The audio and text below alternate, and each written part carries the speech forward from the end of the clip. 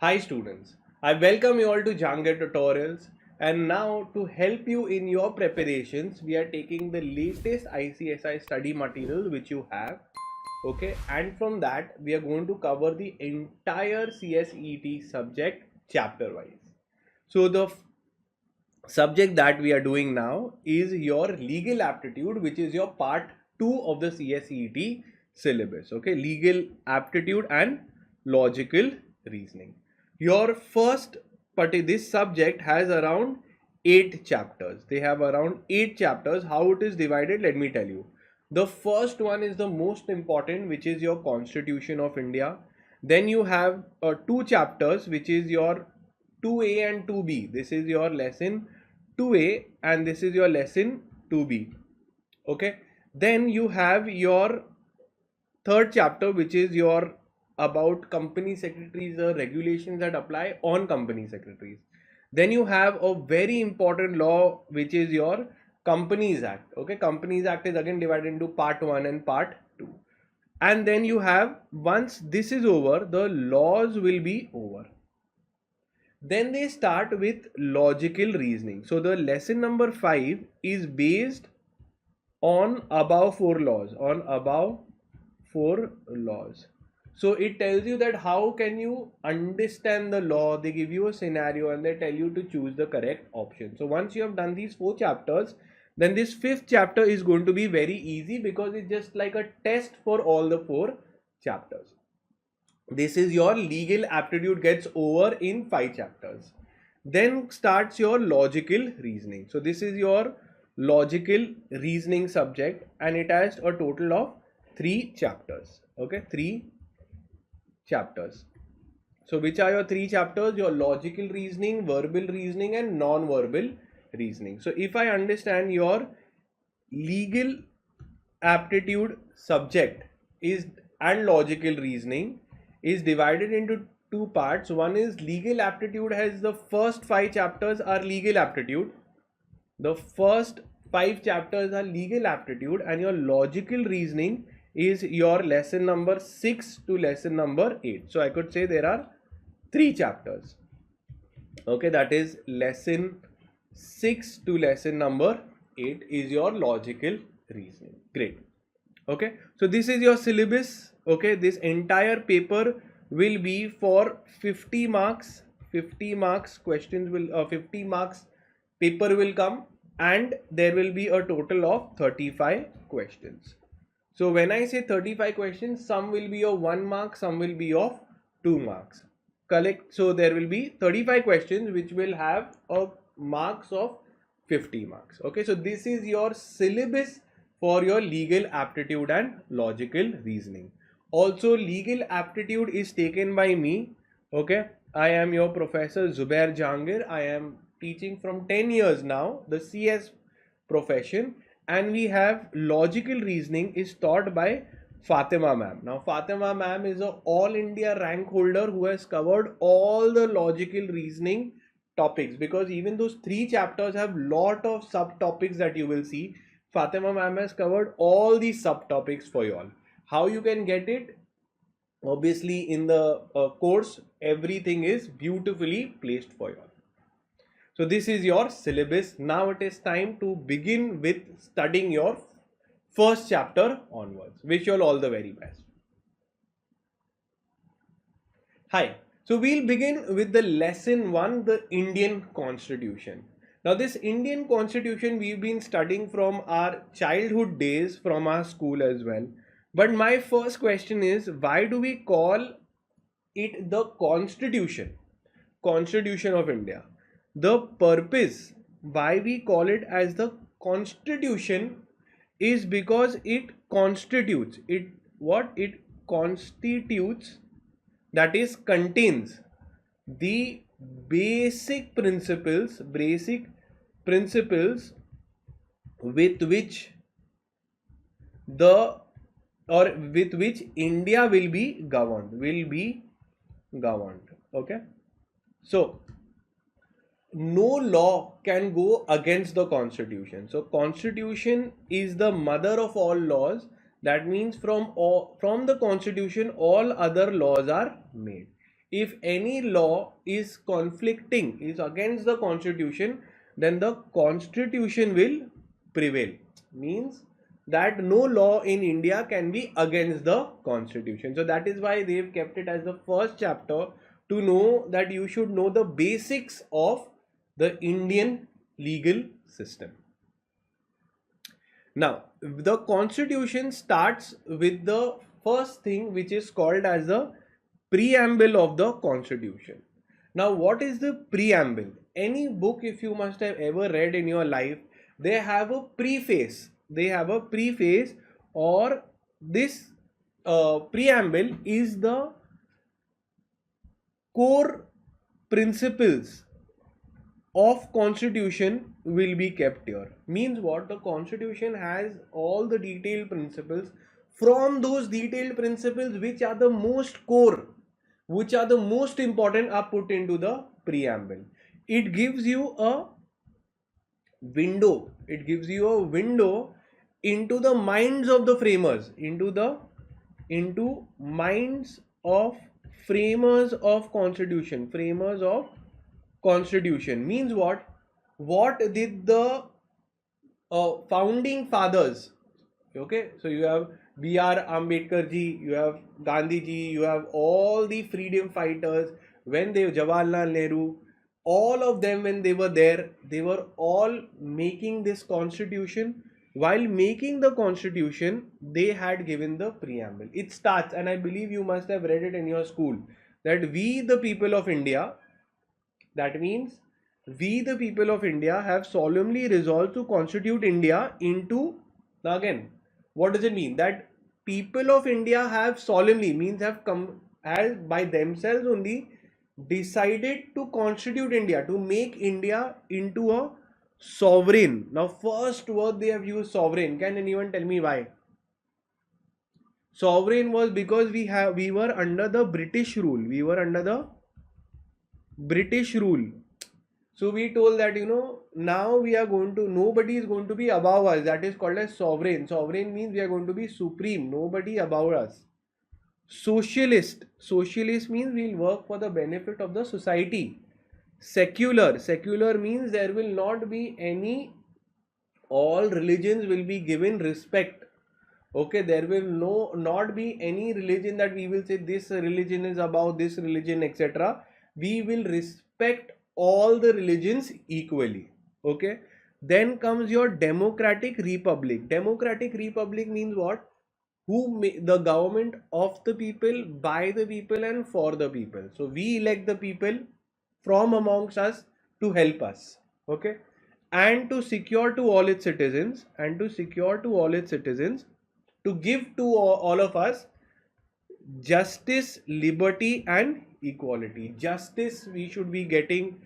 Liberty means freedom of speaking, of expressing yourself, criticizing, all of that we should get. And equality. Equality means there should not be any discrimination. And promote among everyone fraternity. Fraternity is said that it is one of the most forgotten principle of the preamble. It is most forgotten principle. Can anyone tell me what do you mean by the word fraternity?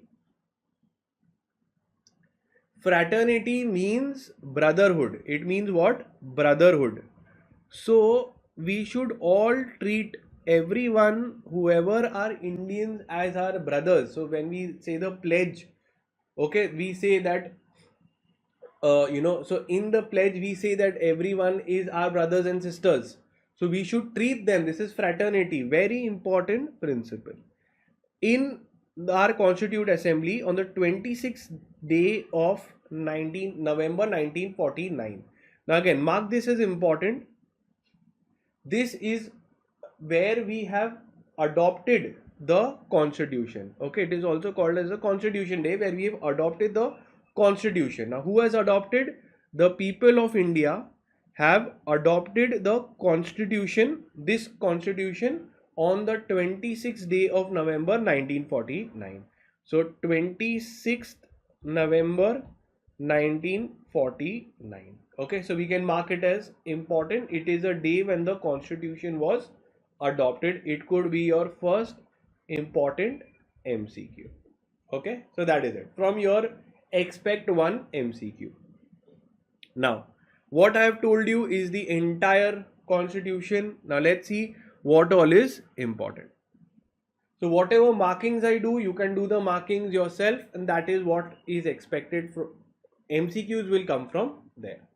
Now first, as I told you, constitution lays down the basic structure of the Indian policy, and that becomes the foundation and the fundamental values. Okay.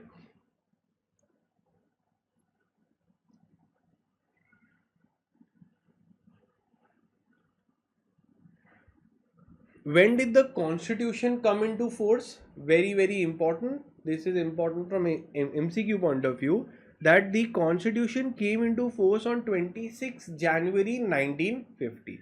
So mark it as important from MCQ point of view. So we saw, when did we adopt the constitution? On 26th November 1949. Just after a few months, we implemented the constitution. It came into effect. It came into force. It became applicable. And once the constitution came into effect, the East India Company who under British rule was over. Okay. Now, we saw what is the preamble of the constitution. It gives you the aims and aspirations of people of India. It is a part of the constitution, and then they've given you the preamble only. It declares what all it is there. We've read it. Now, all the sovereign, socialist, all the meanings we have seen, that is more than enough. Now you have to understand that the word socialist and secular were added in the 42nd amendment of the constitution. Now what happened is, there was an amendment in the original constitution. In the original constitution, the word socialist and secular was not there in the original constitution. A amendment was brought in the 42nd amendment, where these two words were introduced. Okay. Now, very important is federal or unitary. Now let's understand what is the meaning of federal, what is the meaning of unitary, and I will tell you the basic thing also. So what is unitary? So the structure of constitution, the structure of the constitution. What happened is, constitution in the world are mainly divided into two categories. So how the structure of the constitution is there, how it is organized, what is the basic philosophy styles of constitution are two. One is unitary and the other one is federal constitution. So unitary constitution means where the powers are concentrated, united in one hand, is united, or I could say concentrated in a hands of few. Okay, that is why it is called as united. Powers are united.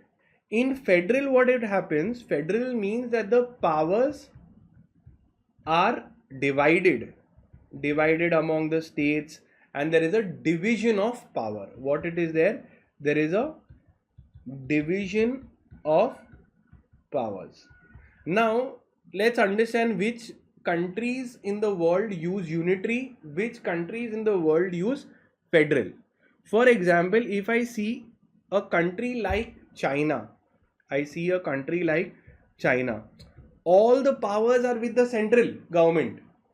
If you see a country like UAE, there are kings, so they decide what is to be done. So all the powers are concentrated. If you see a country like Saudi Arabia, or if you see a country like North Korea, all the powers are concentrated in hands of the kings or the central government. Whereas if we see federal government, federal means all the powers are divided. So when we see a country like United States of America, every state has their own rules, regulation. You see a country like Canada, from one province to another province if you go, so these are perfectly federal governments. Now question comes that whether India is a unitary government, unitary structure, or a federal structure. What do you think? You must have read somewhere. Think and tell me whether it is unitary or federal. So they said that listen, some features are there of unitary. Like for example, Supreme Court of India powers are concentrated in hands of Supreme Court of India. Second, if you go to see whenever there is an emergency, President's rule is there. So all the powers are there in the hands of the president in case of emergency. Then even if you see the constitution, that many times constitution is most supreme, no law can go against. So all this is showing that it is unitary. However, we have seen that there is a federal powers also. So now when I say federal structure is also there, like we've seen division of power, where, sir, can you tell me where division of power is there? Obviously, one is we have the judiciary, executive, and legislature. Legislature is your parliament that makes the law, judiciary decides the law, is like your court, and executive is your police. So the powers are divided. Another place, if you go to see, there are dual governments, central government has their own powers, state government has their own powers.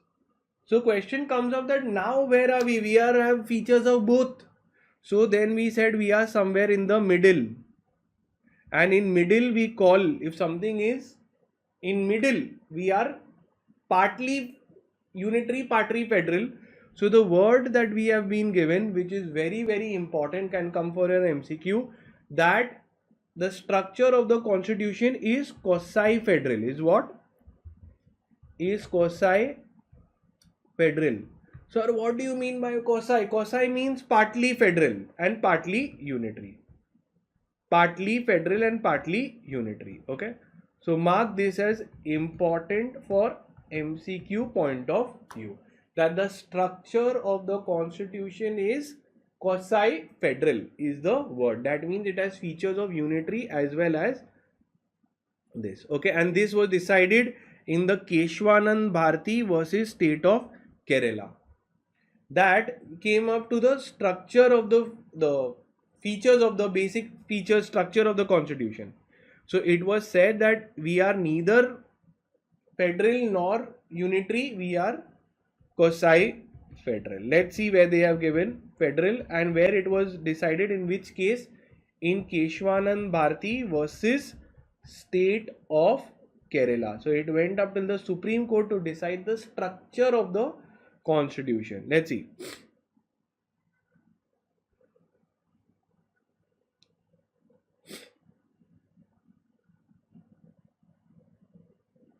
So here we have the features of the federal also. Okay, so here we are a quasi-federal structure. So this is what you can note.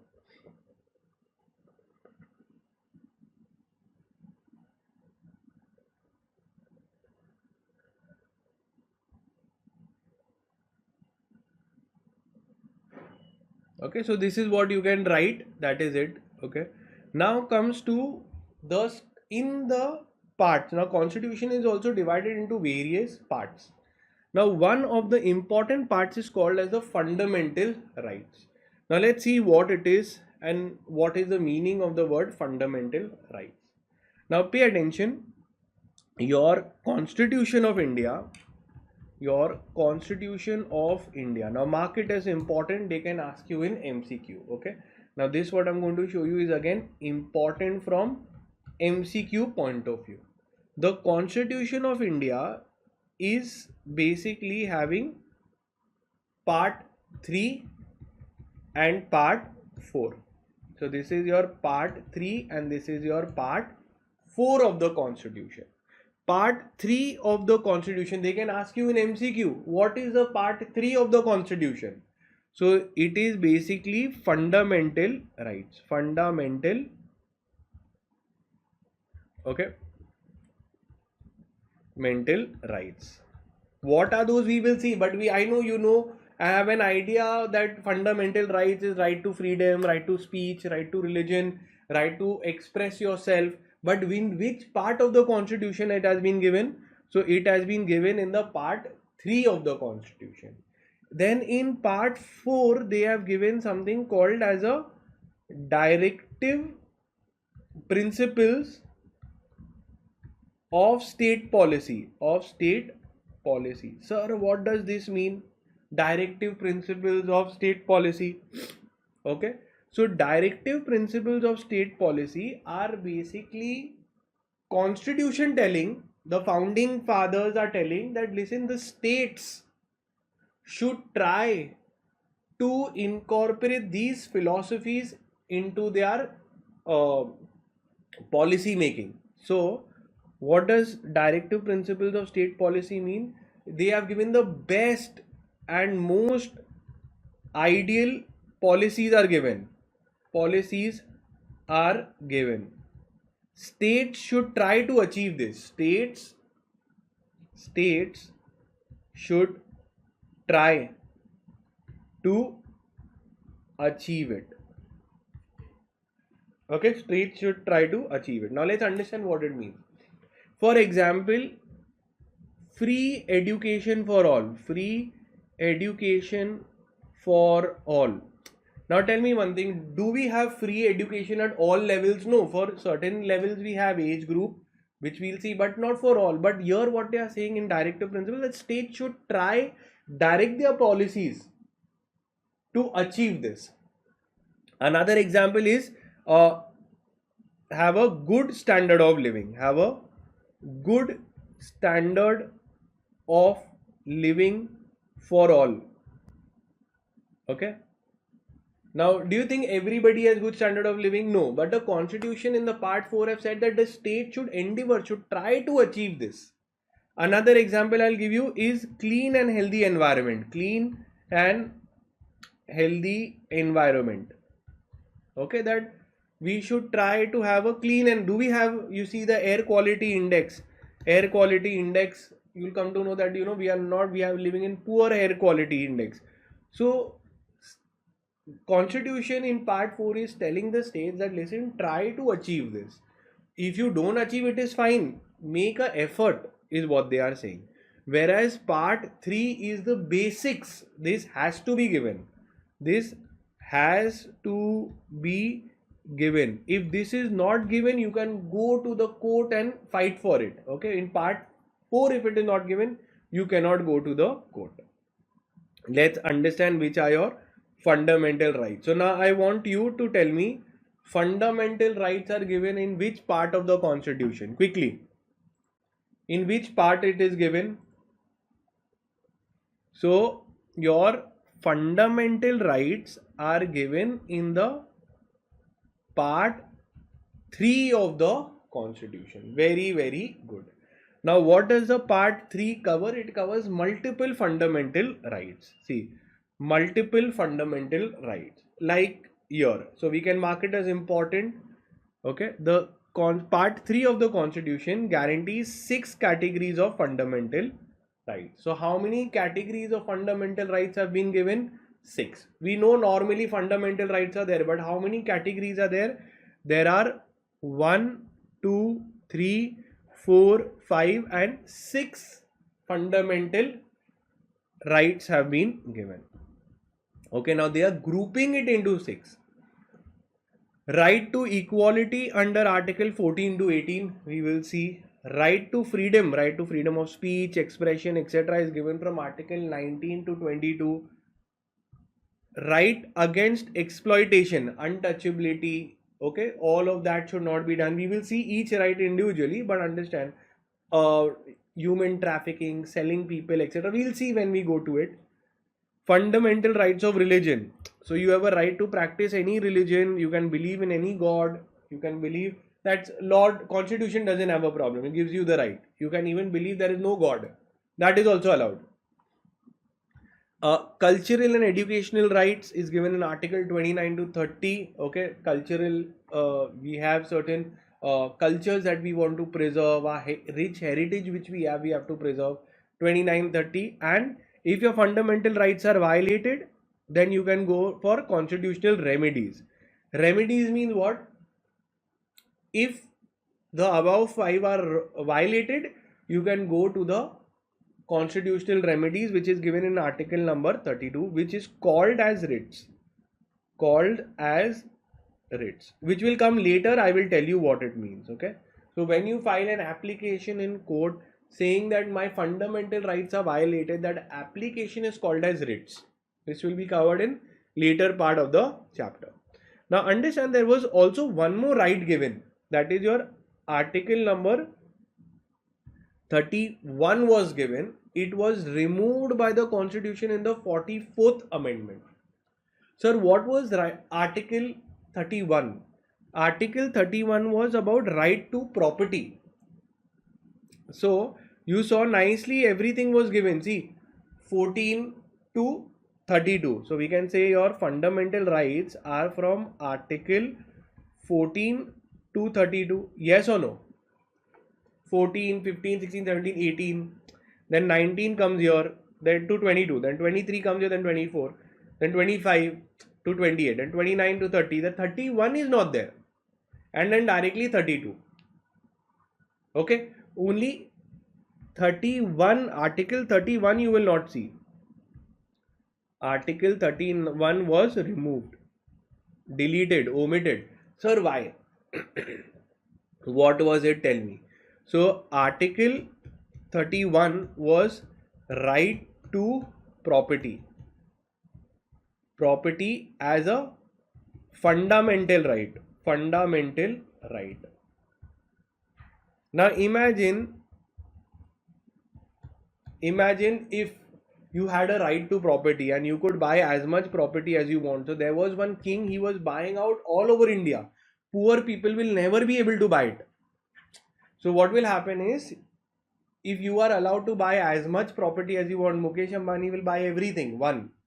Second is, if let's say there is a road being built, and this I think you will be able to relate, you will be able to connect. Metro, there is digging up work going around your house, yes or no? There is construction work going outside your house. Okay.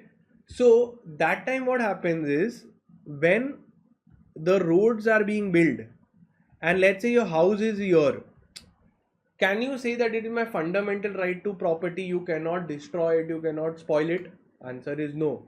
What happens is, this has been removed, and now government can take your house and give you compensation and say you go somewhere else. Okay. So your right to property is under article number 39, as was removed by the constitution. Simple. So these are your fundamental rights. Now, one thing that they can ask you from here also in important, that which are available to citizens and which are not available to everyone. Okay. Now, article 15, 16, 19 and 30 are available only to citizens. So it is important from MCQ point of view. What does it mean? That article 15, 16, 19 and 30 only citizens can apply. A foreigner cannot apply for protection here. The rest of them, which is article, all these articles are there, it is available to any person on the soil of India, whether in citizen or foreigners. Okay, very, very important. So if there is a article 14, right to equality, anyone in India can claim that right. For example, even a foreigner comes, no discrimination can be done, because article 14 and 19 is available not only to Indians but also anyone who is on India. And article 15 are absolute upon legislative power. So these two are important, not the third one. Clear till here? So these two can be asked in MCQ. The first one and the second one. The third one is saying that the rights guaranteed under this are absolute limitation upon. So it depends on the government. They have completely restricted this. Okay, so they have said there is a absolute limitation, means these are completely prohibited. Okay, on making laws. So this is with law making power, legislative power. So this is not that important, but article A, this point A and B is important. Now let's understand the word state and what it means, etc., and why they have given you why it is important to know the definition of state also. Okay, so first thing is the term state is given in your article number 12. It is given in article number 12. What does it say? Normally you must have seen cases like Ashok Kumar, okay, versus state of Maharashtra, right? So we see that when can you file a case against the state? Okay, you will file a case against the state when the state has been deficient in giving service or justice. So when you can file a case on the state, for example, there is a driver of the bus driver, he is a bus driver of Tamil Nadu government, Tamil Nadu government has the bus, and then that driver caused an accident. Now the family of the injured person can file a case on the state that, listen, your driver is there, he was not doing proper work and he banged my car and I got damaged, give me compensation. So yes, you can file a case on them. Now normally again, if you see the roads, now there was a huge pothole, someone came and fell inside and died, okay, due to the pothole deaths.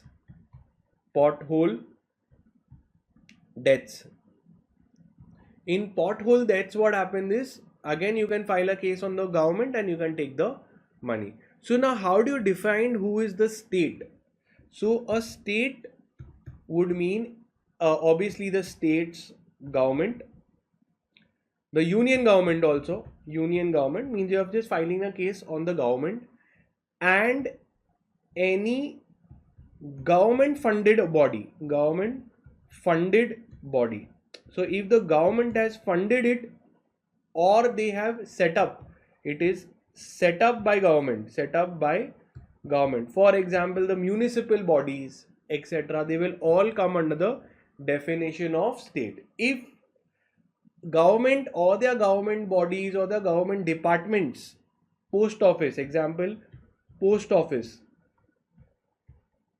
okay, they don't give you service or they have caused you damage, you can file a case on the state government and take compensation, etc. That is why it is important.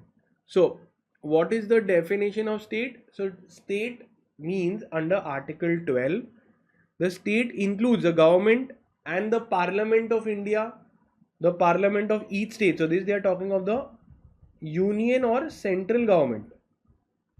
Here they are talking of the state governments and all the local authorities within or under the control of the government. That is it, simple. In your Ajay Hasia versus Khalid Mujib, okay, in this case, again they can ask you important MCQ. Here also they can ask you with respect to the state, the article number, etc. It will be in, this is also important MCQ. Okay. Now in Khalid Mujib, what did they say? How you can find that it is a particular instrumentality or agency of state? Means what? How can I come to know that if a body is the state or no? If it is the body is the state, let's say there is someone making a dam and then the dam burst and caused damage to all the people. So whether that construction body can be defined as state. So they say, listen, we have to make some rules to identify if a body or if a authority is considered to be state. So very simple, it will be funded by state, it will be controlled by state, it is major revenue is coming to the state. So if the entire share capital of the corporation is held by the government, like example Life Insurance Corporation, LIC, it is completely owned by the central government. by the government. So it is a, can be considered that it is a state. Financial assistance is given that almost the entire expenditure is being paid by the government only. Okay, so let's say any municipal body, all expenses are borne by the government only. Okay, then if it enjoys a monopoly status, now let's say in railways, when we see monopoly status is there, right? So if there is any injury, if some person was walking on the railway tracks and he got injured, so again their family can normally file a case on the state, or let's say due to the fault of the government, the particular injury was caused, you can claim money from them. Okay, so if there is a existence of a deep and pervasive state control, means there is a extreme state control in that organization, means the state is controlling that organization, so that organization is considered as state. If that organization has done something wrong, you can claim the compensation from the state government of India. Okay, if it is of public importance, okay, public importance could be your water body, water supply, etc., who's giving you, electrical department. So these are all public importance, your water, electricity. If the department of the government is transferred to a corporation, it has a strong factor of supporting inference of the corporation being an instrumentality of the state. So again, the department of the government is transferred to a corporation. So it means obviously it is a department of the government has been given to a company. For example, the GST portal. Whose responsibility it is to maintain the GST portal? Government, yes or no? Government has given this particular rights to Infosys to develop the online platform, etc. So they can also be considered to be a part of the state. Okay, so they have given you examples of this. Now, justifiability of the fundamental rights, important. Okay, now let's understand what it is.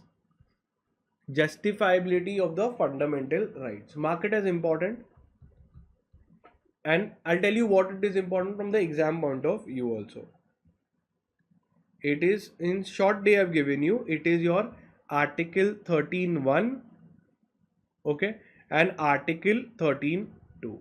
It talks about existing laws and future laws. Let me explain properly. Okay, article 13 has two parts. One is article 13 sub article 1 and article 13 sub article 2.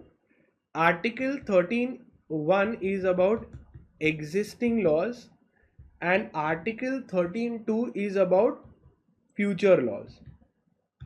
Okay, simple. What does it say? Let me tell you, and you can write it down, and that is all that you need to know. That no law, once the constitution is made, no law can go against constitution. If any law is made against the constitution, it will be declared void. So again, what they have said, future laws have to be according to constitution. Okay, if not, then it will be declared void. It will be void, as in it means it will become invalid. Clear? So once constitution was made, no future law can go, that is, today if we are making a law, it cannot go against the constitution. This is what they are saying in article 13(2). In article 13(1), they are talking of constitution is being made. Let's say this was where the constitution came into effect. So if the constitution came into effect, all the laws made later are called as post-constitutional laws or future laws. Simple point was that these laws have to be according to consti. Simple. And the laws before the constitution, East India Company law, all of those laws which are there. So previous laws, which is called as existing laws, if it is against constitution, it will be declared void. Okay, if it is against constitution, then it will be declared void. This is called as your pre-existing laws, or your article 13.1, and this is your article 13.2. So tell me, if today we are making a law against the constitution, which article will be applicable? Quickly. If today I am making a law, today the parliament is making the law which is against the constitution, which article will be impacted? Article 13.2. This says, Arey, what are you doing? You cannot make a law today against the constitution. If imagine there is a previous law before the constitution was made, like a law which constitution denied, moment constitution come into play. Okay, let's say for example, dowry was a practice, untouchability was a practice. Maybe they might be having some systems, cultures, customs of doing this.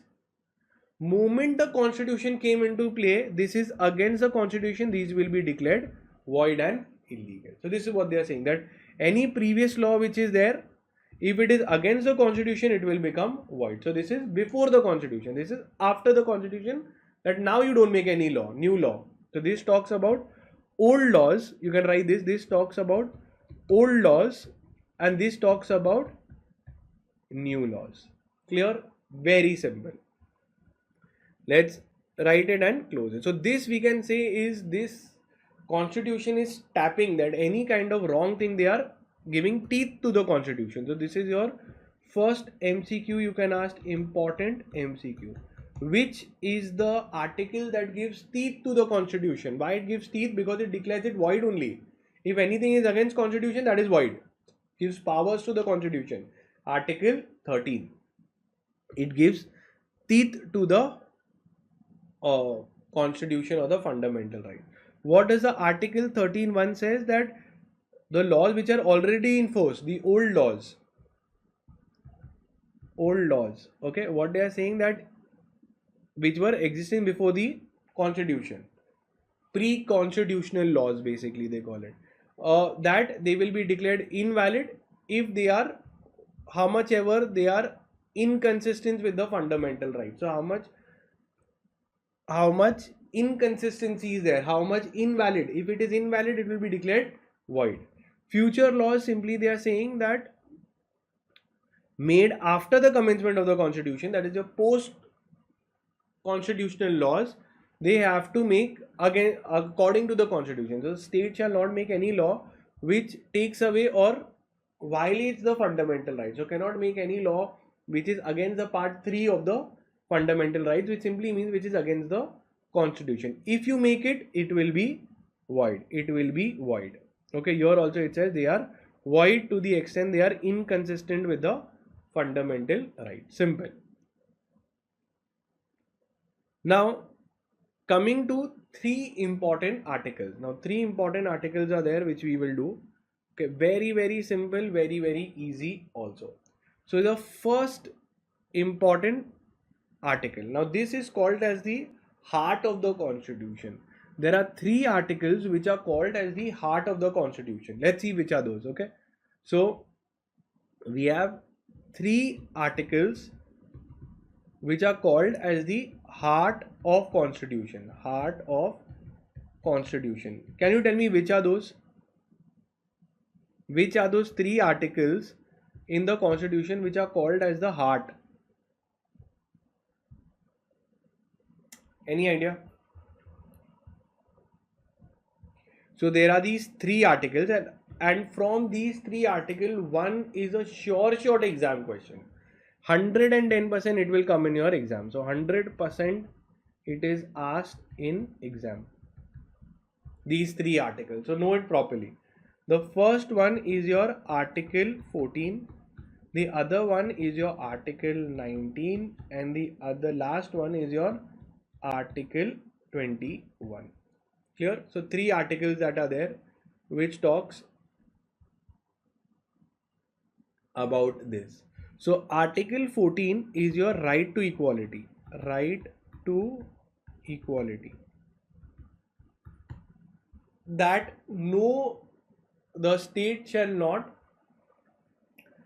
deny to any person. The Article 14 says that the state shall not deny to any person equality before law or equal protection of the law within the territory of India. So no person, the state cannot deny to any person equality before law and equal protection of the law within the territory of India. Okay, so this is Article 14. Article 19 is about right to freedom.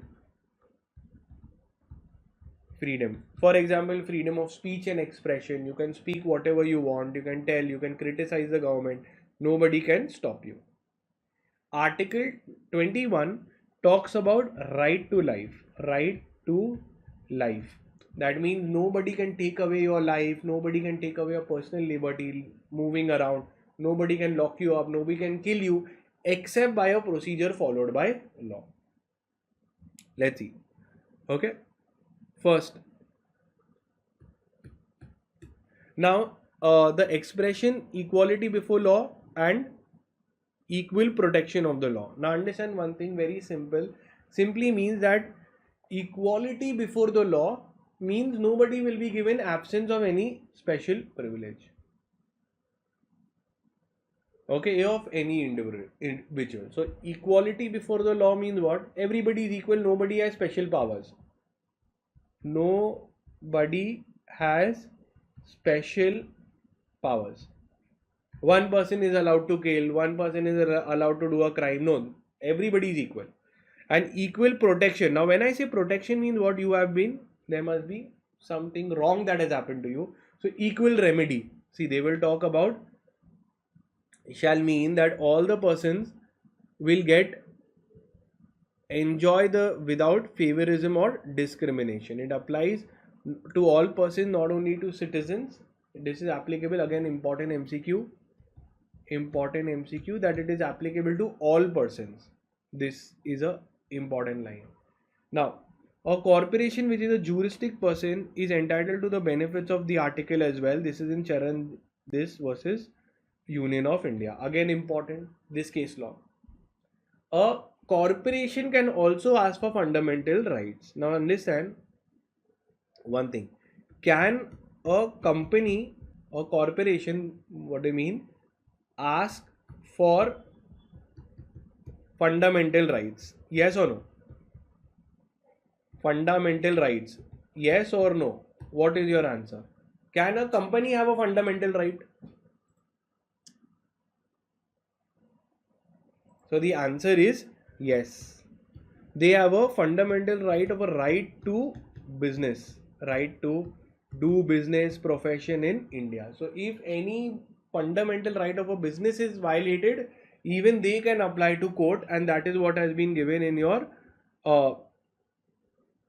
Charanjit Lal Chaudhary versus Union of India. Okay. Then comes your article number 15. Article number 15 is very simple. It talks about discrimination. That the state shall not discriminate against any citizen on the grounds of religion, race, caste, gender, place of birth, any of them. Okay, now understand one thing, that earlier, before the constitution, there was a kind of religion bias, there was a caste bias, there was a bias on gender. Okay, there was a biasness on the place of birth, in the which caste you have been born. So all those is there, that has been prohibited. And there was a movie also called as Article 15, I think. So it says that you do not have to discriminate.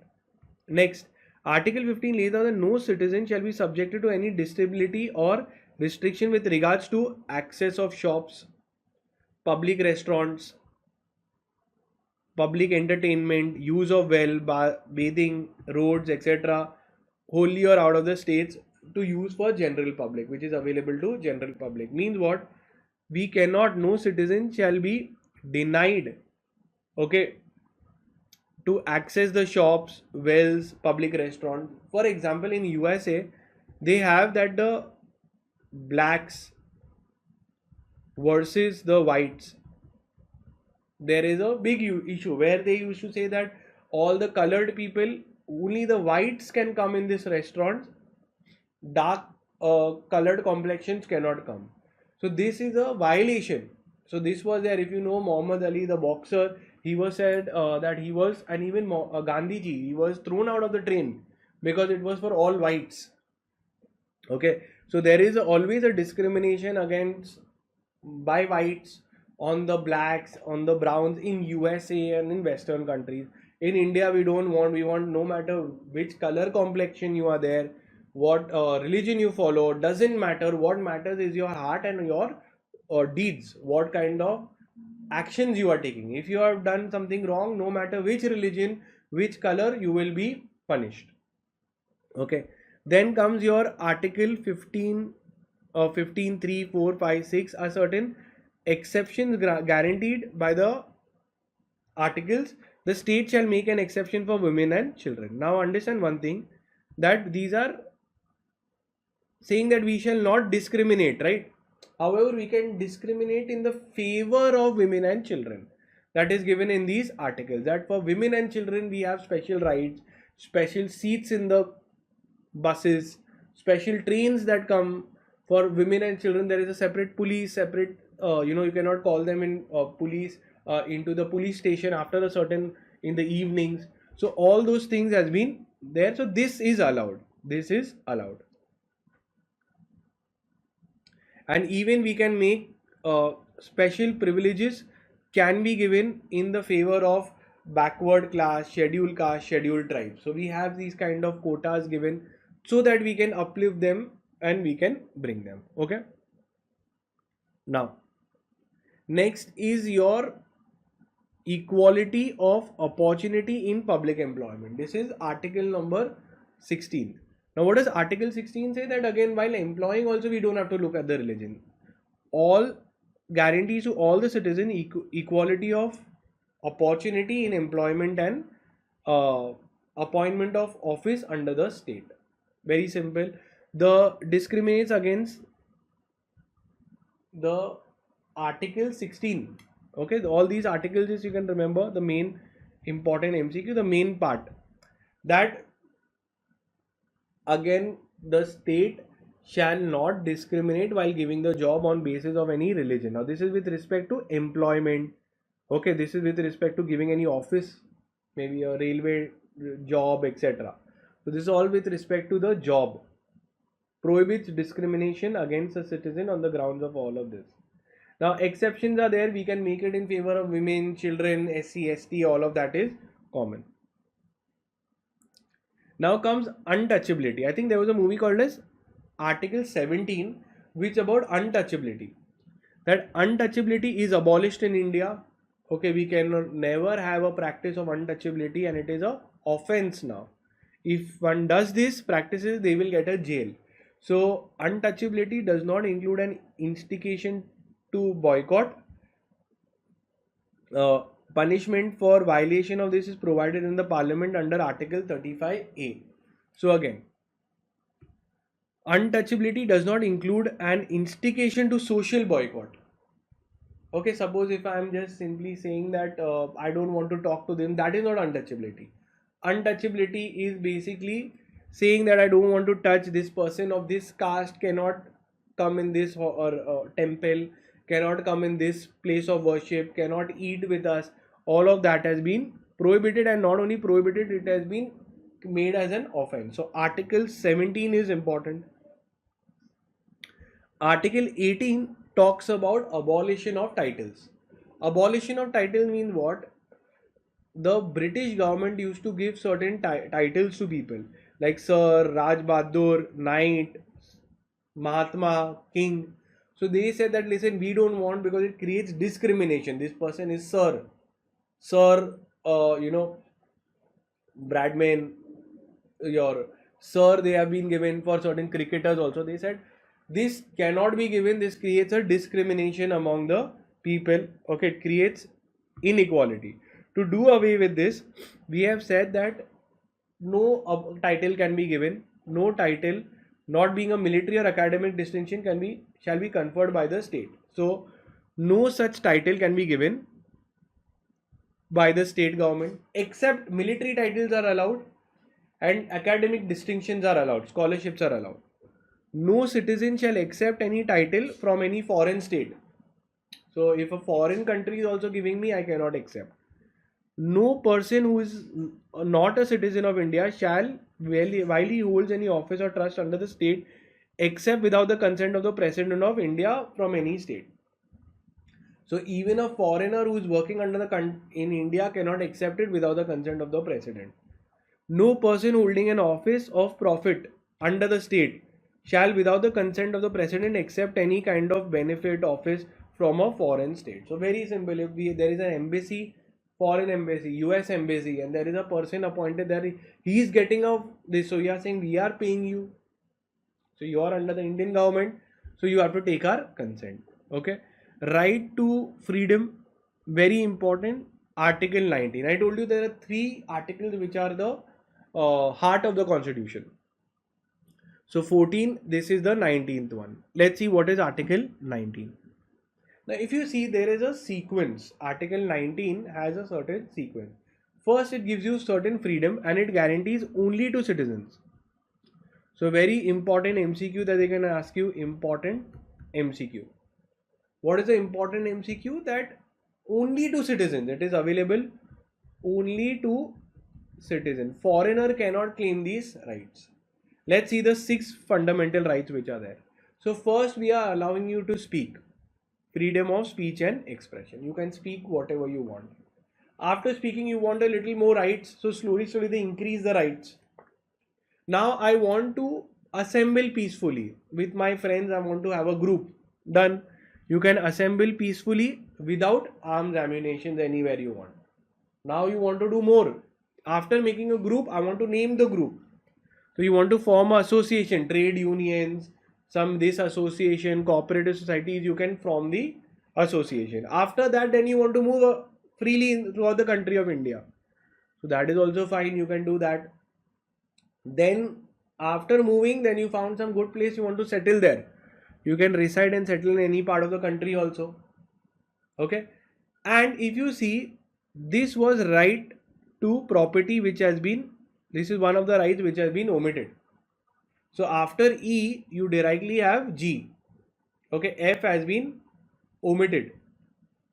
Now we come to G, is practice any profession or carry out any trade or business. So you can do any business, etc. that you want. So what is the sequence? First, you are allowed to speak. Once you are allowed to speak, now you want to assemble. Now once you assembled, then you want to make a association. Or you want to make a union. Okay, you want to make some union.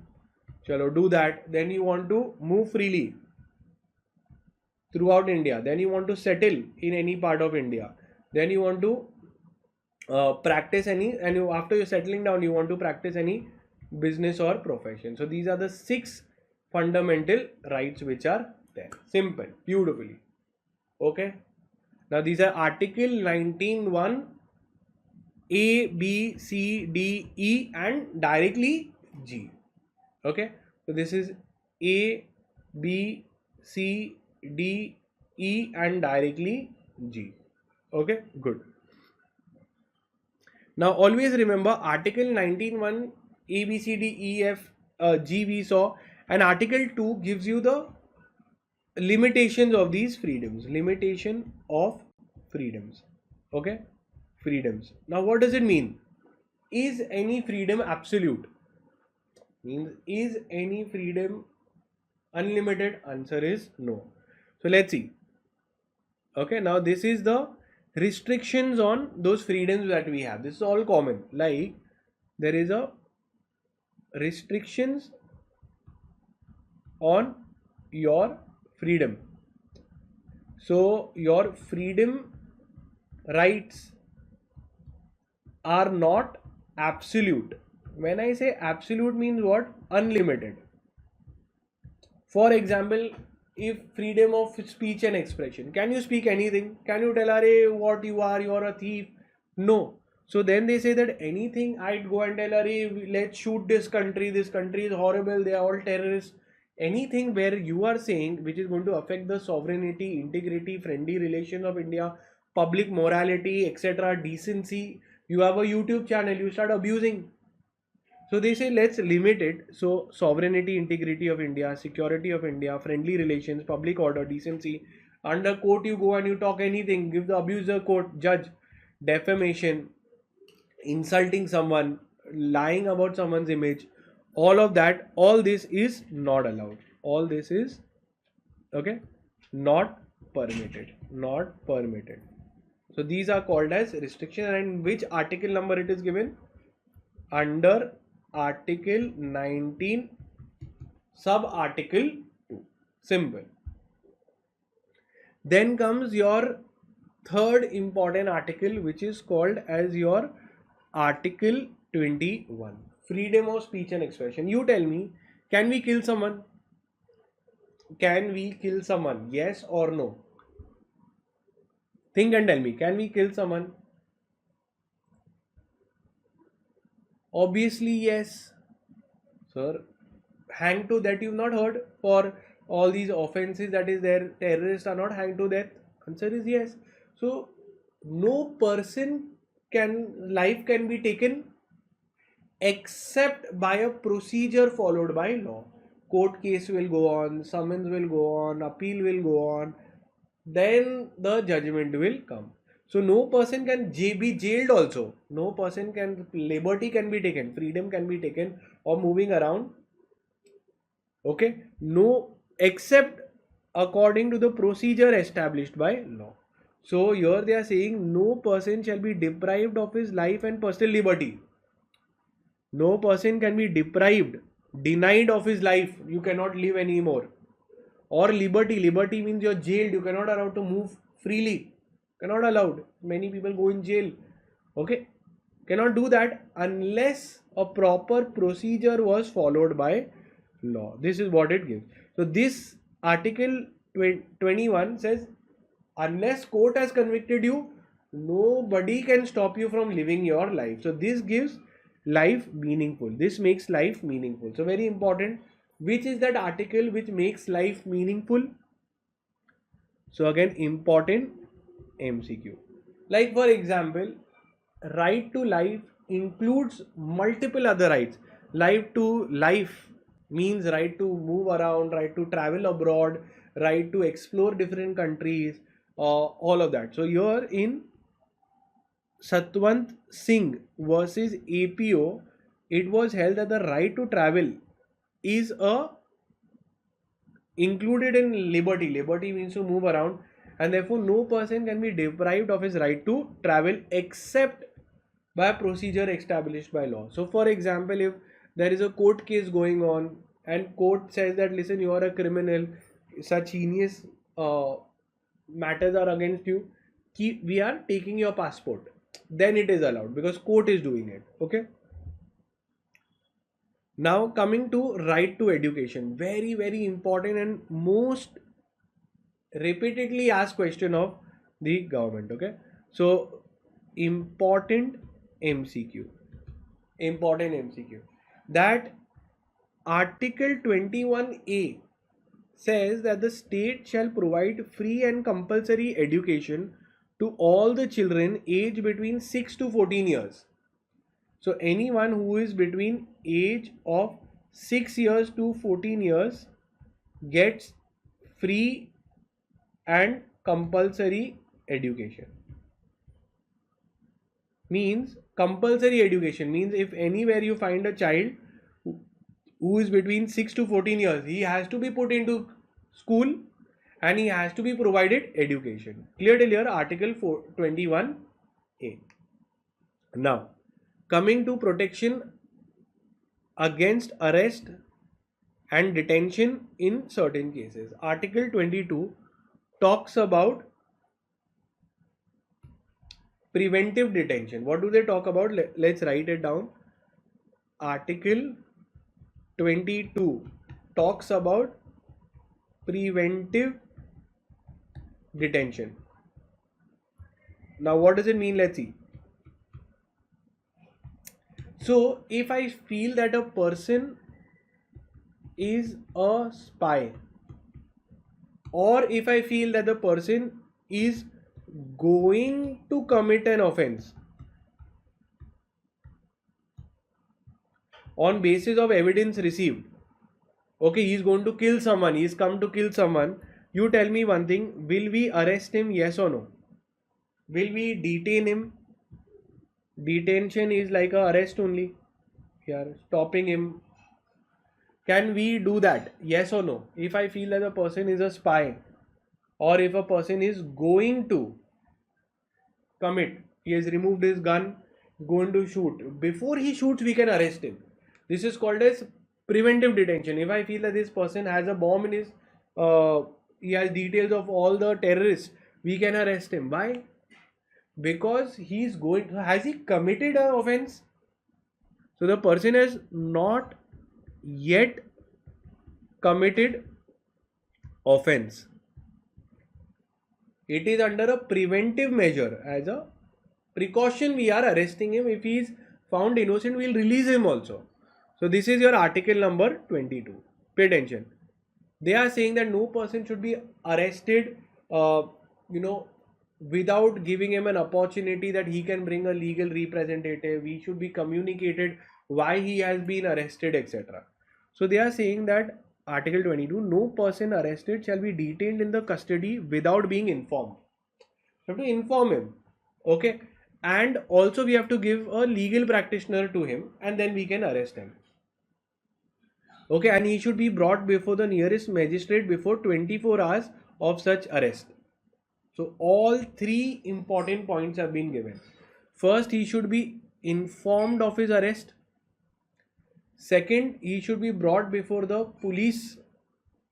He should be brought before the 24 hours. Okay, before the magistrate after his arrest. And third, this is the second part actually, and this is the third. Second is basically he should be allowed a legal practitioner. So three things are there. He should be informed why he was arrested. He should be given a right to a legal practitioner, a lawyer to defend him.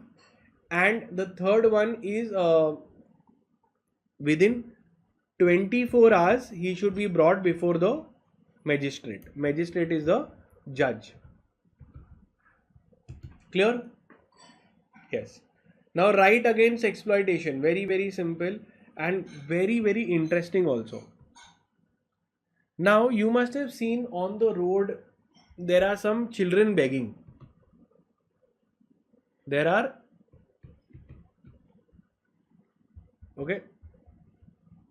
children working in factories. There was a case on Nike, that they had employed certain children in their factory, and they got immense amount of criticism that how could you do that. So if I see Nike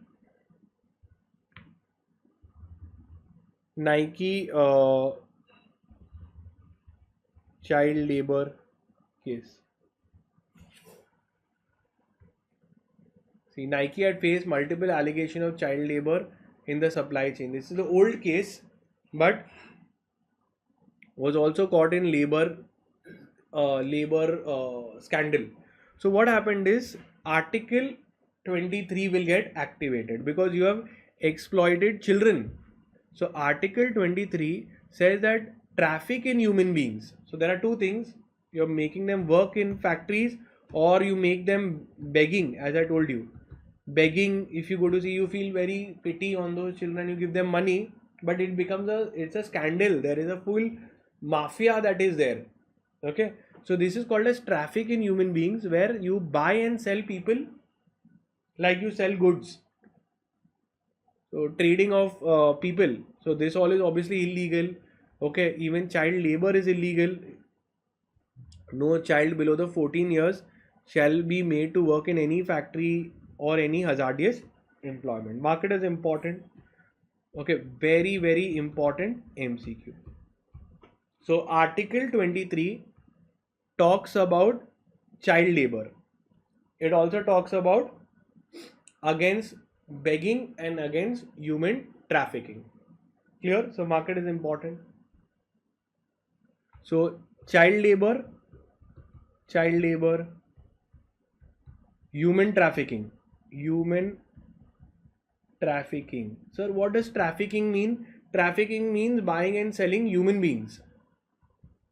Buy and sell human beings, just like goods and services. Obviously, this is such a big crime. Some people, they kidnap children and then they sell them. All of that is illegal. Now coming to right to religion, very, very simple. Article 25 to 28 talks about right to religion. So first thing is, tell me one thing, can I believe in any god? Can I believe in any particular belief of religion that I have? Answer is yes.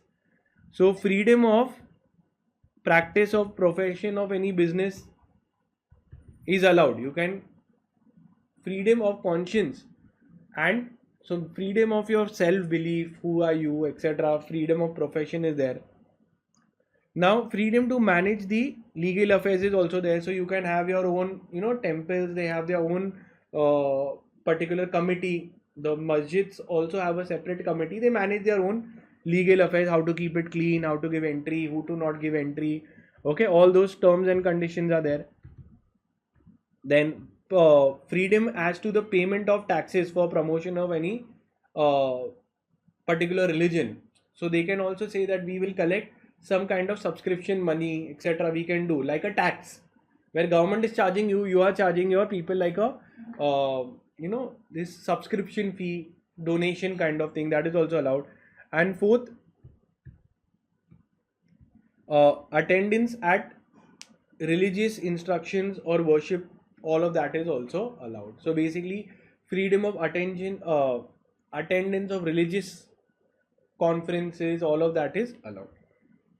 Now we saw all the fundamental rights till your article number 28. Yes or no? Now they are saying to article 32. Article 32 guarantees that your fundamental rights are protected. Now pay attention to this article 32 also. What does it talk about? It protects or enforces your fundamental right. Enforces means protects your fundamental rights. I'll tell you. You can write it down with me. When a person's fundamental rights under part 3 of Constitution is violated,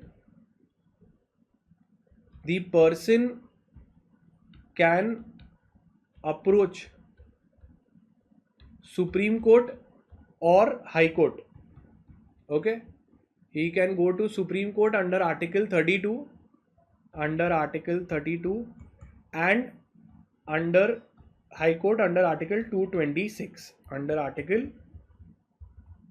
226. Very, very important MCQ. Okay, the application that they file, the application is called writs. What it is called? Writs.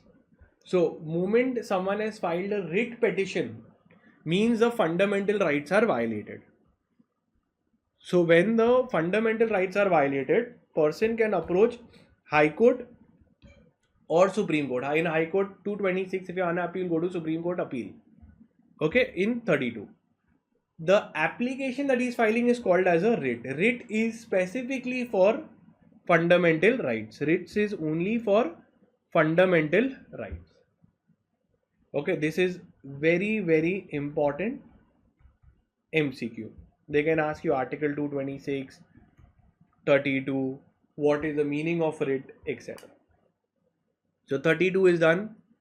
So this ensures, it gives you a remedy. Okay, it gives you a remedy that if your rights are not, if your fundamental rights are not given, you can go in appeal. Very simple. Now the writs have different kinds of names. Okay, there are different names of writs. Let's see. Habeas corpus, mandamus. I'll explain everything. Okay, they have not given you the much depth, but just remember that there are multiple types of writs. One is habeas corpus, second is mandamus, third is prohibition, quo warranto, and certiorari.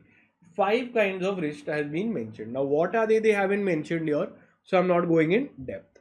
Okay, that also law says that there is a remedy. Okay, for where there is a right, there is a remedy. This is the meaning of the term. Ubi jus ibi remedium. Mark it as important from MCQ point of view. That where we have fundamental rights, it is given in your part 3.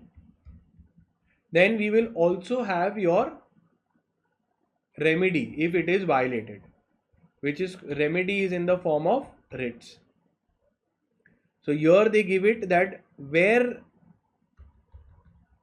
there is rights and if the rights are violated, law provides remedy also. Remedy, relief in the form of writs. This is what they've given, and this they can ask you in MCQ also, just to identify that what is this legal maxim meaning. Ubi jis ibi remedium. That where, just remember the word remedium. That where there is a right, there will be a remedy also. And the remedy is in the form of writs, and the writs will be of these 5 types that they have given are the most common ones. Now come to directive principles of state policy. I have already told you. Can you tell me under which article, which part of the constitution it is given? In which part of the constitution it is given? Quickly. So it is given in your part 4. It is given in your part 4. It says that the state should direct their policy to achieve these philosophies, these things. Okay, so part 3 is fundamental rights and part 4 is fundamental rights but called as directive principles, which we will try to achieve. Okay, principles that they will give, it is given in your article 37 provides, okay, that shall not be enforceable by any court. Means you cannot file a case that I didn't get it.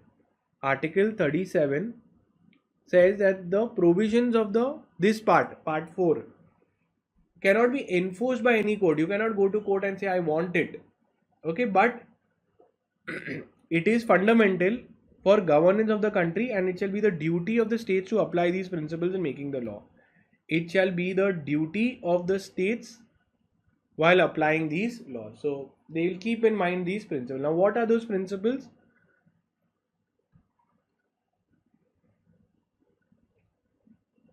That we will give social justice. Just read them.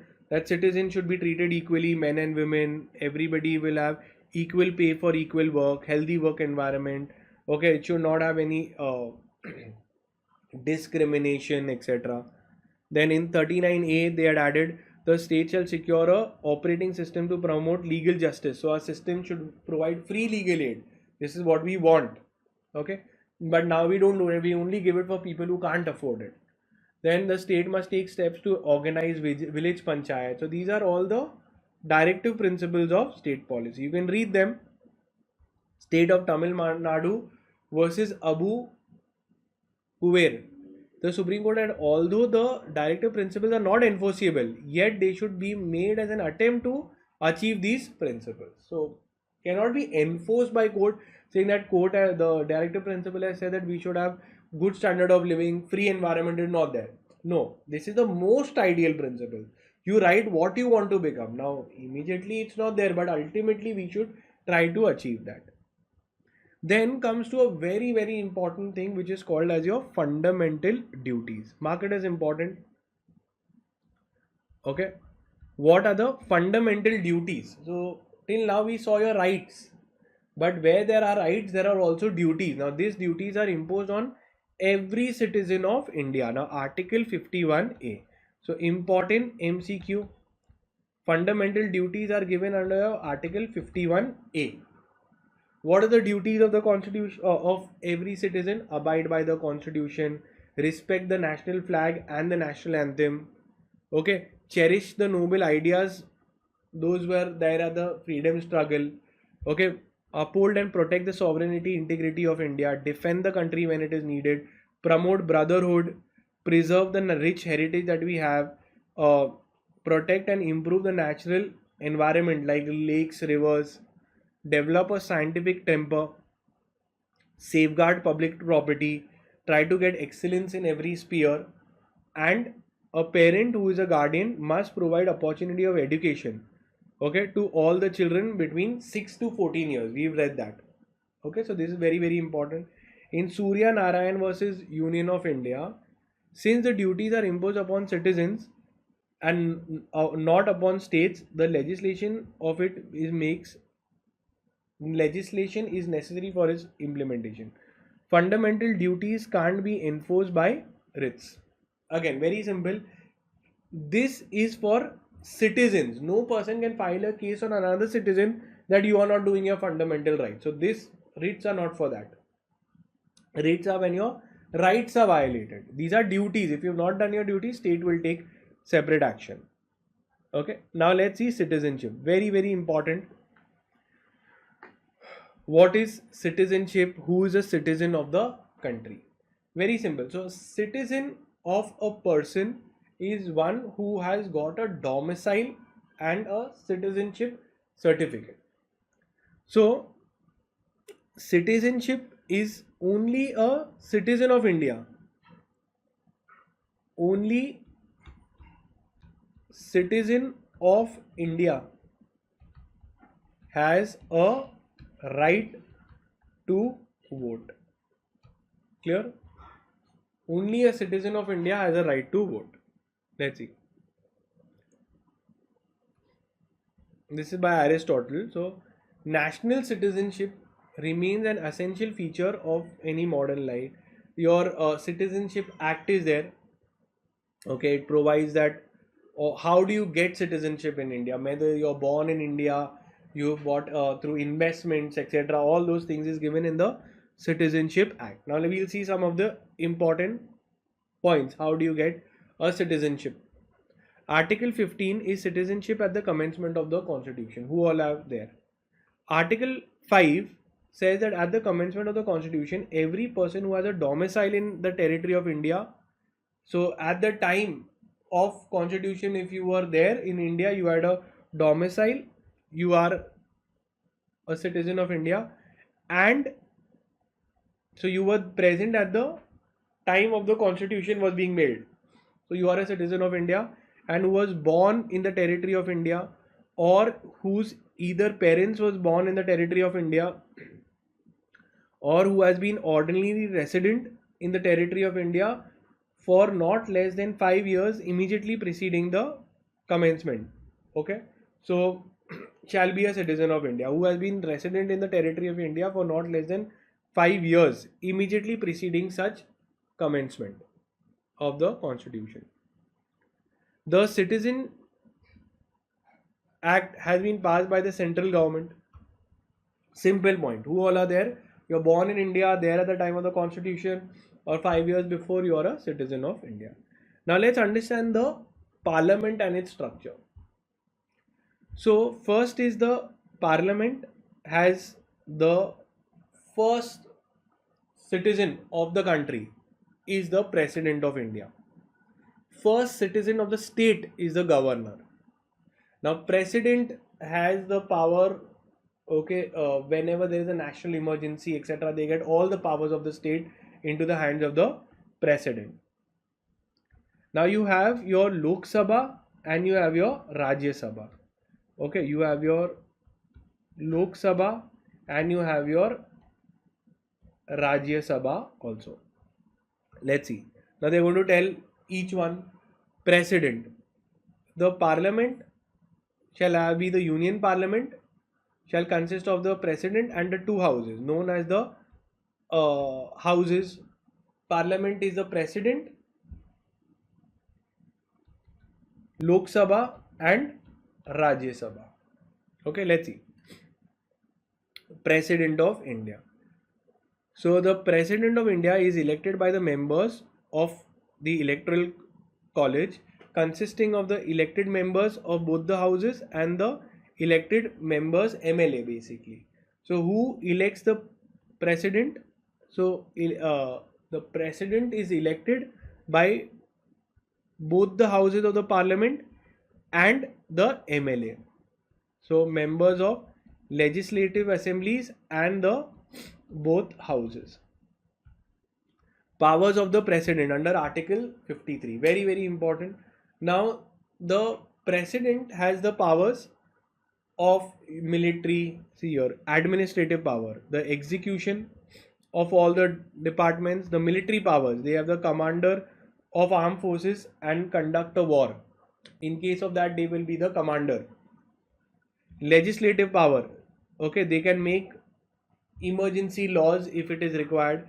Judicial powers, they can give pardon. So when some matters are there in Supreme Court has given death order for someone, then you can go to the president. So these powers are there. Administrative powers, day-to-day powers. Military powers in case of emergency. Emergency law making power is also given, and judicial powers for death, pardoning death cases. Okay, now you have the ordinance, promulgate ordinance. Remember this part we were doing?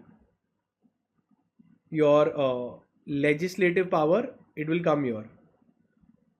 That is the power to make ordinance. So ordinance is a temporary law that has been made. Why? Because the emergency law needs to be made. So that power is given under Article 123 to the president to make laws by ordinance. Ordinance is a temporary law. So very, very important from MCQ point of view. Article 123. It is important from MCQ point of view. What is it that, let's say there is a emergency and we cannot wait, both the houses of the parliament, normally how laws are made? Normally laws are made by both houses of parliament, they approve. Okay, and then it goes to the president. Now imagine if both the houses of parliament are not sitting and we cannot call a meeting immediately, then the president will immediately declare an ordinance which is a temporary law, and it will be effect only till the temporary period, till the parliament comes together and they will decide what is to be done. Okay. Now, Rajya Sabha, they have given you, let's see, Council of States. The Council of States shall have 12 members nominated by the President and not more than 238 representatives of the states and of the Union Territory. So, shall consist of 238 representatives from the states and Union Territory. From states and Union Territories. And 12 nominated by the presidents and 12 by president. Okay, so the maximum that would be there is 250. Important MCQ. Okay, so how many will be in total? 250. 238 by the states and the Union Territories and 12 nominated by the president directly. And these people who are there, they will be obviously persons of extreme knowledge, practical, social service, etc. that is there, they will be there. Now coming to Lok Sabha. In Lok Sabha, how many people will be there? So Lok Sabha is composed of representatives of the people chosen by the people directly by election on the basis of adult voting. Now obviously when we've seen we vote into the Lok Sabha. Okay, so the maximum strength maximum strength of the house of the Lok Sabha is 552, which is made up of 530 members to represent the states, 20 of Union Territory, and not more than 2 by the Anglo-Indian Committee nominated by the Honorable President. So 552 members. So in Lok Sabha, how many will be there? These are by people, by the people. Maximum 552. If you break it down into 3 parts, okay, your 530, 20, your 530, your 20 and 12. 12 is by Anglo-Indian, by President, 20 is by the Union Territories, and this is by the states. So this is by the Union Territory and this is by the states. Okay, so very important. You can mark it from important from MCQ point of view. So max 552, 530 from states, 20 from Union Territory and 12 from Anglo-Indian. This, okay. And when we see here, it is 238. Here we see is 250, that is there in Rajya Sabha. Okay, in Rajya Sabha how it came, 238 and we say 12. 238 and 12 members by the President. So 12 are by the President and 238 are from states and Union Territories. Okay, now this is for maximum members in Rajya Sabha. So this is also very important from MCQ point of view. Okay, this is important from MCQ point of view. Okay, beautifully done. Next, Council of Ministers. Now you come to the Prime Minister and his people. Okay, now Council of Ministers, Prime Minister.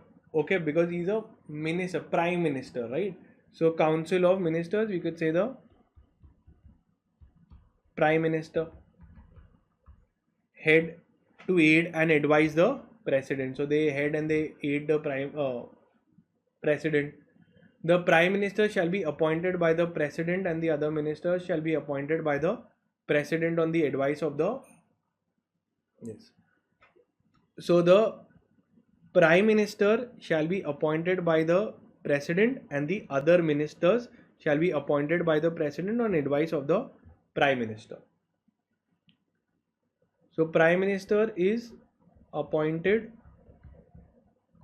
by President. Okay, the total number, so we select the political parties. Now from that they will further decide who will become the Prime Minister, including the Prime Minister. Council of Ministers shall not exceed 15% of the total number of members of the House. The total number of ministers, including the Prime Minister, in the Council of Ministers shall not exceed 15% of the total number of this. So here also important stats has been given. Shall not exceed 15% of the total number of members of the House of People. So the Prime Minister and his ministers, okay, are max 15% of Lok Sabha members. Okay, so this is also important MCQ that they can ask you. That, let's read it again. Here they have given you here.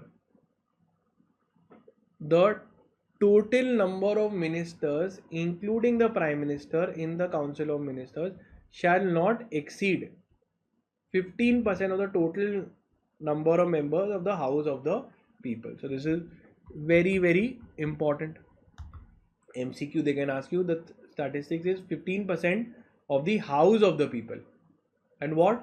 Total number of ministers, including the prime minister. Now, constitution of the uh, constitution of legislatures of in states. For every state there is a legislature. Okay, just like we have a union central government, here we, for the states also, we have a state legislature. In the states we have having two houses, and in all other states we'll have one house. Okay, where there are two houses of the state legislature, one will be known as a legislative council and the other will be called as a legislative assembly. Where there is only one house, it will be called as legislative assembly. So there will be two houses. So state legislature, when you see, they will have two houses. Two houses we'll have, 1 and 2. What is it? Is council and your legislative council and legislative assembly. Simple.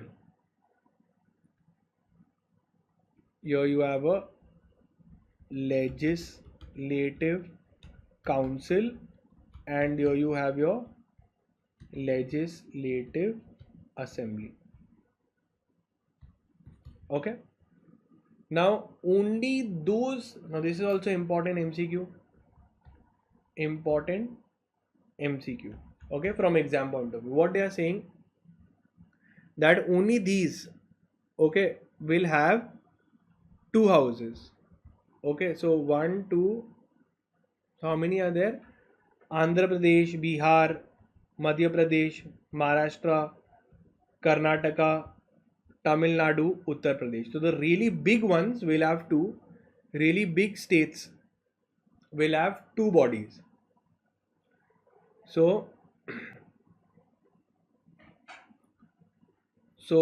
both of them, 6 states. 6 states have both.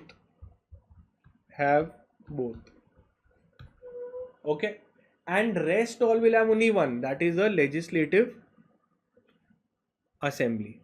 So all others will have, put in a different color,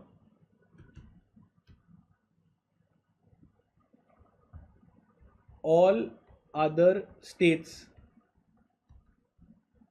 will have only one house, that is legislative assembly. Clear? So legislative council is there only in 6 states. Okay, so take a screenshot, very very important MCQ. So legislature, state legislature have two, legislative council, legislative assembly, but only 6 states have these two. Rest everyone has only legislative assembly. Why these 6 states? Because these are very large in number. Okay.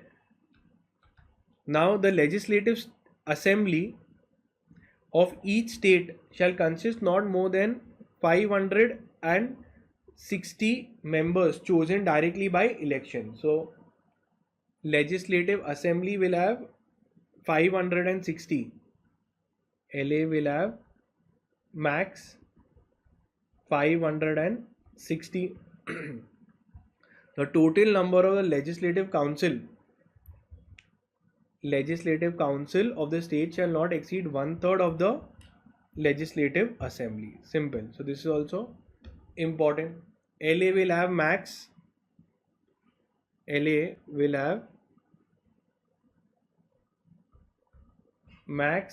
560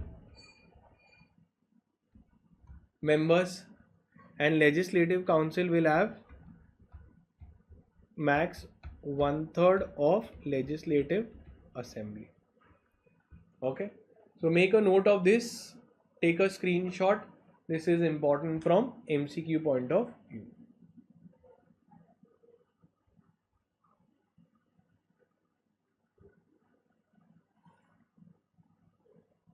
The total number of legislative council of in no case shall be less than 40. So this is also important. The total number of members in the legislative council will be not less than 40. So legislative council should be minimum 40. Okay, it should be minimum 40 members.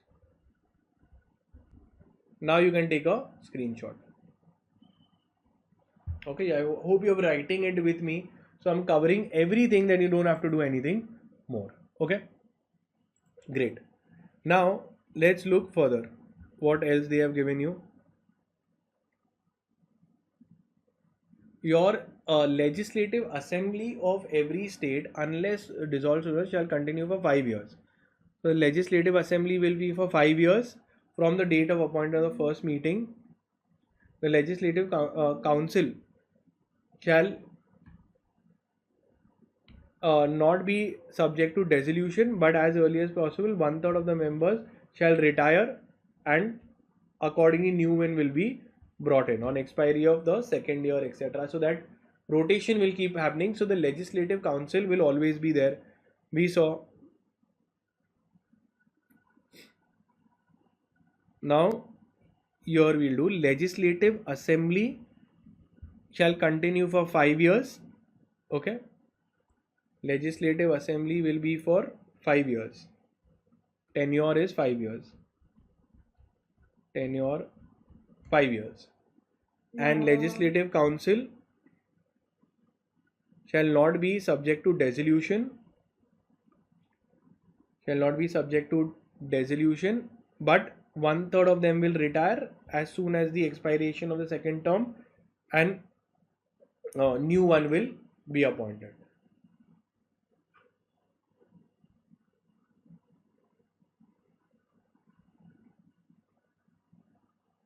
Okay, simple. So I've covered all the points that is there.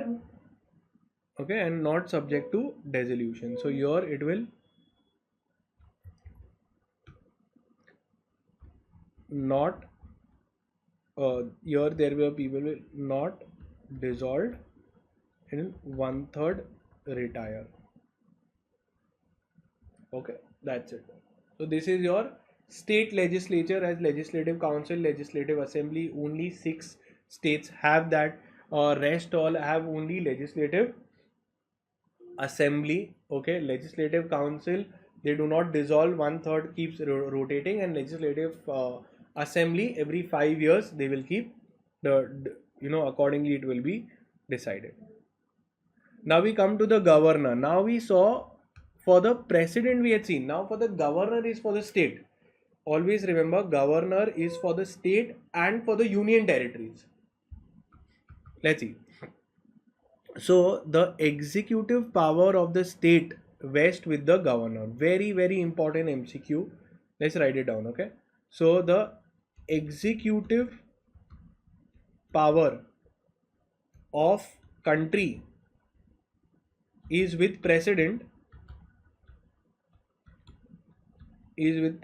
and of the state is with the governor. Clear? Done. They will also have this ordinance making power under Article 123.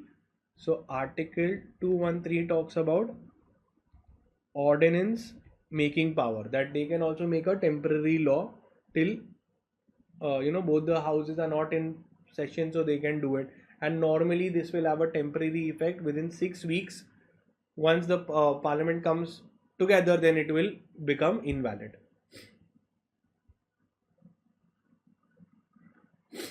Let's see. Judiciary, very, very simple. The country is divided into High Court, Supreme Court, and all the civil courts and criminal courts, and all the subordinate courts from where the matters goes up. Okay, so we have subordinate courts from subordinate civil, criminal courts, and then appeal goes to High Court, Supreme Court. Decision of the Supreme Court is binding on all the courts, etc. Where we come to High Court decision is binding on all the subordinate courts. Okay, and on the other high courts will just have a persuasive effect, not a binding effect. It will have an effect of some weight, but not a binding effect on other high courts. Subordinate courts, criminal courts, Then you have your criminal courts. In criminal courts, you have your, it starts from the lowest level, which is called as JMFC, Judicial Magistrate First Class. Then you go in appeal to Judicial Magistrate Second Class. Okay, two classes, second class and first class. Then you have your Court of Sessions Court, and then you have your High Court and Supreme Court. This is your hierarchy for criminal courts. Okay, this is a hierarchy for the criminal courts. Special tribunals could be there, like your labor laws tribunal, your family courts, etc. Writ jurisdiction, very very important. Let's see what it is. Okay, all the writs extremely important. Okay, so let's understand what are the different writs. Now writs, we understood that when your fundamental rights are violated, a person files writs. Okay, writs in High Court you will go under Article 226, and in Supreme Court you will go under Article 32. Okay, simple, done. Now let's see the different kinds of writs that is there. So you can mark it with me and then you will be done.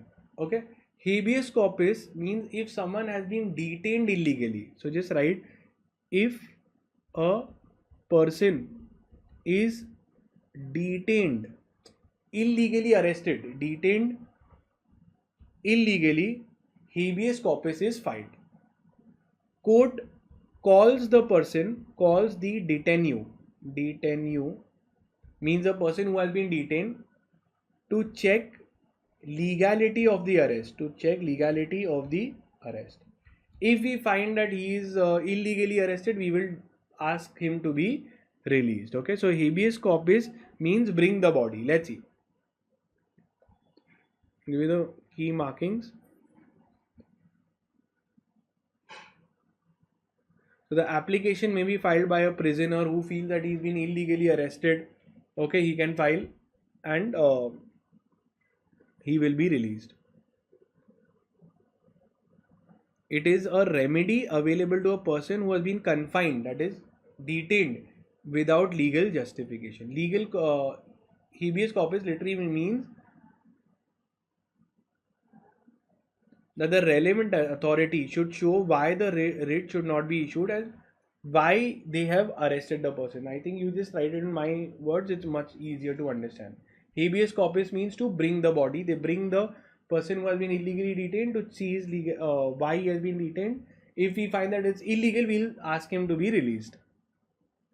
Habeas corpus, now the next one is mandamus. Mandamus means to command. So basically the higher authority, or we can say High Court, higher authority, will ask lower authority who has public duty to perform, to do it, to do their duties. So if there is, let's say, the municipal body or the police officer is not doing the work, so you can file a case in the High Court or the Supreme Court. You can go to the court and the court will ask the lower authority who has a public duty. You have a duty towards the public, go ahead and do it. So the High Court will command. Okay, it will be issued to any person, okay, who has a public duty. And what it will be telling them that go ahead and do your public duty. So mandamus can be issued against any public authority, not a private body, any public authority. It will command that please do your duty. It enforces that those who are not doing their work properly, roads are not being made, anything, water is not coming, they will command them to do the work properly. In High Court, if you go, it is 226. In Supreme Court, if you go, it is 32. Prohibition and certiorari is same. What happens? The higher court, so prohibition means to prevent. A lower court, you are preventing a lower court from passing wrong or erroneous judgment. So we'll tell my stop, what are you doing? Wrong judgment you will give. So High Court orders the lower court that you have taken up the matter, judgment is not yet given. We are stopping you from taking the matter. Now it could be if you've taken the wrong jurisdiction, beyond your jurisdiction, illegal matter, it is not in your domain, not in your territory. So the inferior court will be prevented from exceeding, aspersing means exceeding their jurisdiction which they don't have. Okay, so here a writ of prohibition can be asked. Okay, now judgment is not yet given, so we will prevent you from passing a wrong judgment. What if the judgment is already passed? Then you will file certiorari. Certiorari is the higher court, the court squashes or cancels lower courts erroneous judgment. Erroneous judgment is cancelled. Okay, so court cancels the lower court's erroneous judgment. Judgment is already been passed.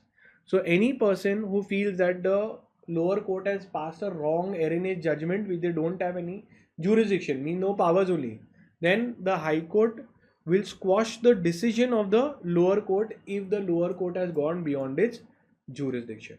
Okay, very very important. So both of them, higher court is supervising the lower court. Here the judgment is wrong, judgment is passed, so we will cancel the judgment, and above it is not yet been passed, so we'll pass prohibition. Quo warranto is if a person is holding a public office, public post, by influence, by getting political connections, etc. So any person who was affected, that I had got more marks, why this person got the job, he simply got the job because he's so and so's relative.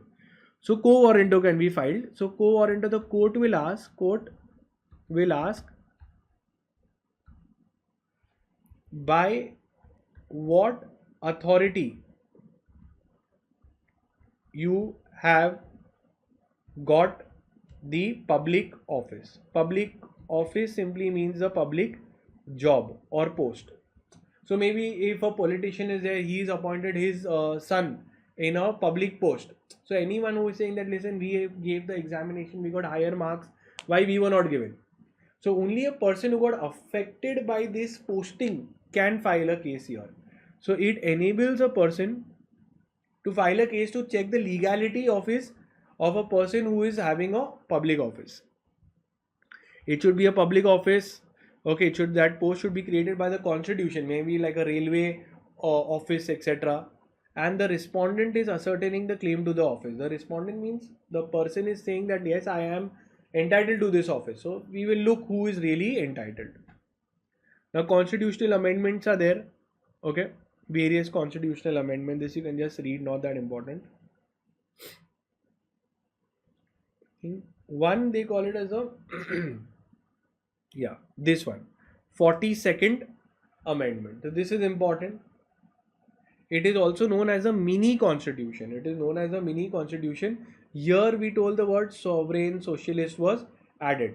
The fundamental duties were added. Okay, and these were important. So fundamental duties were added by the 42nd amendment. 42nd amendment. It is called as a mini constitution. Important.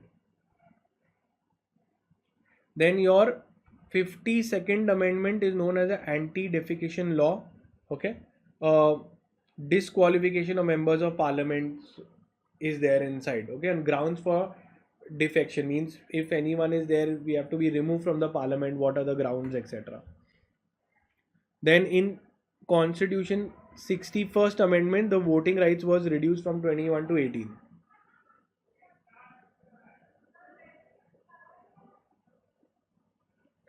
Then again your 86th amendment, your article 21A about the compulsory education from 6 to 14 years has been added. Then your GST amendment came with the 101 amendment. Okay, so GST was introduced by the 101st amendment.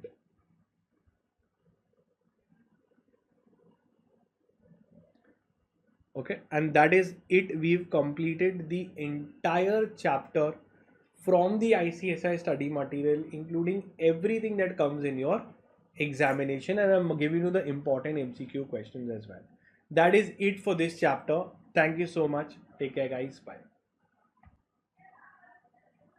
Hi, so we'll be starting with lesson 2, the elements of general laws.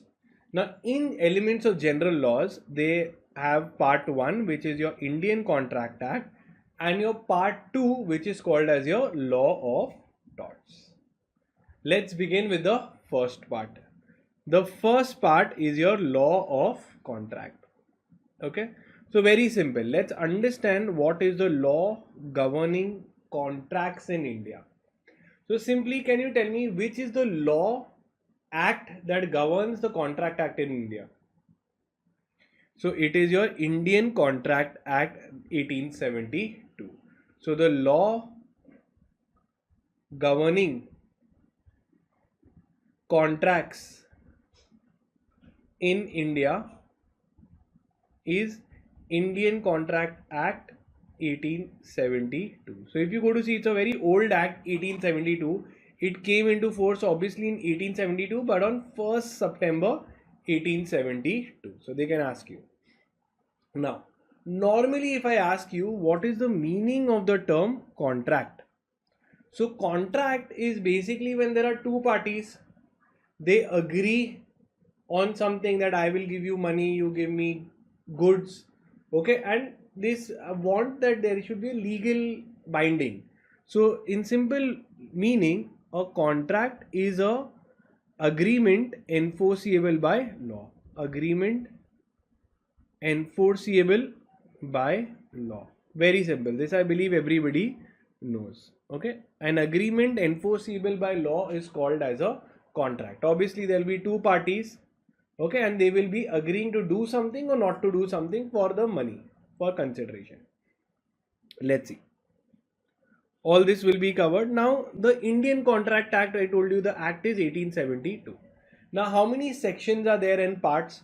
So there are in total 238 sections in the Indian Contract Act. The first part is your section 1 to section 75, which covers your general principles of contract, law of contract. The general principles are contained in your section 1 to section 75. Rest talks about your special types of contracts like your indemnity, guarantee, bailment, pledge and agency. That is from your section 124 to 120 to 38. Now where are the remaining sections 76 to 123? So they are omitted and now separate acts have been made from that. So the Partnership Act and Sale of Goods Act was there. They have been made as a separate act altogether. So now if you go to see your Contract Act, it has part 1, which is from your section 1 to section 76, right? 75. This talks about your general principles of contract. General principles of contract. And the next part is your part 2. Part 2 talks about your special types of contracts like your bailment, pledge, etc.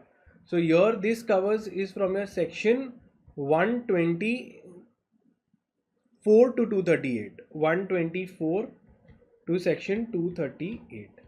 In between the sections which were there, okay, in between the sections which were there, that is your section 76 to section 123. From here now we have your Partnership Act separately, you have your Sale of Goods Act, Negotiable Instrument Act. All of this has been made from here. Clear till here? Done. Now we will understand the term contract properly now. Very, very important. You need to know the section number also, the definition. Section 2H of the Indian Contract Act defines what is a contract. Okay, so what is it? Section 2H defines a contract. We saw the meaning. An agreement enforceable by law is called as a contract. Let's understand how it is. So I'll give you the proper thing. And agreement is there. Okay, and agreement which is enforceable by law. Enforceable by law means law recognizes it. If anyone breaks the agreement, does not do or perform the agreement as told, then you can go to the court and get remedy. This is called as enforcing the agreement, that you told me that you will give me the goods, you didn't give me, so I'll enforce it. This is called an agreement which is enforceable by law, is called as a contract. Where is it given? It is given in your section 2H. Clear till here? Yes. Now, what if it a agreement it is not enforceable by law? As per definition, can you tell me what it means? An agreement which is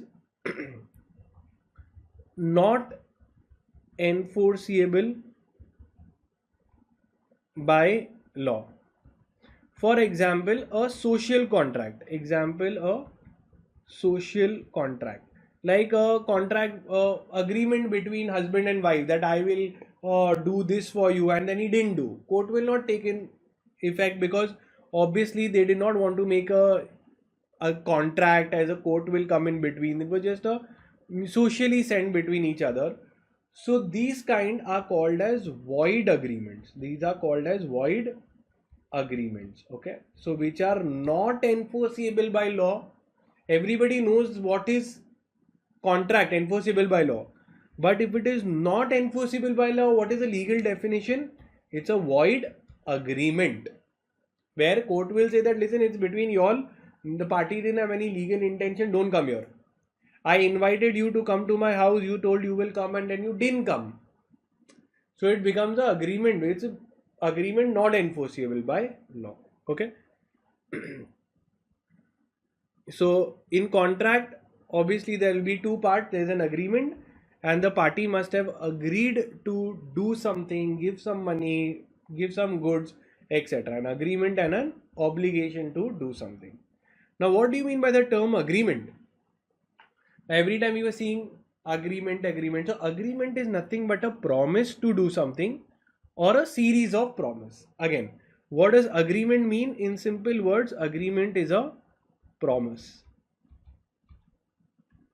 Okay, if I say that I have agreed, means I have assented to do something. Agreement in English, I could say it is a assent. What does agreement mean? It is a assent. I agree. I am assenting to do something or not to do something. For example, if I say, if you give me 2 lakh rupees, I will not file a case on you. If you give me 2 lakh rupees, I will not, harass you anymore. I will not take away your goods, etc. Okay. So here, when we see an agreement, agreement is section 2E. Section 2E. Every promise and every set of promise, all the promises basically, which are forming the consideration, okay, is an agreement. So everything that ever has been promised in the terms and conditions is all collectively called as an agreement. I promise to pay, send you the goods by this date, and it will be of this quality. So all those promises collectively are becoming a agreement. Very simple. Okay, so there will be an agreement is one, someone must have offer. So offer plus acceptance. Okay, offer plus acceptance becomes an agreement. So you give an offer. Offer is nothing but the proposal. Okay, and there is a acceptance. It becomes an agreement. If this agreement is enforceable in court, in law, then it becomes a contract. If it is not enforceable in law, it is not enforceable in law, not enforceable, then enforceable, then it becomes a void agreement. Okay, it becomes a void agreement. Not enforceable, then it becomes a void agreement. Okay, now Let's see some of the features of agreement. We are going to see some two important features of agreement: plurality of persons and consensus ad idem. Obviously, consensus ad idem is important because plurality of persons is very simple. So, what does plurality of person mean? That there has to be two or more persons. It has to be two or more persons. Then only agreement. Can you make an agreement with yourself? Answer is no. There has to be two parties. Party 1 and party 2, where the one will give offer, the other one will give acceptance, and accordingly the agreement will be made. Simple. Plurality. There must be two or more persons to make a agreement. Common sense. Now consensus ad idem is important. It is something like mutual consent. A mutual consent. More specifically, it is about meeting of the minds. Meeting of minds. And again, meeting of the minds in such a way that we agree on same thing in same sense. In same sense. Sir, what does it mean? For example, I will tell you that listen, Sunny is going to come to meet you.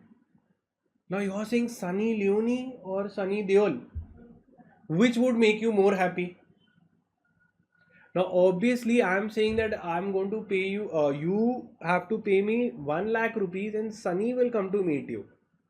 So now you thought that it is Sunny Leone, but in reality Sunny Deol comes.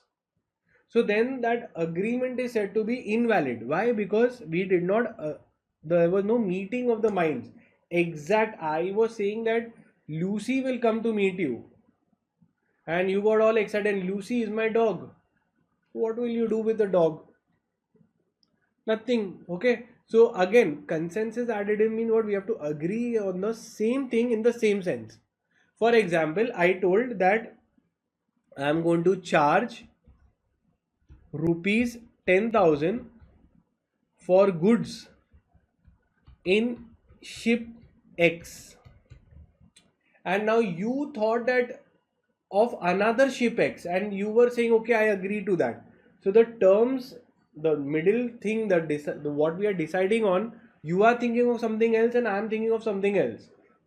Even though we agree, but we were not thinking of the same thing in the same sense. That is why the agreement will not be there and it will be called as a void agreement. Okay. So very simple, that meeting of the minds is called as consensus ad idem. Both party must agree, okay, on the same subject matter in the same sense at the same time.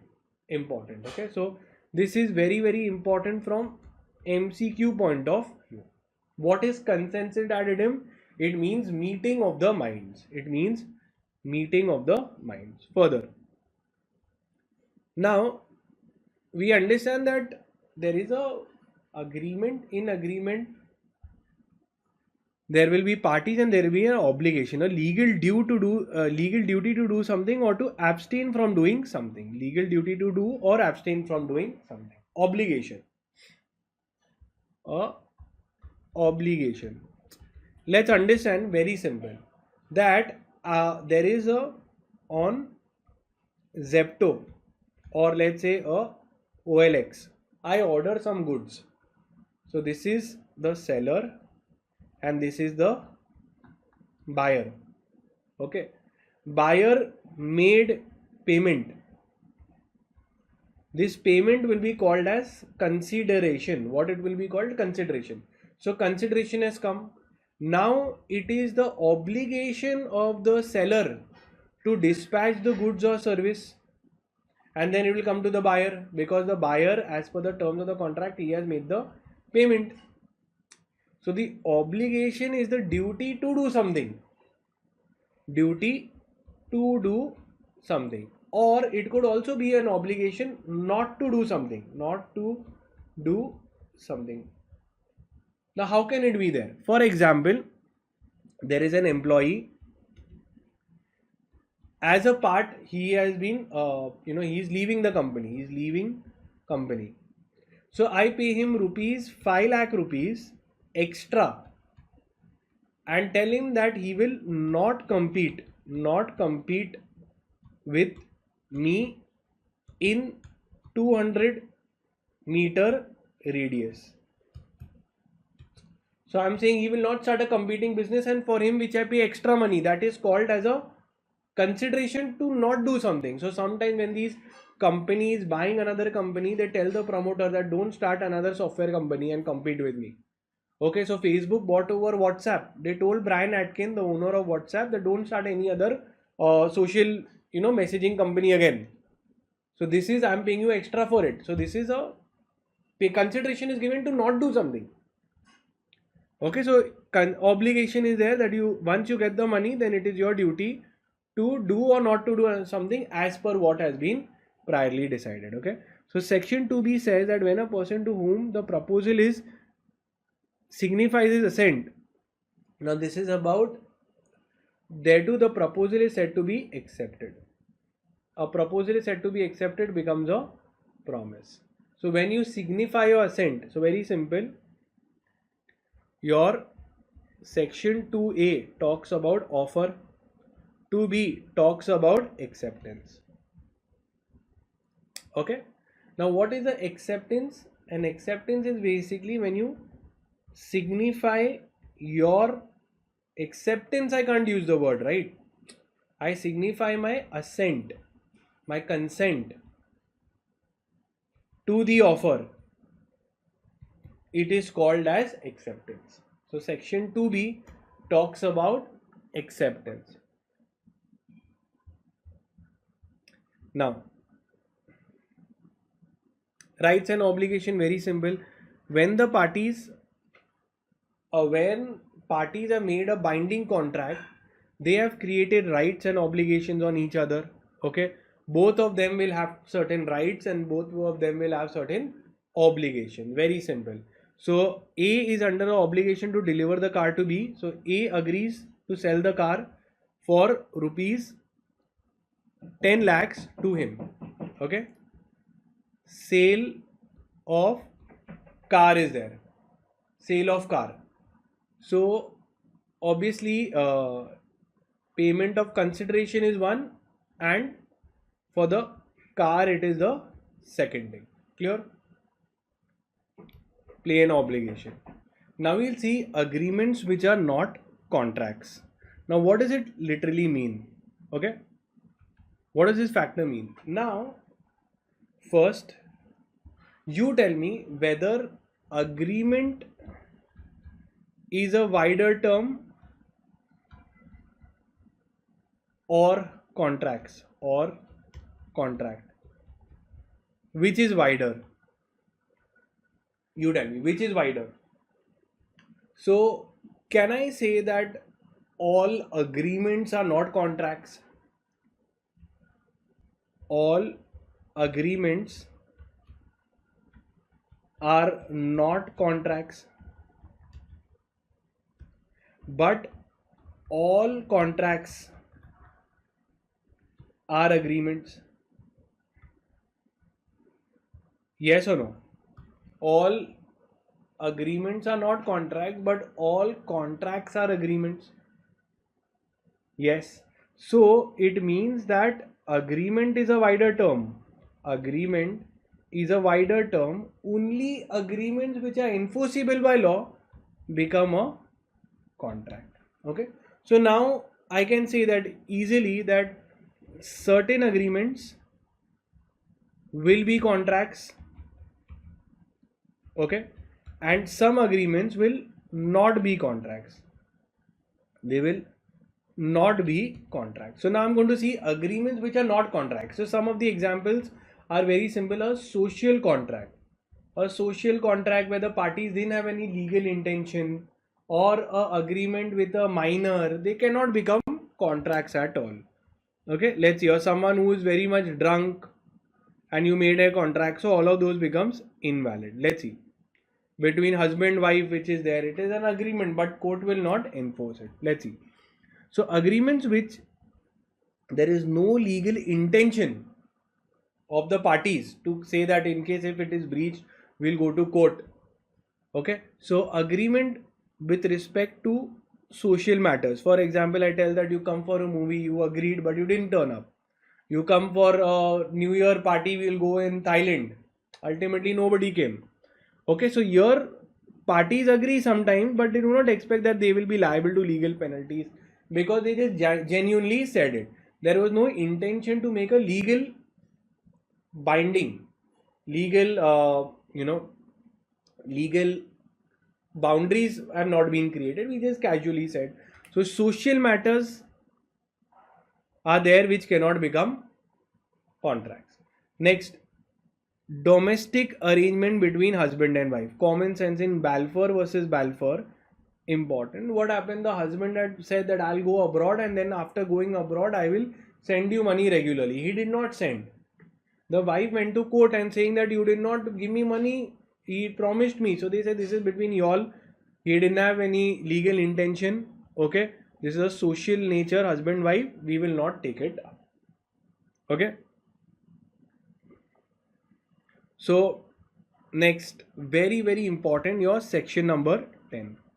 Now section 10 talks about when agreement will become a contract. So all agreements are contracts. Very, very important. So when agreement becomes contract. So when it becomes, so they are saying that if it is by free consent, okay, and there is a lawful consideration, lawful object, and it is not being declared void. So when does a agreement become? So a agreement becomes contract. That is covered under your section number 10. When first one is there should be a lawful consideration. Second, they are saying it should not be declared void. No, it should not be void. Third, they are saying that it should be from free consent and lawful object. Free consent and lawful object. Means if I have an agreement to kill the Prime Minister, so this will say, Arey, this is illegal. This cannot be done. So it's not a lawful object. If I want to have a business of alcohol, can I do? Yes, it is a lawful object. If we want to have a business of teaching people how to kill each other, they say this is illegal. Object should be legal. Any immoral business that you start, not allowed. Free consent. So the party should be freely agreeing. You cannot put in a gunpoint and tell them to agree. Should not be void. Okay, that means if something like a agreement with a minor is declared void. Okay, so certain things have been declared to be void, and it should be a lawful consideration. Lawful consideration means money gives goods against goods. That is also fine. Okay, it should be lawful. Like there was a Shakespeare story where they say that or flesh has to be given. This all is illegal. Okay, flesh as consideration, that all is not allowed. Now the essentials of a valid contract. Now what are the essentials of a valid contract? Let's see. So offer and acceptance should be clear. It should be it should not be vague. It should be legal. It should be certain. Okay, it should not be opposed to public policy. It must be out of free consent. Okay, they should be capable of contracting. For example, I take money to bring back a dead person into bring him back into life. So that is an illegal contract, not a valid contract. Okay, then it should be a lawful consideration.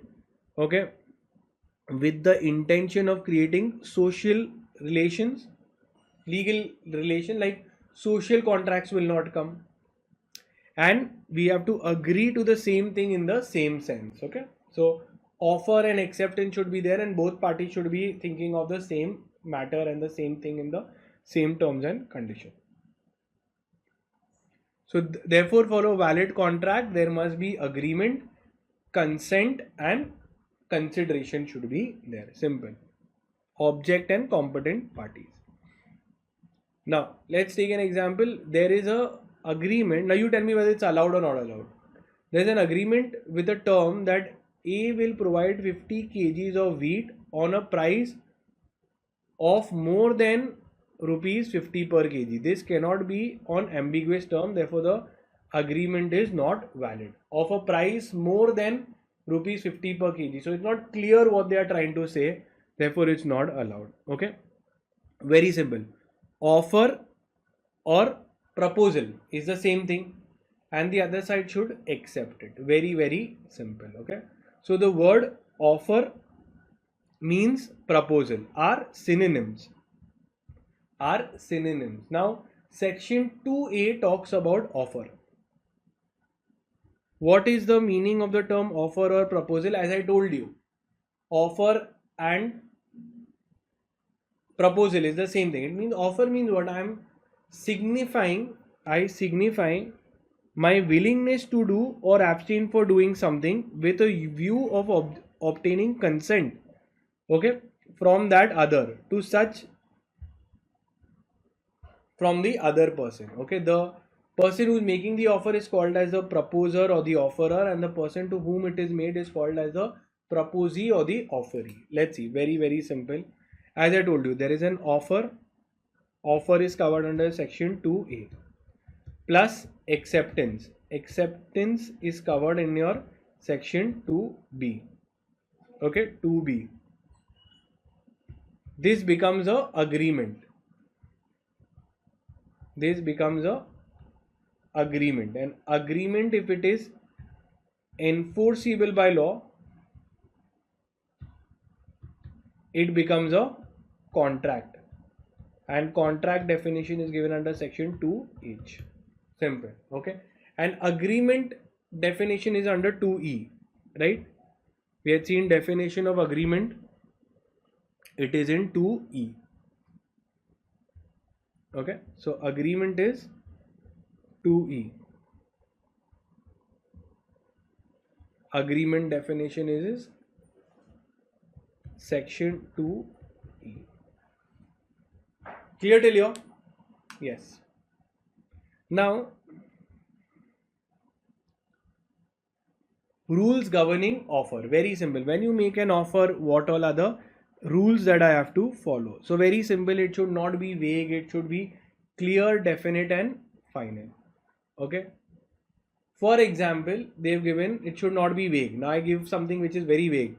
A promise to be paid an increased price for an increase. Now what is the increased price for a horse if they prove to be lucky to the promisor is too vague. If I say that I will pay you this amount if he turns out to be lucky, now that is very vague, not allowed.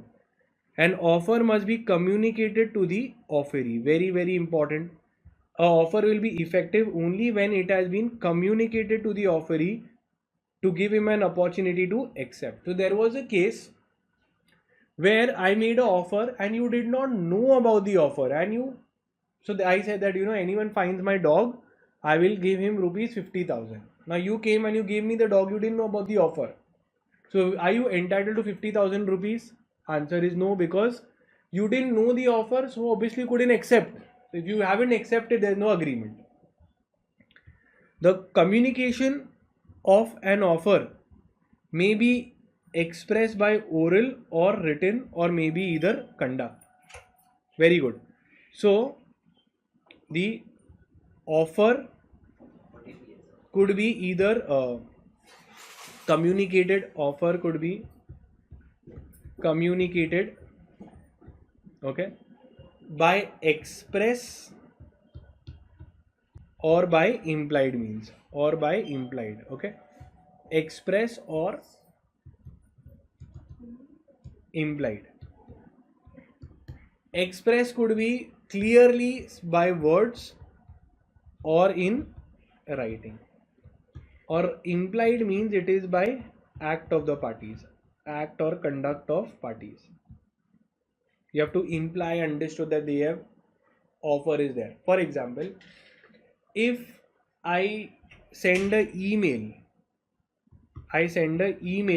okay, to you that I want to sell my goods to you for this much price. So it becomes an express offer if I give an email.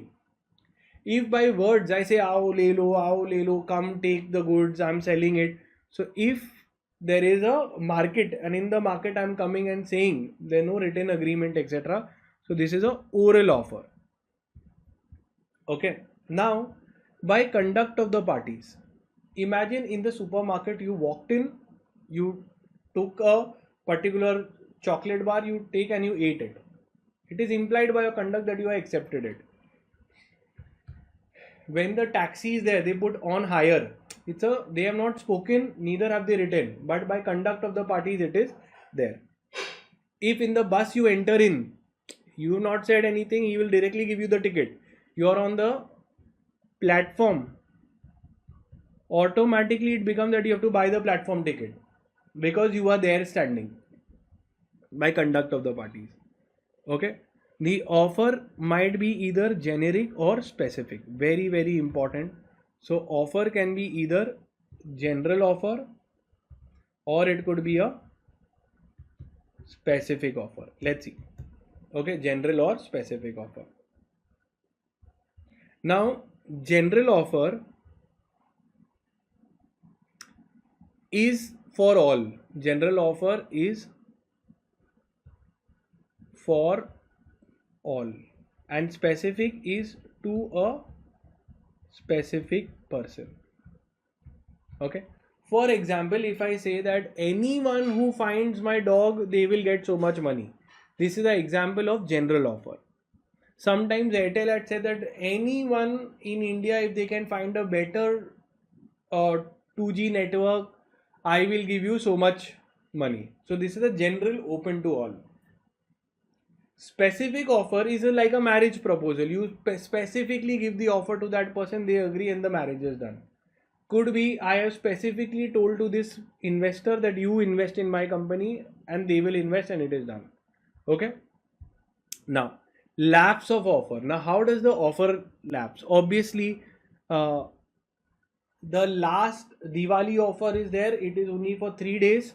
You can go ahead and buy. Or I can put it on basis of for the 200 offers only. Okay. Or offer could also lapse by me cancelling it before anyone accepts.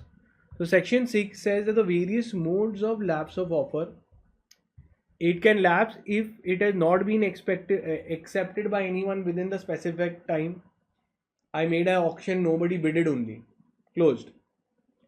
It has not been accepted the mode prescribed. Okay, by I have told that anyone who is interested, please write to me by email. Nobody did that, it will lapse. Offeree rejects it by a refusal to accept. So again the offer is rejected because you gave the offer, he denied it. So sometime when you go over bargain sale, we tell him that he makes an offer, you reject it. He tells you that will you buy for 1000 rupees? They say no, I will not. Either the offer or the offeree dies before the acceptance. The acceptor fails to fulfill a condition precedent to the acceptance. So there was something that if you want to accept it, you have to first get this much marks. So I create a filter that only those who are from USA can enter into this exhibition and buy. So that condition precedent, the prior condition to make acceptance is there. So acceptance, I want to sell my dog only to a person who has a graduate degree. So if you go to see, sometimes there is a dog, I have put it on sale and I have said that the buyer should have an income value of so much, annual income. Only then they will be able to take care. So if you don't fulfill the income, you cannot make the acceptance only. The offeree makes a counter offer. Very, very important, counter offer. So counter offer. This is a classic case in bargaining. Where what happens, the offeree makes an offer. This is called as counter offer. So for example, you are selling the seller of goods. Say that I am going to sell this product A for rupees 1000, okay, to the buyer. The buyer rejects it and instead he gives his own thing that not 1000, I will take it for 950. So this, when the buyer makes an offer that I will buy for 950, this is called as a counter offer. Counter offer means that the initial offer is being rejected and I am giving a new offer. Very, very important. So with the counter offer, the first offer gets rejected. It amounts to rejection of the offer.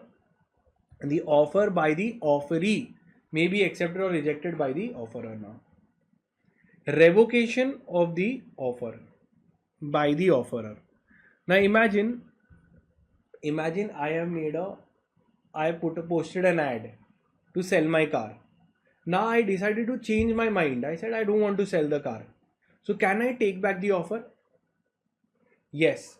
Anytime before acceptance. So simple line is anytime before acceptance. Means before anyone accepts, I have to withdraw it quickly. Okay, so a offeree may be revoked by any time before the acceptance. Revocation must be communicated to the offeree. When I'm cancelling it, I have to communicate it to the offeree. Okay, that I will tell that I had put it and now I am cancelling it. Must be communicated, as it does not takes effect until it is actually communicated to the offeree. So imagine if I have sent an email to you that I am ready to sell my car for rupees 1 lakh and then someone said don't sell it. So then I have to send another email saying that I am cancelling my own original offer. So the revocation must reach the offeree before he sends out the acceptance. Offer to keep open for a specified time is not binding unless it is supported by consideration. So an offer to keep open for a specified time is not binding unless it is supported by a consideration. So this we can skip. This is clear. So this is any time before acceptance. Now what is acceptance? Very simple. We have already done. So we'll move ahead. Section 2B. It is a person to whom the proposal is made signifies his assent. Simple. What are the rules of acceptance? Again, it could be express, implied. Express means you have clearly said yes, I want it, either by words or in writing or by a conduct of the parties. So let's say if I have a salesman comes and he says this goods is the new chocolate that we brought in. It is for 500 bucks. You take it and you open it and you eat it. So you've not said that you want to buy, but you, from your conduct, it is shown that you are accepted it by eating it. If a particular, so for acceptance, what will rule is there? If a particular method is there, you have to follow the method. If acceptance must be unqualified and absolute, and it means when you're accepting it should be if and but. This is the offer, I'm accepting it.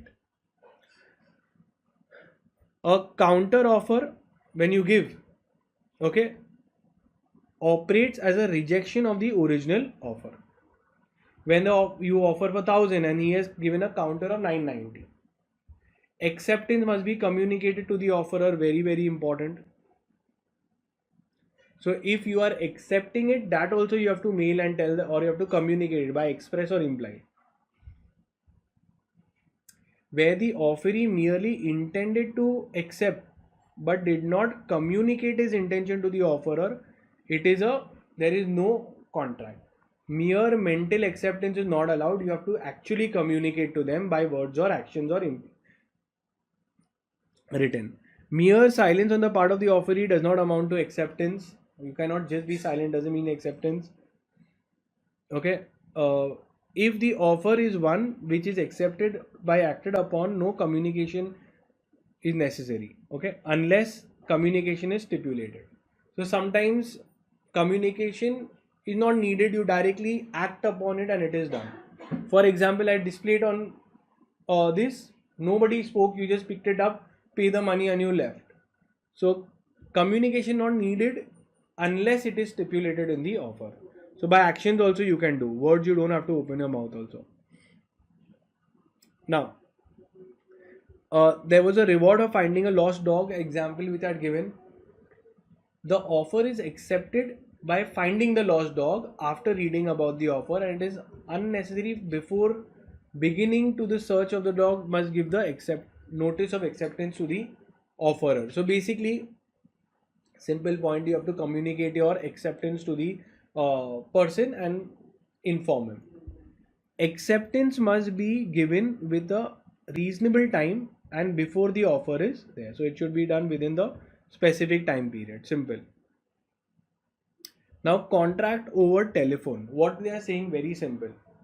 Contract over telephone is very simple. It has the same principles as normally it should be. Offer acceptance should be there. Offer is there on telecommunication, and even acceptance should be there. Now they are saying that for any reason that the telephone line goes dead, okay, if the during the conversation the line goes dead and the acceptance is not done, the offerer does not hear the offeree's word of acceptance, there is no contract at that moment. Obviously the phone line dies before acceptance. There is no contract. Simple. Okay. But if he calls back and he says that I had heard your offer and I am accepting it, then it is allowed. Okay. So then the contract is completed. Kanhaiya Lal versus Dinesh Varchandra. What did he say? That if the whole conversation is repeated and the offerer hears and understands the words of acceptance, the contract is completed. Simple. Intention to create legal relation, we already saw.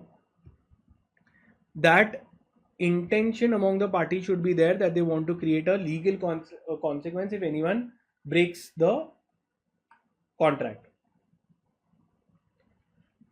Examples of social contracts are not covered. Okay, social is not covered. Now very important, consideration. Now section is section 2D. It defines consideration. Consideration simply means something in return. Okay. For example, if I am selling my phone to the buyer, so from the buyer I am giving the phone. From the buyer he has to give me some consideration. Okay, from the buyer, then only we will say that there is a proper contract. If imagine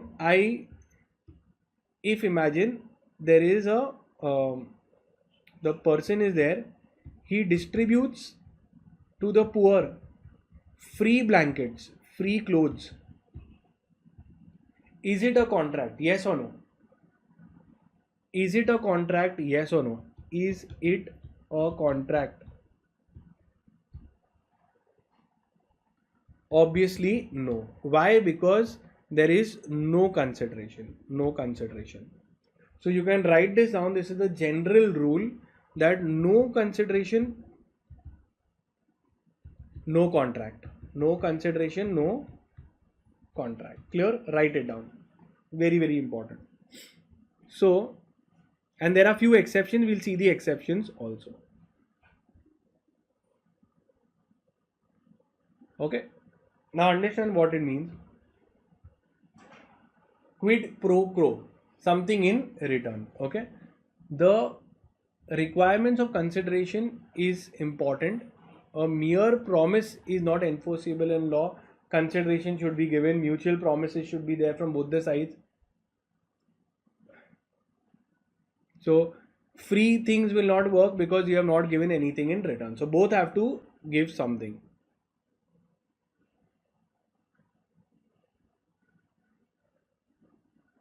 So either you give something or you don't do something. So as we see in section 2D says, when at the desire of the promisor, okay, the promisee, so that promisor is the one party, the other party has done something because you are told promise me something, or past, present, future.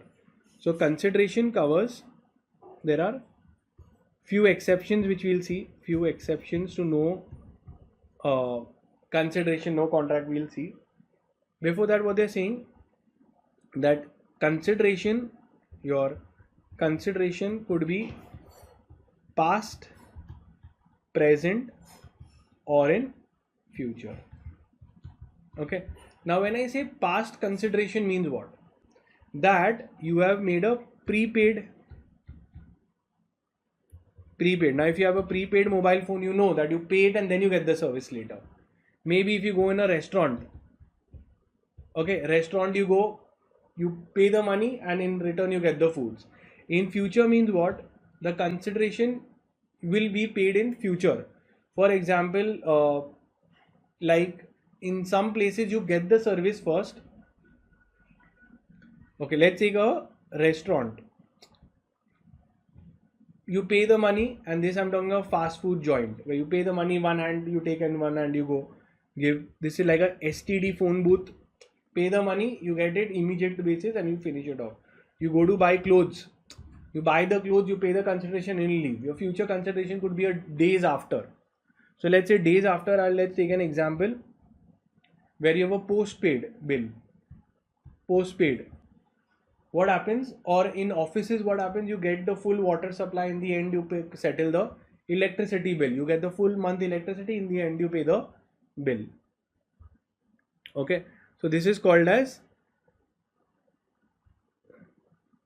past, present, future. So which has abstained means you have done something or abstained from doing.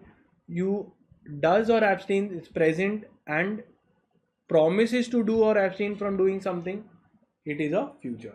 So consideration simply saying that it covers past, present, future. Now we see the fundamental principles of consideration. First very important thing is consideration should be at the desire of the promisor. At the desire of the promisor. Section 2D. Let's see. That the consideration must move at the request of the promisor. One party, there are two parties, so one party has told, and on basis of that you've given me the money. So whatever it must be done, it must be at the desire of the promisor and not voluntarily and not at the desire of a third person. If A rushes to B's help house on fire, there is no consideration but a voluntary act. But if A goes to help B at the request of B, then it's a good consideration. B did not wish to do it gratuitously. What does it mean? That if you did it by yourself, then it is not covered. I have told you that do this, then I will pay you this amount, then obviously the consideration is to be given. Okay. Next is consideration may move from the promisee or any other person. So obviously you have joined the classes, but the consideration has not come from you, might have come from your parents. Okay. It can even come from a consideration or stranger also. For example, I have paid the money and I have told this poor person give him food. So it is a contract between me and him. Beneficiary is the poor person. Let's see this case. Chinaya versus Ramaya. Very important. A lady by a deed of gift made over a certain property to the daughter, directed her to pay an annuity, means annually pay some money to her brother, to the lady's brother. Okay, as had been done by the donor herself before. So she used to do it, and now she's telling the daughter that I am giving you the property, but please pay him some money. On the same day, her daughter executed in writing in favor of the donor's brother, agreeing to pay the gratuity. Afterwards, the daughter declined to fulfill the promise to pay the money to the uncle, that there was no consideration moved from him.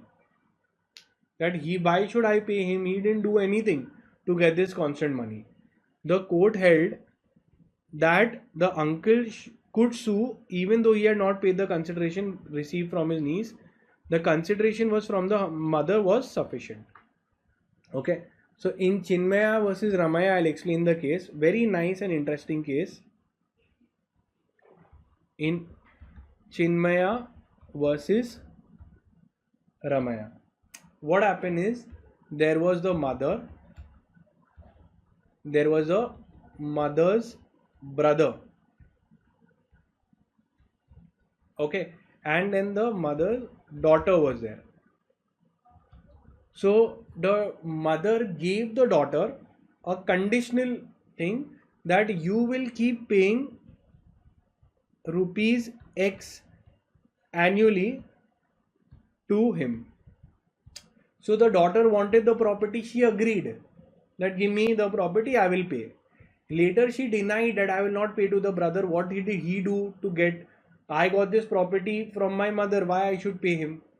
So then the court said, listen, the consideration mother gave on behalf of the brother, so it was the consideration from the brother is paid by the mother, okay, for the house, etc. So you will have to pay. So this was the Chinmaya versus Ramaya case. Okay, let's see. Privity of contract. Mark it as super important. Privity of contract. Okay, very, very important. Simply means one line that a stranger to a contract cannot sue. Cannot sue. This is the general rule. It has few exceptions which we will see. Privity of contract means what? A stranger to a contract cannot sue, and for which there was a case called as Dunlop pneumatic tires versus Selfridge. Very, very interesting. Let me explain the case. So in this Dunlop case, what happened is, let's say there was a manufacturer, there was the wholesaler, Mr. Y, wholesaler, and there was a retailer. There was another guy who was there who is the retailer, Mr. Z. Mr. Z was the retailer. Okay. Now what happened is, there was a contract between the manufacturer and the wholesaler. The manufacturer said that don't sell below 50. Example, don't sell below 50. So the wholesaler said, okay, I will not sell below 50. Then the wholesaler also told to the retailer that don't sell below 50. So the manufacturer was happy. He was like, okay, fine, my product is not going to be sold below this price. But the retailer sold below 50. So now the X wanted to file a case on Z.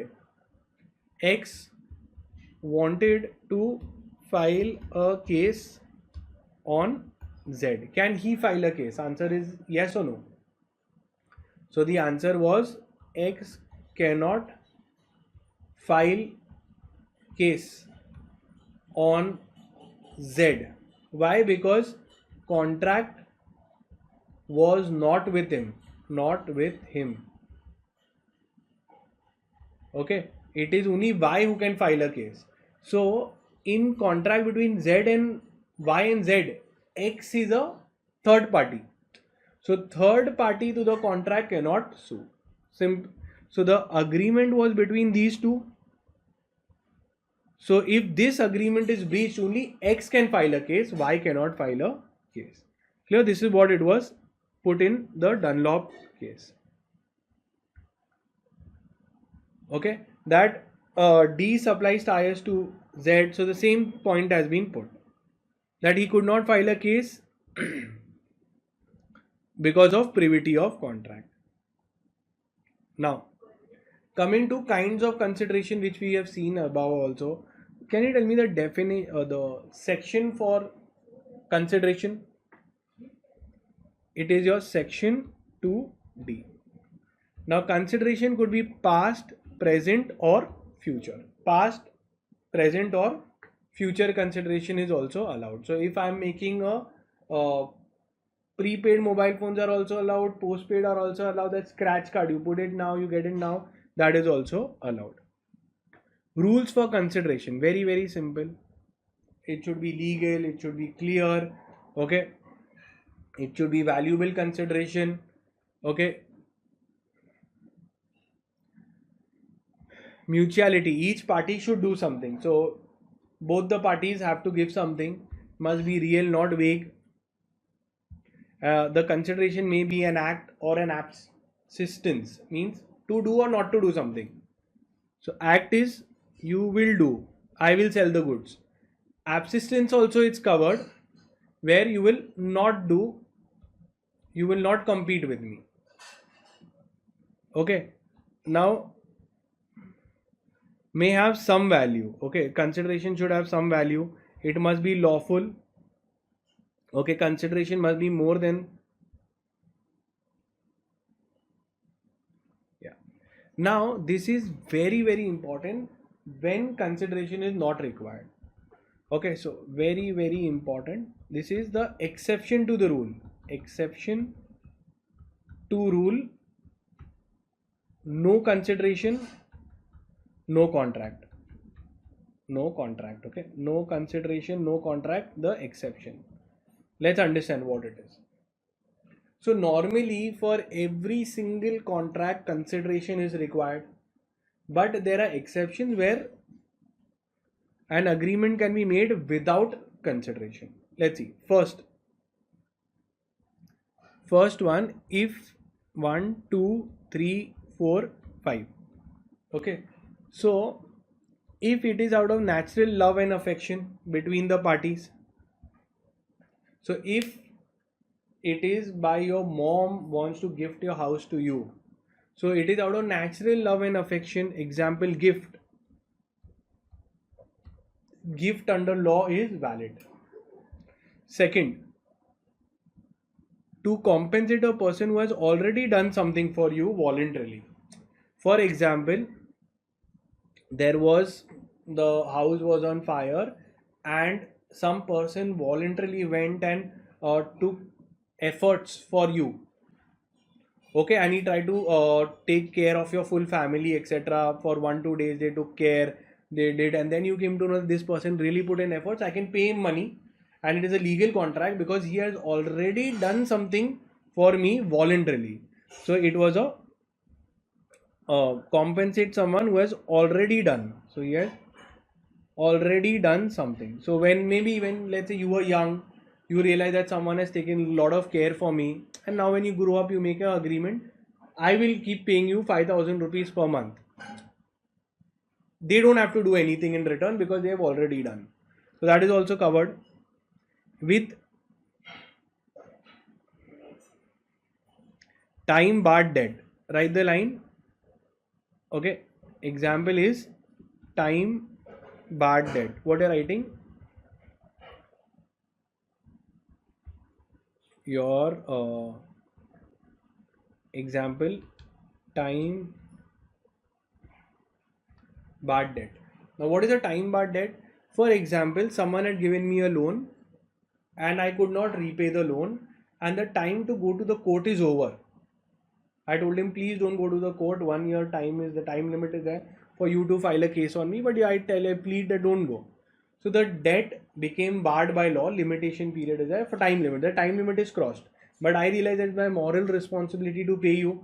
You had given me a loan and now I want to repay it. Even though you cannot enforce it by court because that limitation period is over, I will pay it. Then comes agencies, does not require any consideration. So for example, agency gets created automatically only. I go and tell principal agent relation, I go and say please go and keep it there, you become my agent automatically. Okay. However, for commercial agents we know that consideration is there, but here they are saying that it is not needed for consideration to be there for agency contract. So in agency contract is not needed. Last, in case of a gift, actually no consideration is necessary. So just like love and affection, here maybe I want to give to someone else also. Example, gift, no consideration is needed. There is no nearness of relation. Okay, So maybe I'm giving a gift to third person. Give to third person who is not my blood relation or anything. For example, I want to give charity to religion. Done. Okay, that can also be done. So trust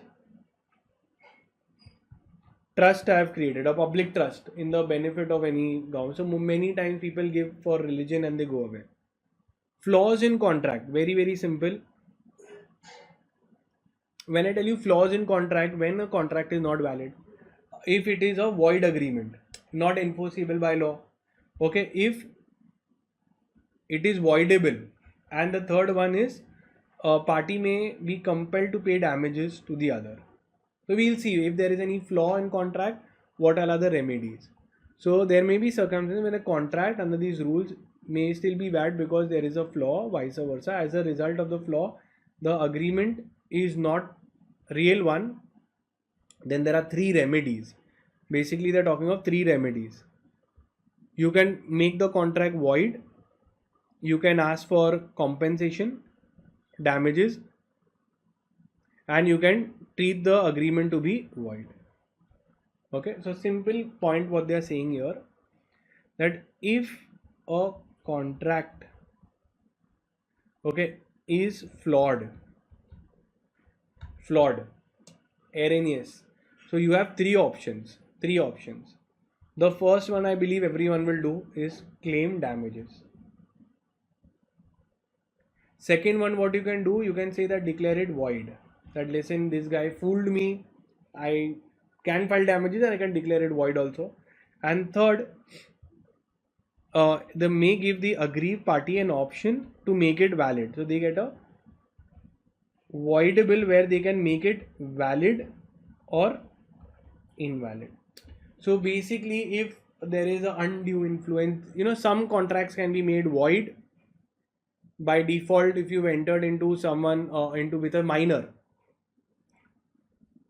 Contracts with minor are void.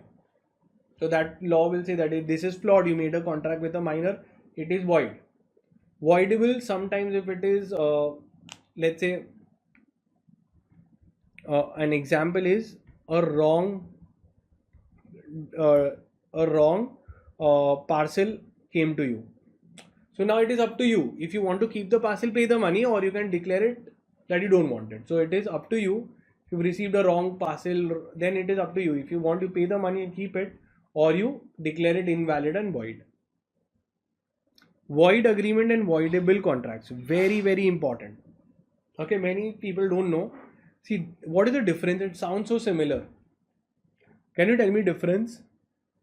Okay, let's see.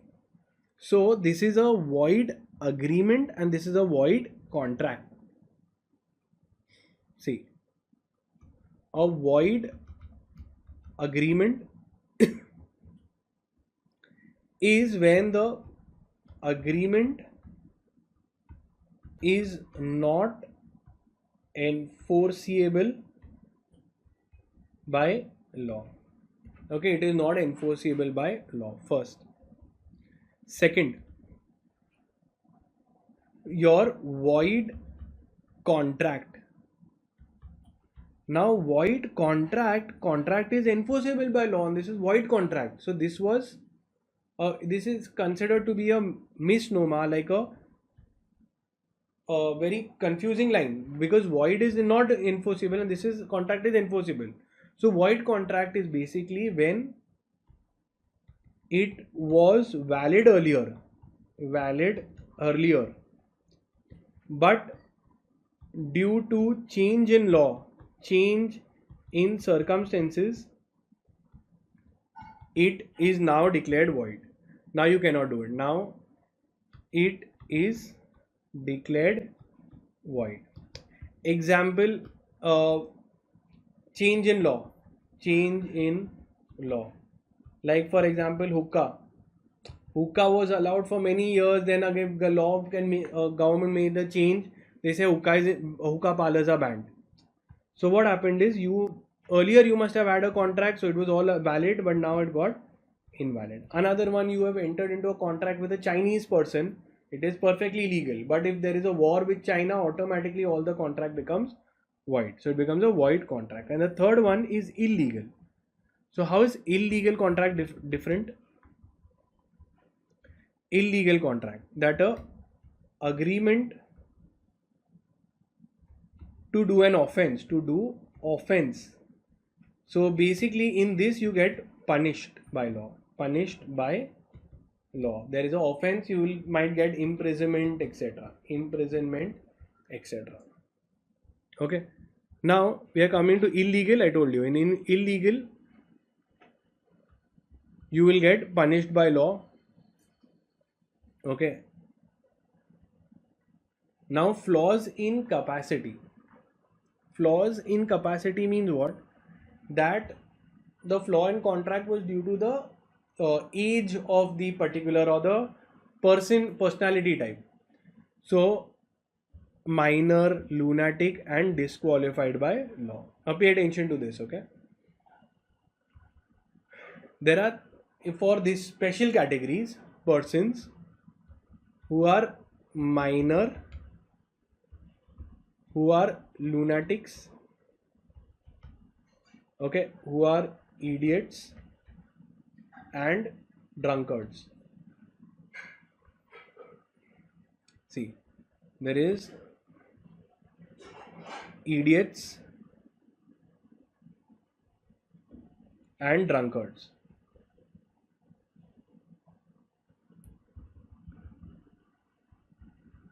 Okay, let's understand what is the rules for them. A minor, whether they can enter into a contract. Can a minor enter into a contract, yes or no? Okay, so a minor, if he enters into a contract, it is void. However, for benefit of minor, contract can be done. Okay, for the benefit of minor, you can do it. Second, lunatics. A lunatic gets a lunatic strokes. Lunatic strokes.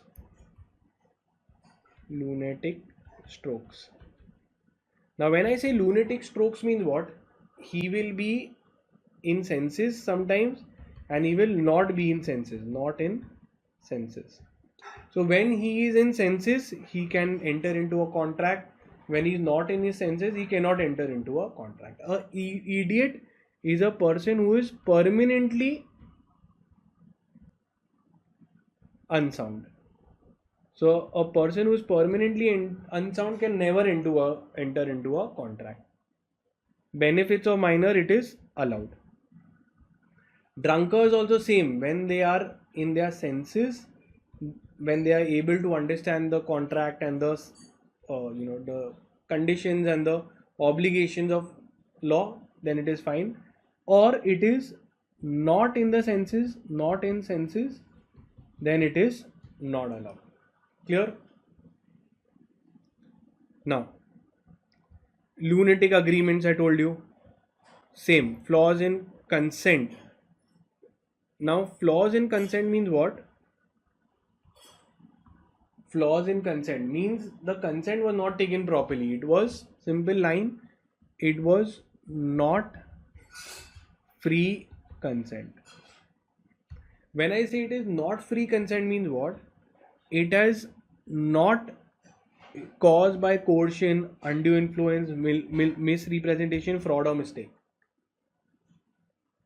So it is not caused by coercion. Coercion means force.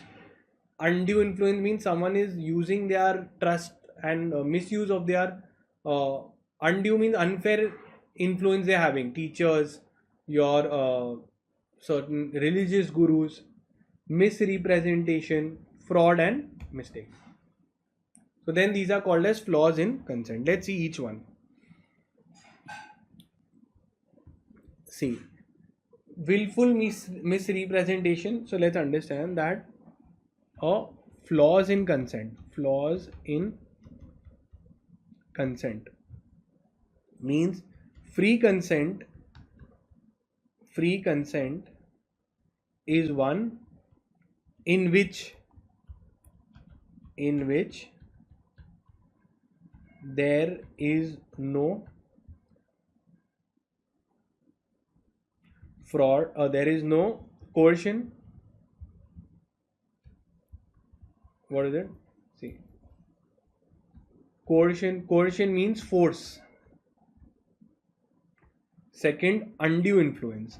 Undue influence. Undue means unfair, and influence means you have a position of trust. Position of trust. Okay. Third, coercion, undue influence. Then we have your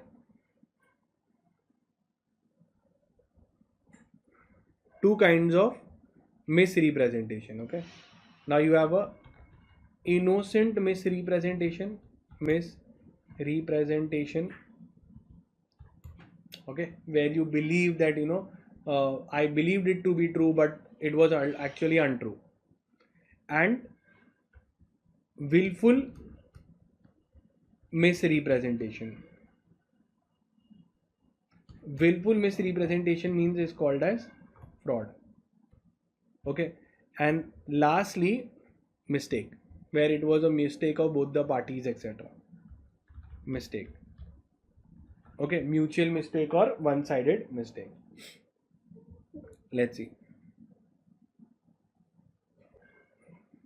Okay, so what does fraud mean? Section 7 of the Contract Act means fraud means intentional deceit. Intentionally you are deceiving someone with the intention to fool the person. Fraud is an untrue statement made knowingly. Okay, it makes the contract voidable. It makes the contract voidable. Voidable means what? The other person will decide whether he wants to do or he doesn't want to do. Now we come to one very, very important thing, which is called as contracts ubermi fidi. Okay, mark it as super important from MCQ point of view. Okay, here it means it is your duty to disclose. It is duty to disclose. For example, when normally we have that you find out I have kept the goods, you decide whether you want to buy or no. So here they say no. In ubermi fidi, if there is something wrong, you speak up. For example, in contract of insurance contract, you have to speak up and say that, listen, I smoke and I have one liver and I have whatever thing is there, you have to tell. Second, in the company prospectus, so when we raise money from public, it is a duty of the company to tell them all the defects also they have to disclose. Then only people will invest. Contract for sale of land. So in the immovable property, whatever defects are there, title defects, disputes, all you have to disclose. And contracts in family arrangements. Okay, family property, whichever is there, so party should do. So family arrangements. Okay, all this has to be disclosed upfront. It is a special duty to act with utmost good faith and disclose all the material facts. Coercion, as we saw, is threatening to do something which in the Indian Penal Code, that if you don't sign the contract, I will punch you, beat you, kill you. So this is a coercion. So it is called as force. By force. Okay. Next, undue influence. Now section 16. Now we will see section 15, 16, 17, 18. Undue influence simply means that you have a unfair position of trust. You have an unfair position of trust. When you misuse that unfair position of trust you have, and when you misuse it, it is called as undue influence. On whom you have done the undue influence? For example, you have a dominant position. There is a religious person, a religious guru. You really believe him, so he has a dominance over your mind to use it, and he uses it for the unfair advantage. So then it becomes voidable, and whatever payment you've done, you can ask it back from him. Okay, so example, there is a religious guru. So he has a dominant position over your mind. If he asks you to pay money and you've paid and later you've realized that he was fooling you, you can ask for the money. Legality of objects, we saw that it should not, the section 10, that legal object it should be there. So section 23 says that the consideration of the objects of an agreement is lawful unless it is forbidden by law. Okay, so the consideration is lawful unless it is forbidden by law, it is fraudulent, okay, it will defeat the provisions of law, it is implying injury to someone, the court, it is against public policy. This is your section 23. Now void contracts and illegal contracts, I've told you. In void, like void contract, example I'll give you. A void contract means it is a contract with which was legal and now illegal. Okay, contract with alien, with a Chinese party, with a Chinese vendor, okay, which was earlier legal and now illegal. And we come to illegal contract.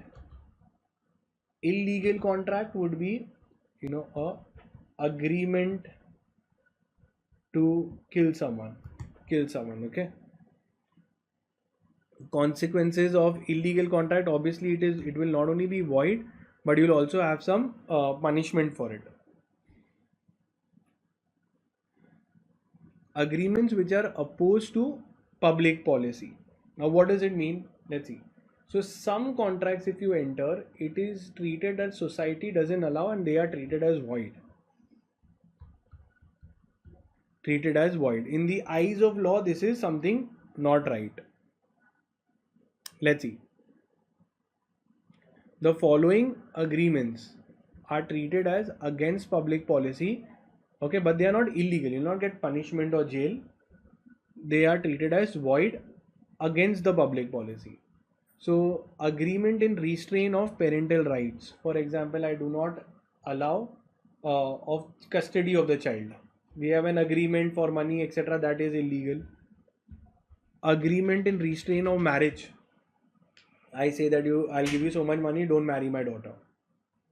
Third, marriage brokerage. So having that, I'll make you marry this person, then you pay me so much. That is also wrong. Then agreement in restraint of personal freedom. So if I tell you that you don't leave this particular place at all, so I restrict your movement, personal freedom, that is also not allowed. And agreement in restraint of trade. Cannot do this business at all anywhere, so that is also not allowed. So all these are against public policy. Clear?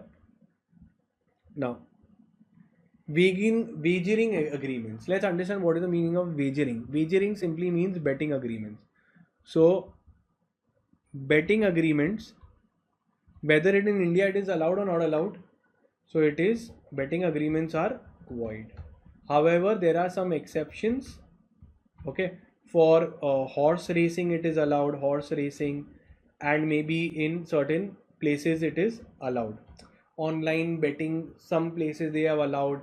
Goa on the water they have allowed. So all those things are there. But wagering agreements are void. This is about betting where there is a gain or loss, we don't know what will happen. Wagering agreements are void. Okay. Void agreement, they've given you examples of void agreements. Void agreements means what? They have never become a contract only. So with a minor, under a mistake, okay, you have done all these examples they've given you. When a contract becomes void, so when it is not enforceable or becomes void ab initio. Contingent contracts. So contingent contracts are conditional contract. What does it mean? That if you do something, then you will get it. So this is a contingent based on a condition. Based on condition. For example, if I tell you, let's say it is based on a condition. Let me give you an example that get 65%, then I'll buy a bike for you. So what is this? A example of a conditional contract. Quasi contracts. Quasi contracts are basically contracts which, okay, quasi contracts are partly contracts. Partly contracts. Let's understand. They do not fulfill all the conditions of contract, but still law has regarded them as legal. Okay, so this is there. Like for example, if a person is there of a finder of lost goods. Now if a person has found lost goods, it is by default we'll believe that he is a custodian of your goods and he should return it. So even though there is no contract, law puts a contract responsibility on him, that is your obligation to return the goods of whom it is there, or at least take effort. Then we come to another thing which is called as discharge or termination of contracts. Okay, termination of contract. So termination of contract could be in a good way, by performance and mutual consent. So happily it has happened. Second, sad is basically where it has been breached. Someone has violated the terms and conditions. And the last is lapse of time, operation law, impossibility. Time was lapsed by operation of law denied it, or subject matter died and became impossible to perform. So these are all, this is how it terminates. All different things. Discharge by impossibility. For example, the subject matter died. Example, the subject matter is destroyed. I was going to sell a horse and the horse only died. So now it is impossible to perform the contract. Breach of contract. So whenever there is a breach of the terms and conditions, so there is a violation of terms and conditions, it is called as breach of contract, and you can ask for remedy. Remedies can be given under law. Okay, these are the remedies which are there. First, you can, if someone has breached the contract, you can cancel the contract, you can sue for damages, you can ask for specific performance. Specific performance is asking the court to tell him to perform. File an injunction. Injunction is stopping him from going anywhere else, doing anything else. And sue for quantum merit. Mark it as very, very important MCQ. So quantum merit is, if a contract has been breached in between, pay for how much has been earned.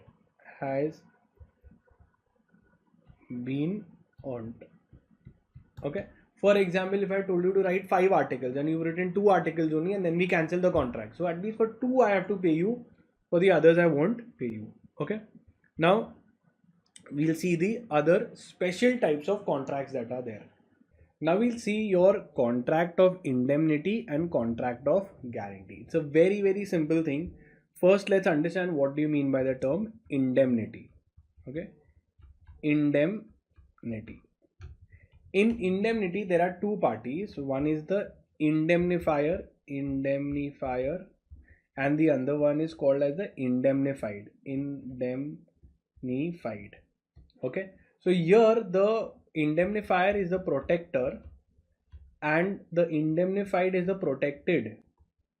Okay, so now an example of this example is an insurance contract.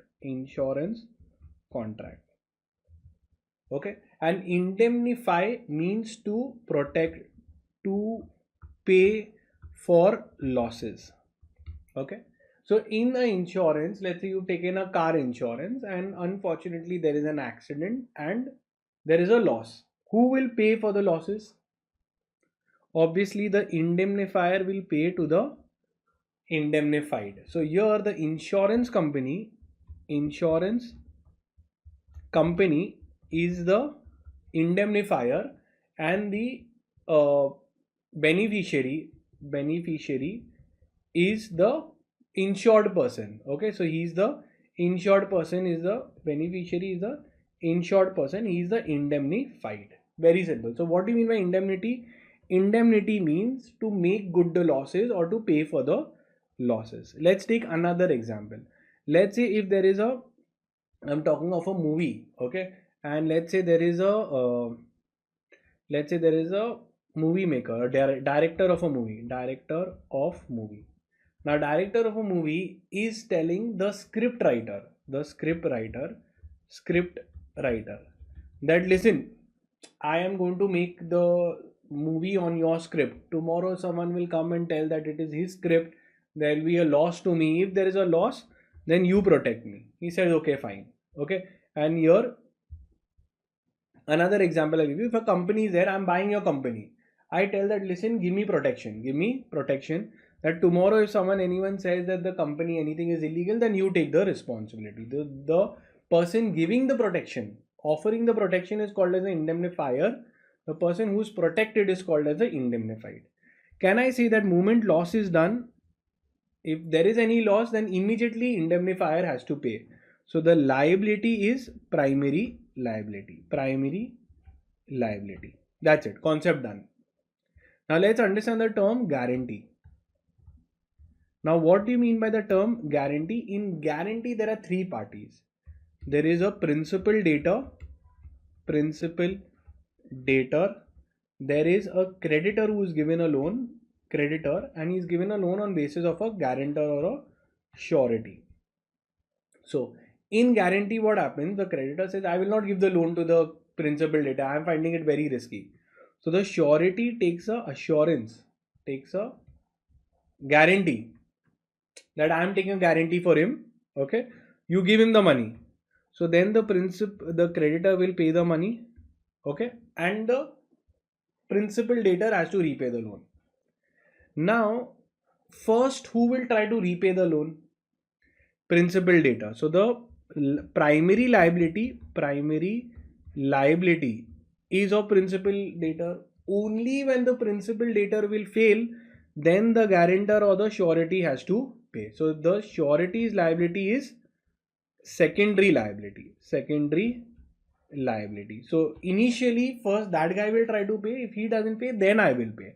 So a guarantee involves three parties. Okay, 1, 2, and the third party. Whereas in indemnity, two parties are there. In indemnity, liability of the indemnifier, protector, is primary. On loss he has to pay. In guarantee, it is a secondary liability. First the principal debtor will pay. If he doesn't pay, then I will have to pay. Simple little concept done. Let's see.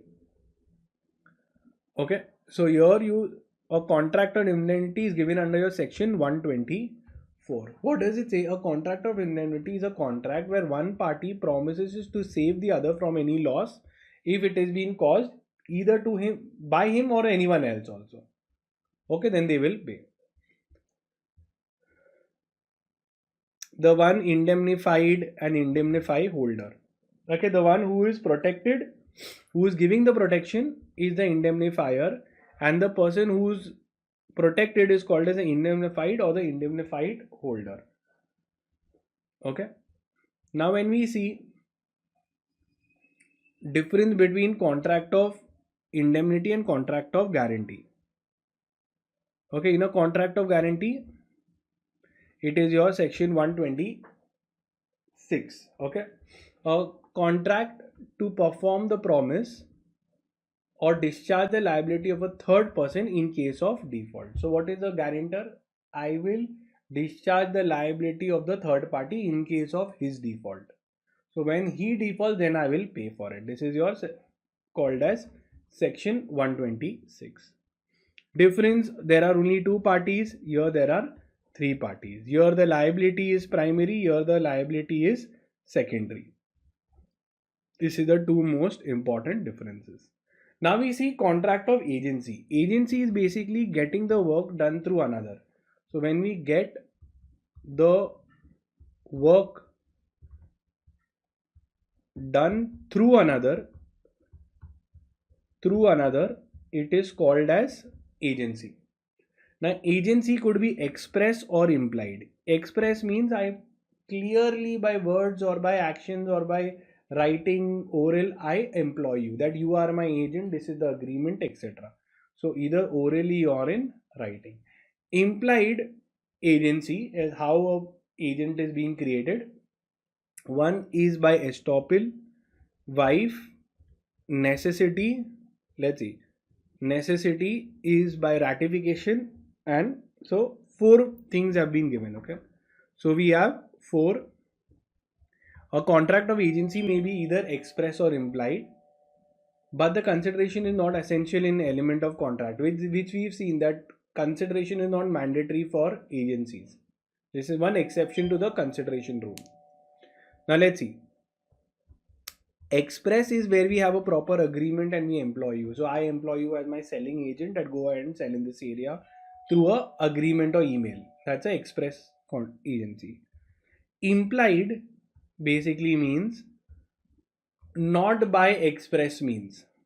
So one, let's take for example your estoppel. Estoppel means that you have been estopped from denying something that you earlier promised. So for example, if someone is, now from the word itself, stop, okay, what do you see? One word you understand, stop. So someone expressed himself that I am the agent, when in reality there was no such contract. So by default we will imply that it is there. For example, I am promoting a brand and saying that I am their brand ambassador, when in reality I am not. Tomorrow any liability is there, they can catch me. So in estoppel, for liabilities you can be caught. So estoppel arises from a person from not allowing to deny something which he has promised, that he was the agent and in reality he was not the agent, and tomorrow any loss comes he will be responsible. Okay, so you made everyone believe that you were the authorized agent, so then you can be held liable. Wife as agent. So again, very simple. The wife by default is considered to be the agent. You don't need any agreement for your wife. She can go for you, get the goods, etc. It is understood. They will say that I am the wife, give it to me. Done. Necessity. Now what happens is, there was an example of horses. Okay. Now a railway company was there. There were horses in it. Now for some reason, the horses, due to rain, we had to stop and we had to park. We have to keep them somewhere. Now the circus whose horses it was, they had put them in the train thinking that they will come, but due to rain it was stopped in the middle.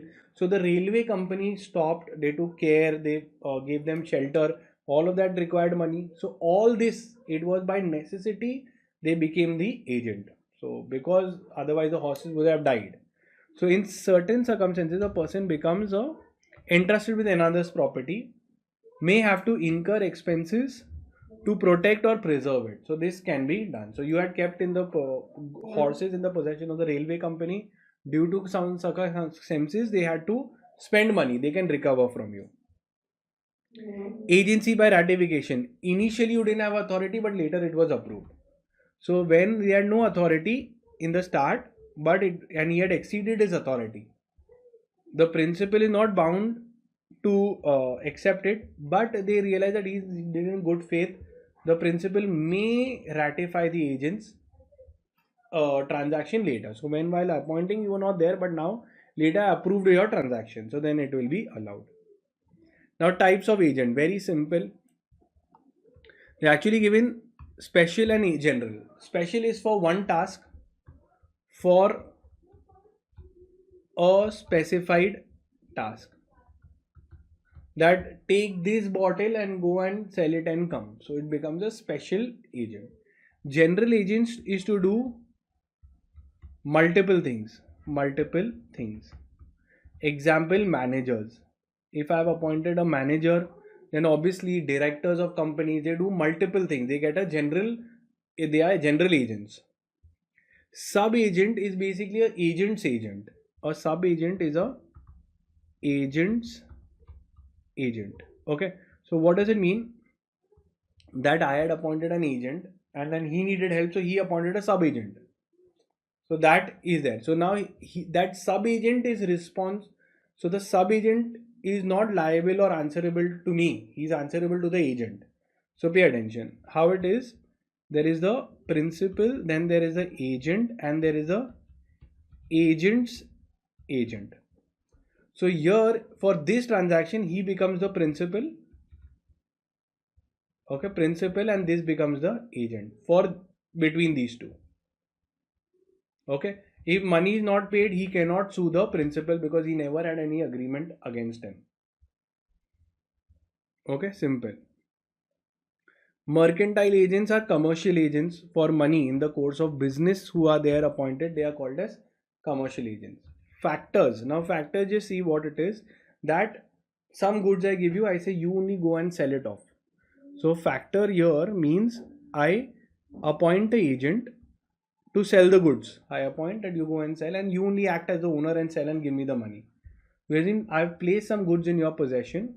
Okay, I contract you to buy for the principal, buy it for me. He then acts as the apparent owner and can sell them in his own name and receive the payment of the goods. So a factor is an agent who buys and sells goods on behalf of principal. Simple. So he not only sells but he also buys the goods for my thing that is there. So he can act as the owner only and he can do, but then ultimately he's doing it for me. Not necessarily everyone will know because he's purchasing only and acts as the apparent owner. So buys the goods for his principal also. Brokers, we know, brokers, they charge commission for goods, sale, etc. percentage that is there for the each sale that they make is called as a broker. Del Credi agent, very very important, has come in the past exam questions also.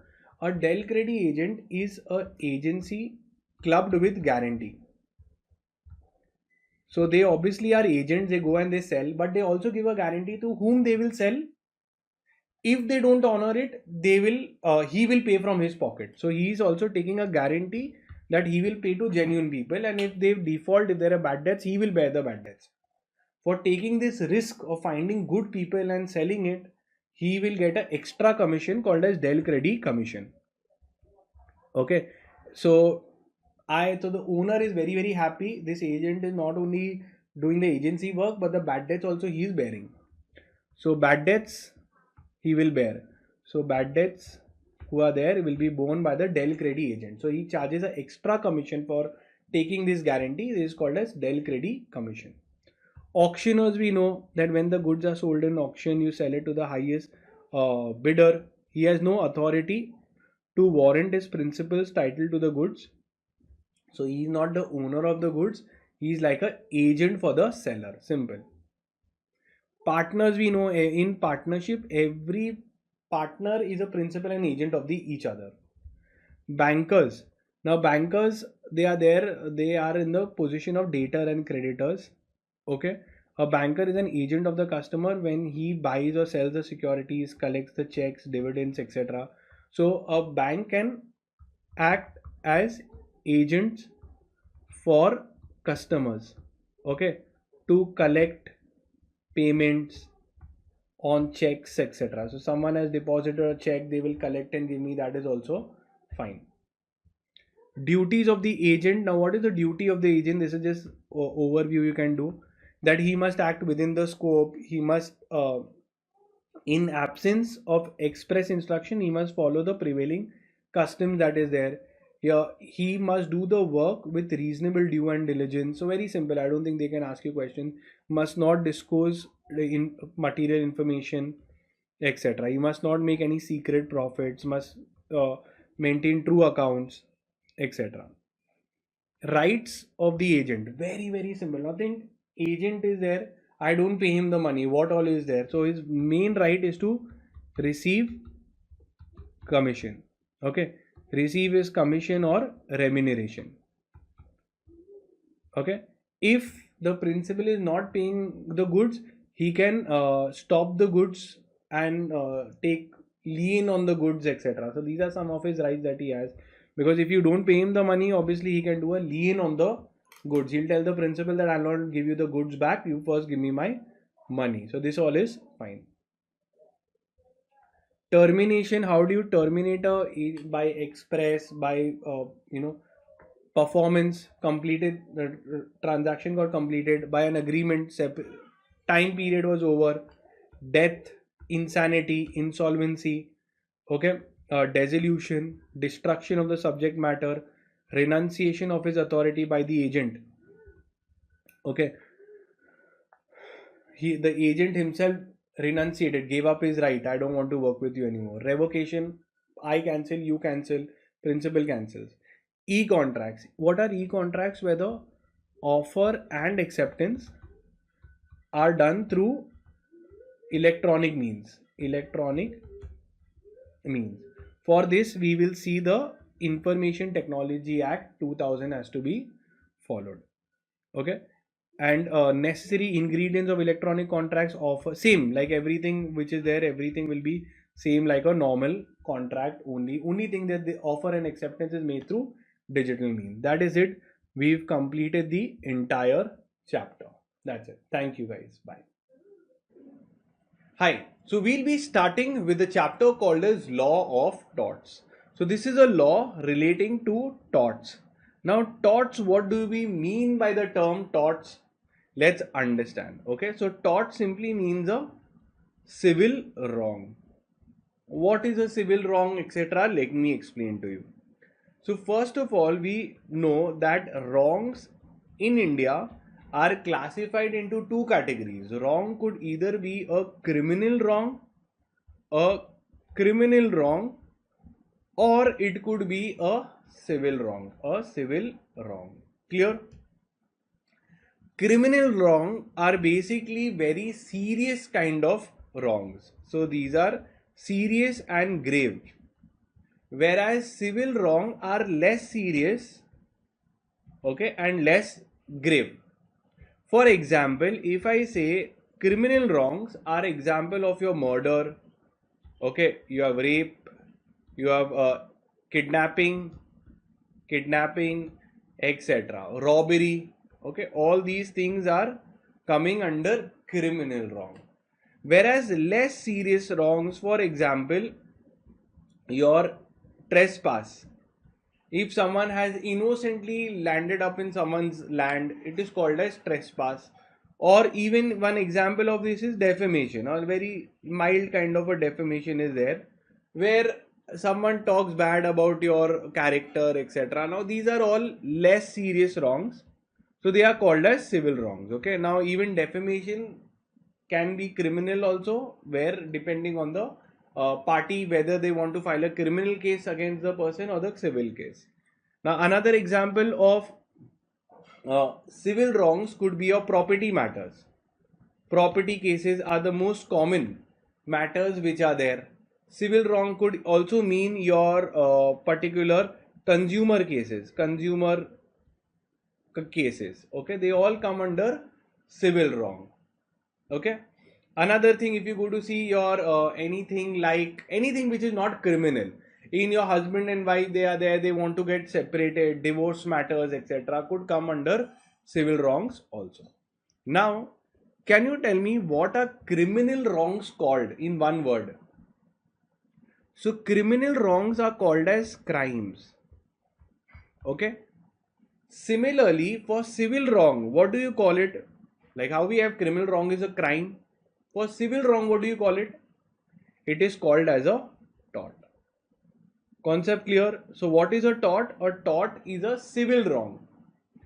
In criminal wrongs, what happens when the case is filed? The punishment punishment could be either imprisonment, that is jail, it could be fine, it could even be death or life imprisonment. Okay, this all is covered. Whereas in civil wrong, since it is less serious, the government also says that listen, the punishment what we will keep here, punishment will be simple little things. For example, if someone has done trespass, we will say you pay damages. Damages means monetary compensation, means pay monetary compensation. There is something called as a injunction also. Injunction is basically the court will order the person to not continue doing something. Okay. So for example, if there is I'll give you an example of a tort civil wrong where someone has made a duplicate product, duplicate goods are being sold. So here what happens, you can say that listen, the duplicate goods should not be allowed to be sold, it should be kept in the custody, and how much of a profit he has made, give it to me. So you can ask for an injunction stopping that person from doing. Okay, so this is the remedy that you get in a civil wrong. Is the concept of tort absolutely clear? So now you tell me, for torts, is very serious matters or less serious matters? Less serious matters. In tort, you can never ever get jail. Only court can order that pay him monetary compensation. Let's see. Now we will go into the history. How did the law of torts come, etc. Okay. So the tort, now for your MCQ, this is the most favorite. Okay. The MCQ point of view, this will be there. Okay. Important MCQ. All of this. So mark it with me. So the word tort is a French word. Okay. Which means in English it means wrong. So again, if they will ask you what does the word tort originate from where does the word tort come, it is a French word. Remember some famous things of French. What is French really famous for? A French fries. Yes or no? French fries. So remember like that, it is a tort is a French word symbol, and that French word is derived from a Latin word. Okay, the word tort is derived from a Latin word which means totem. Very, very important from the exam point of view, MCQ. So what it is, let's see. The word tort,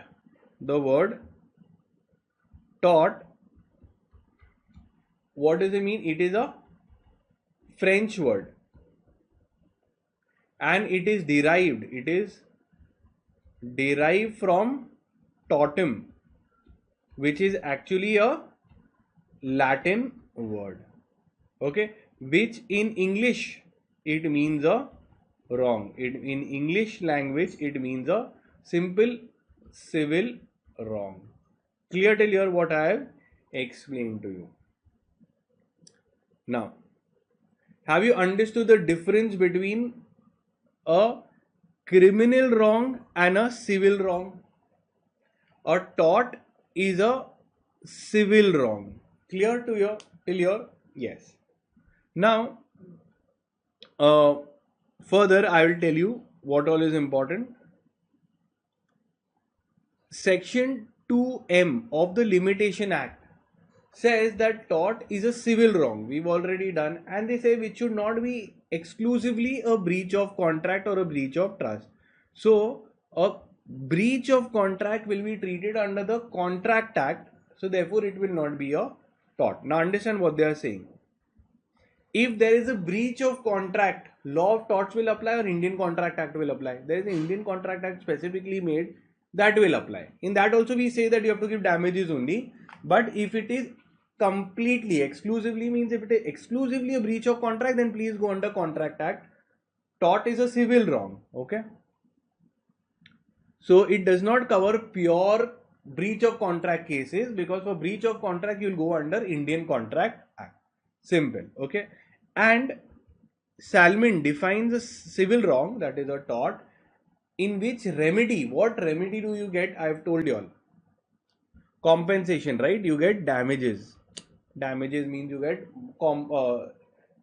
damages will be paid, and it should not be exclusively a breach of contract because it will be covered under Indian Contract Act.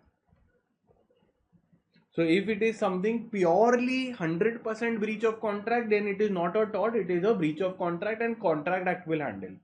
Everything else which is not a criminal wrong will be a tort.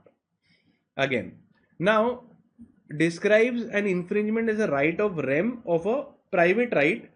Okay, now I'll explain again.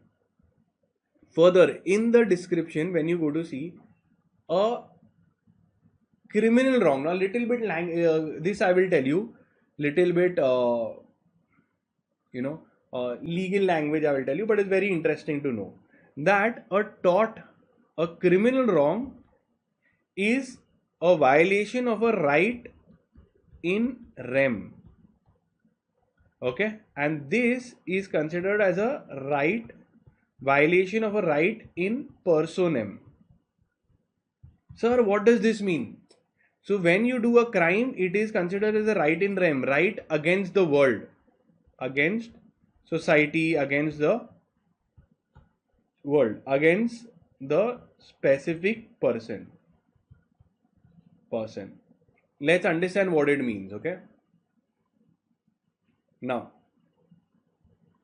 right in rem means what? If there is, example, a murder, so who will take action? It is against the society. So the state government takes action. Always the state government will take action. Okay, the government takes action.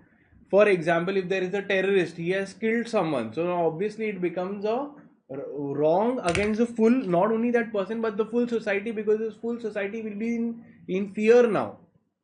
So it is considered that when you have done a crime, you have violated everybody's right. Okay, and that is why the state will take action. So when you see police will come, police is funded by whom? Funded by the government. They will come, they will arrest you, and they will take you.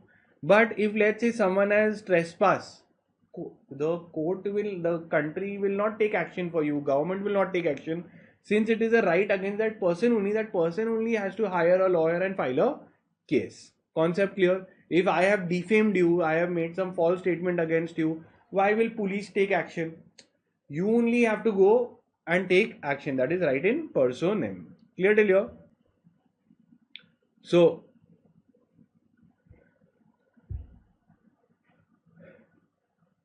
okay, so here in phrases describes it as a right in rem of a private individual, okay, which is actually called as right in personam. Again, then moving forward, general conditions for liability of a tort. Very, very simple. Now, how I can identify whether a tort, a civil wrong has happened? How I can identify that a civil wrong has happened? So conditions are there. Conditions for a tort or a civil wrong. So very simple. They've given you a few conditions. Let's see. And one very important MCQ that they can ask you, that the defendant, the person who does the tort, is called as the tortfeasor. Okay, so how we have the person who does crime. What is he called? If a person has done a crime, what we will call him? Quickly, what do you call a person who has done a crime? You will call him as a criminal, okay? And if a person who has done a tort, a person who does a tort, what do you call him? You call him a tortfeasor. What do you call him? A tortfeasor.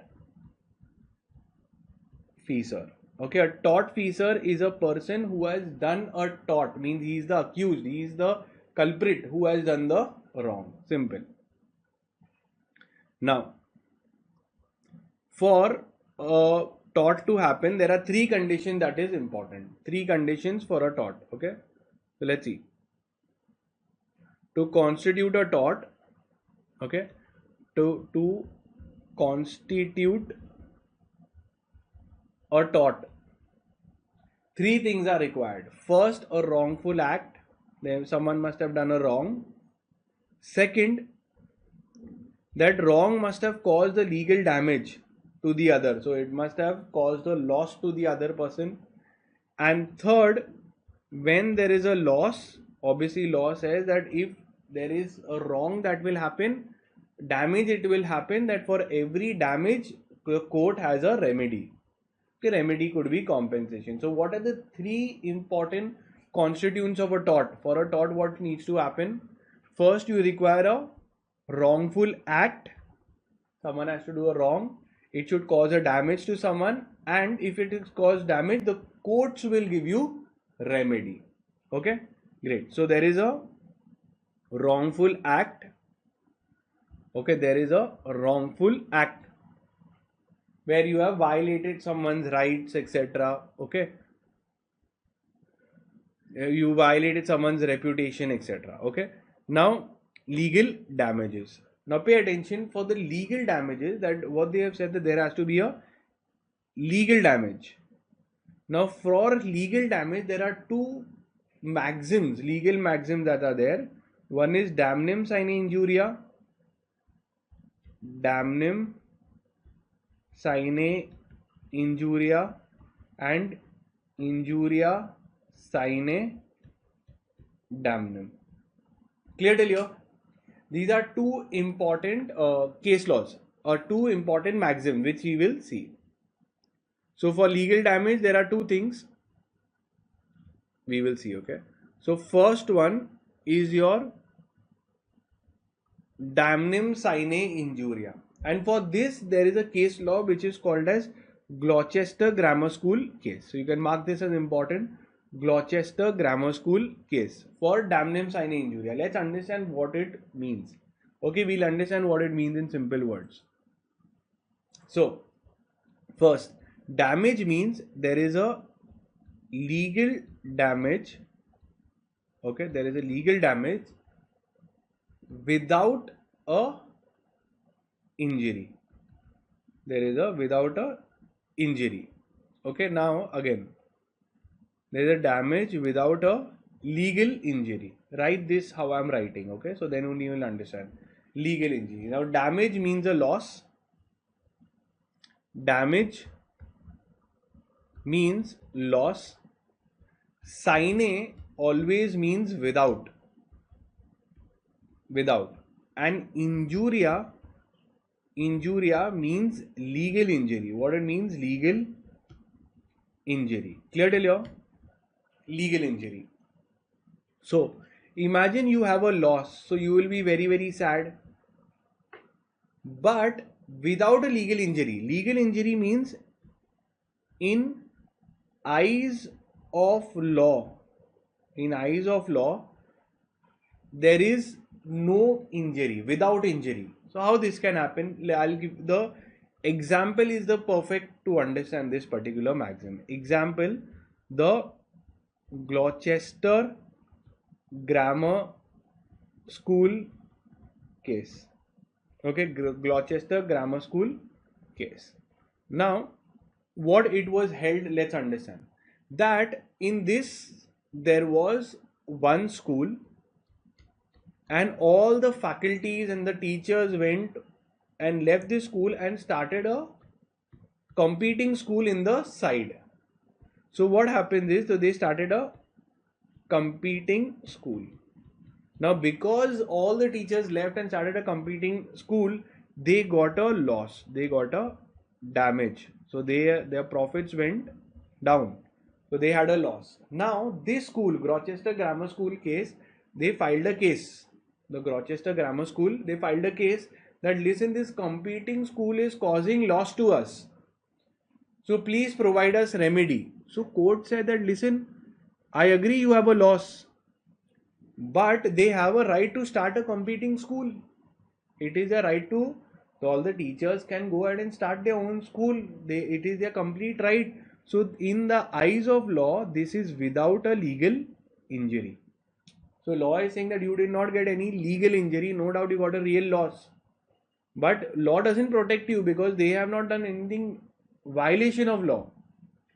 They have done within their right. So damage sine injuria, damnum sine injuria, this is not actionable in court. These are not actionable in court.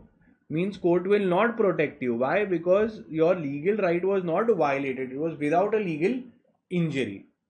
Okay. So let's see. Your damnum means damage. You got a real damage. Okay. Loss. Okay. And injuria means infringement of a legal right.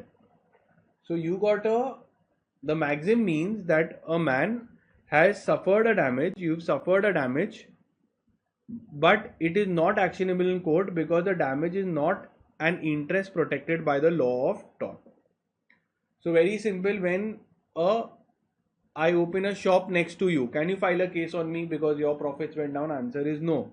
You may lose customers and your profits may fall, but you cannot be sued because you were exercising your legal right. This was held in Rochester Grammar School case. Concept clear? So what is damnum sine injuria?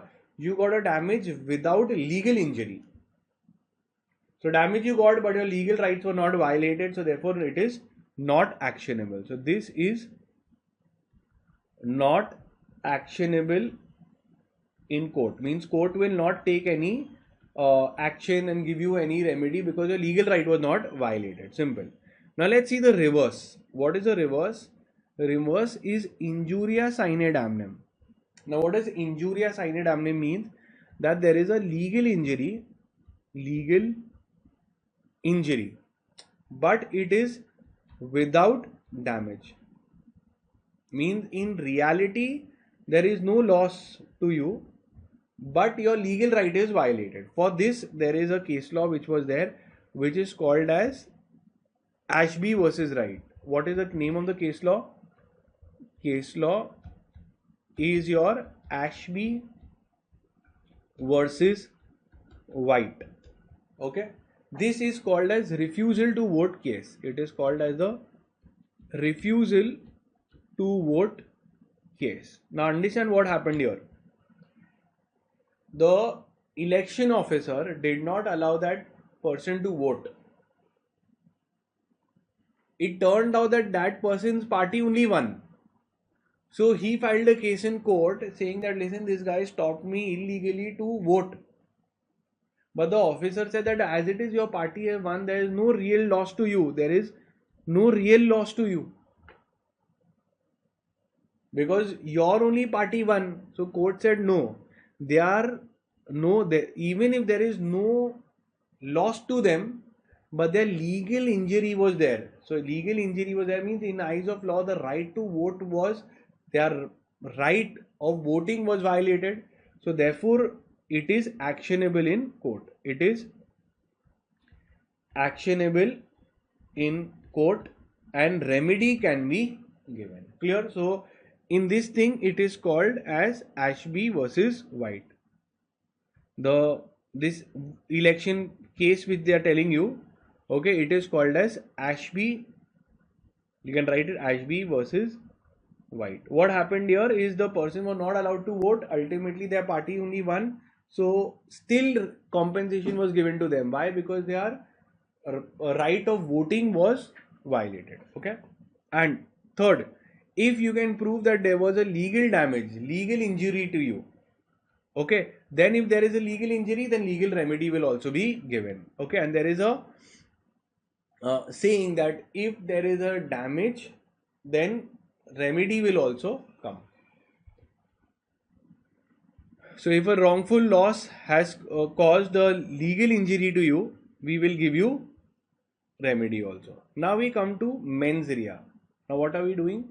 Mens rea. So till now we did torts, from where it had come, and then we had seen the constitutions of tort. In tort, what all is there? The three ingredients are there: legal, first of all, there has to be a wrongful act. It should cause a legal damage to you. And in legal damage, there were two maxims. And third, if there is a legal damage, there will be a legal remedy to you. Now we will see what is mens rea. Mens rea is very famously called as guilty mind.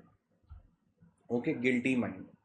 Now, guilty mind is mandatory in criminal cases. It is mandatory in criminal cases, but not in civil cases. In civil case, for example, a negligence. You had appointed me to take care of your child. Unfortunately, I was negligent and the baby fell down and got injury. Now, in this case, I had no intention to hurt the baby, but still compensation will be given. Okay. So, how far a guilty mind is required in liability of tort? So, the general principle lies in the maxim actis non facet mens rea, where it says that the act itself creates no guilt in absence of a guilty mind. Okay, actis non facet. So, moment you see the word mens rea, you should know that it is related to mens rea, the case law. Moment you see these words mens rea in the particular maxim, you should know it is related to mens rea. It means that the act itself doesn't create any guilt in absence of a guilty mind. For example, what are they trying to say? That if you didn't have the intention, you cannot be criminally prosecuted. So no intention is equal to no crime. No crime. Clear till here, that is what the mens rea principle say.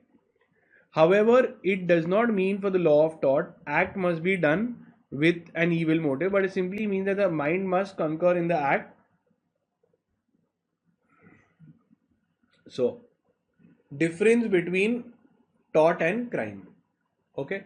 Now, first we see mens rea is not necessary in torts. Okay. So, suppose if I had done a trespass, I did not know I am standing on your land, still compensation can be asked to be given. Okay.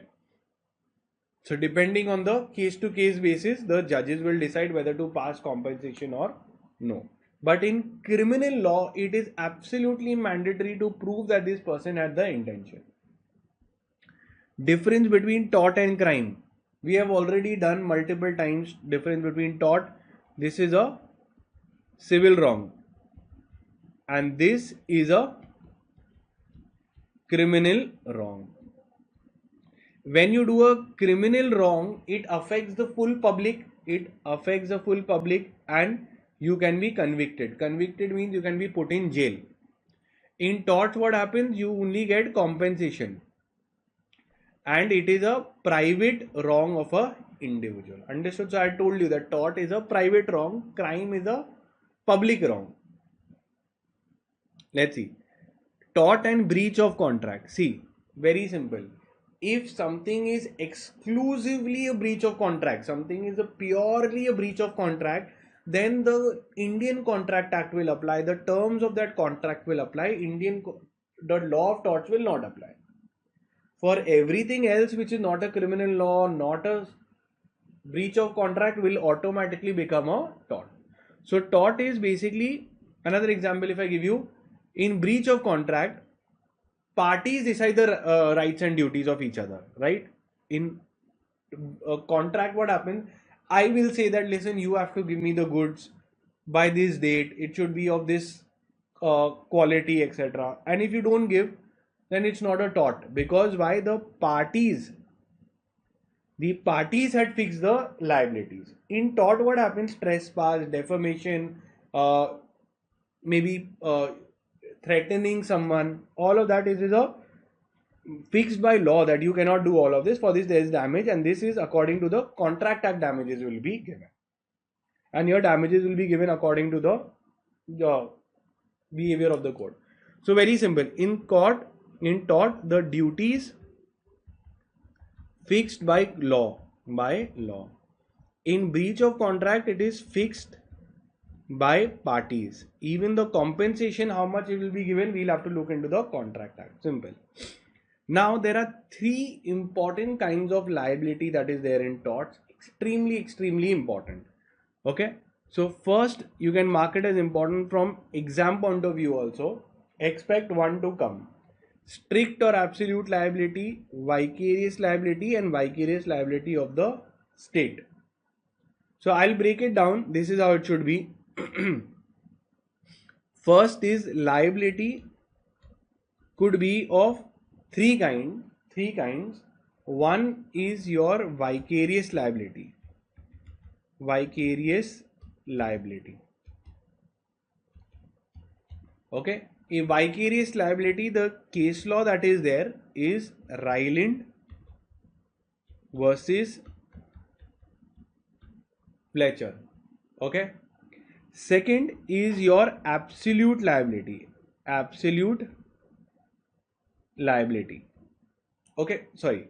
So just make a correction. This is your strict liability. Strict liability is the case law is your Ryland versus Fletcher. In absolute liability, you have, it's an Indian case where you have MC Vetta versus Union of India. Okay, Union of India. Union of India. And the third one is your vicarious liability. Vicarious liability. Okay, this doesn't have a case law, but it is basically considered to be a master servant relationship where you are going to be liable for fault of another. Okay, example: parent child, parent and child. Okay, now let's understand. In strict liability, what happens, that it is said that three things are there: that anyone who gets a dangerous thing, anyone who brings any dangerous thing, and that dangerous thing causes loss, then, and it causes loss, then the person who brought the dangerous thing will be liable, strictly liable, to pay for compensation to whoever it is there. Okay, and there are few exceptions also. There are few exceptions to the rule, exceptions as well, that in which cases the person will not be held liable. Okay, so in strict liability, what happens, anyone who gets any dangerous substance or thing will be held personally liable and he will only have to pay. However, there are some exceptions where he will not be liable to pay. Finish. In absolute liability, it is same as strict liability, only exceptions are removed. So it is also called as no exception rule. It is called as no exception rule. Means if you get a dangerous substance and thing, you will be liable, absolutely liable, no exceptions are there, you cannot claim any kind of defense at all. Okay, and third, if a child does a mistake, the parent will be held liable. If the agent does the mistake, the principal will be held liable. Okay, if one partner does mistake, the other partner can also be liable. This is called as vicarious liability. Okay, so now let's understand. So this is very important, very important. Again, we'll just do a recap. Strict liability is anyone who gets any dangerous substance or thing and that causes loss, they will be completely liable to pay for the damage. Only if there are some exceptions, if I'm falling in the exception, then I don't have to pay. Like maybe act of God, earthquake, etc. But in absolute liability, in MC Mehta versus Union of India, they have removed the exception and they say strict liability will be applied without the exception. This is called as absolute liability. And vicarious liability is, so, I have appointed an agent, I have appointed a driver, driver did an accident, I will be held responsible. So we are being held liable for the fault of another. Concept clear? Yes or no? Now let's see each one. I'll make you mark also and be very simple. First, strict liability is different, absolute liability is different. Strict liability is basically with exceptions, absolute liability is without exception. That's all. Okay, so what does it say? That in Ryland versus Fletcher, so this comes directly in Ryland versus Fletcher case. Okay, very, very important. Now I'll tell you what happened in the case also. I'll tell you what happened in the case. This is the full case that they have given you, facts of the case. Okay, here it says that Ryland, what happened is, this was his house. Okay, and this guy built an entire reservoir. Reservoir was built out here, okay, by his neighbor, by the neighbor. Now this neighbor had appointed an independent contractor. He had appointed a contractor, basically independent contractor. This independent contractor did not see that there was a hole here. He had just put some wood in his staff, put some wooden shafts. He just put some wooden planks out here, and the water from here came out, and it destroyed entire. It destroyed the house, destroyed his house. Now he asked for compensation. That listen, you bought this dangerous reservoir, you made it. Okay, that has caused me loss.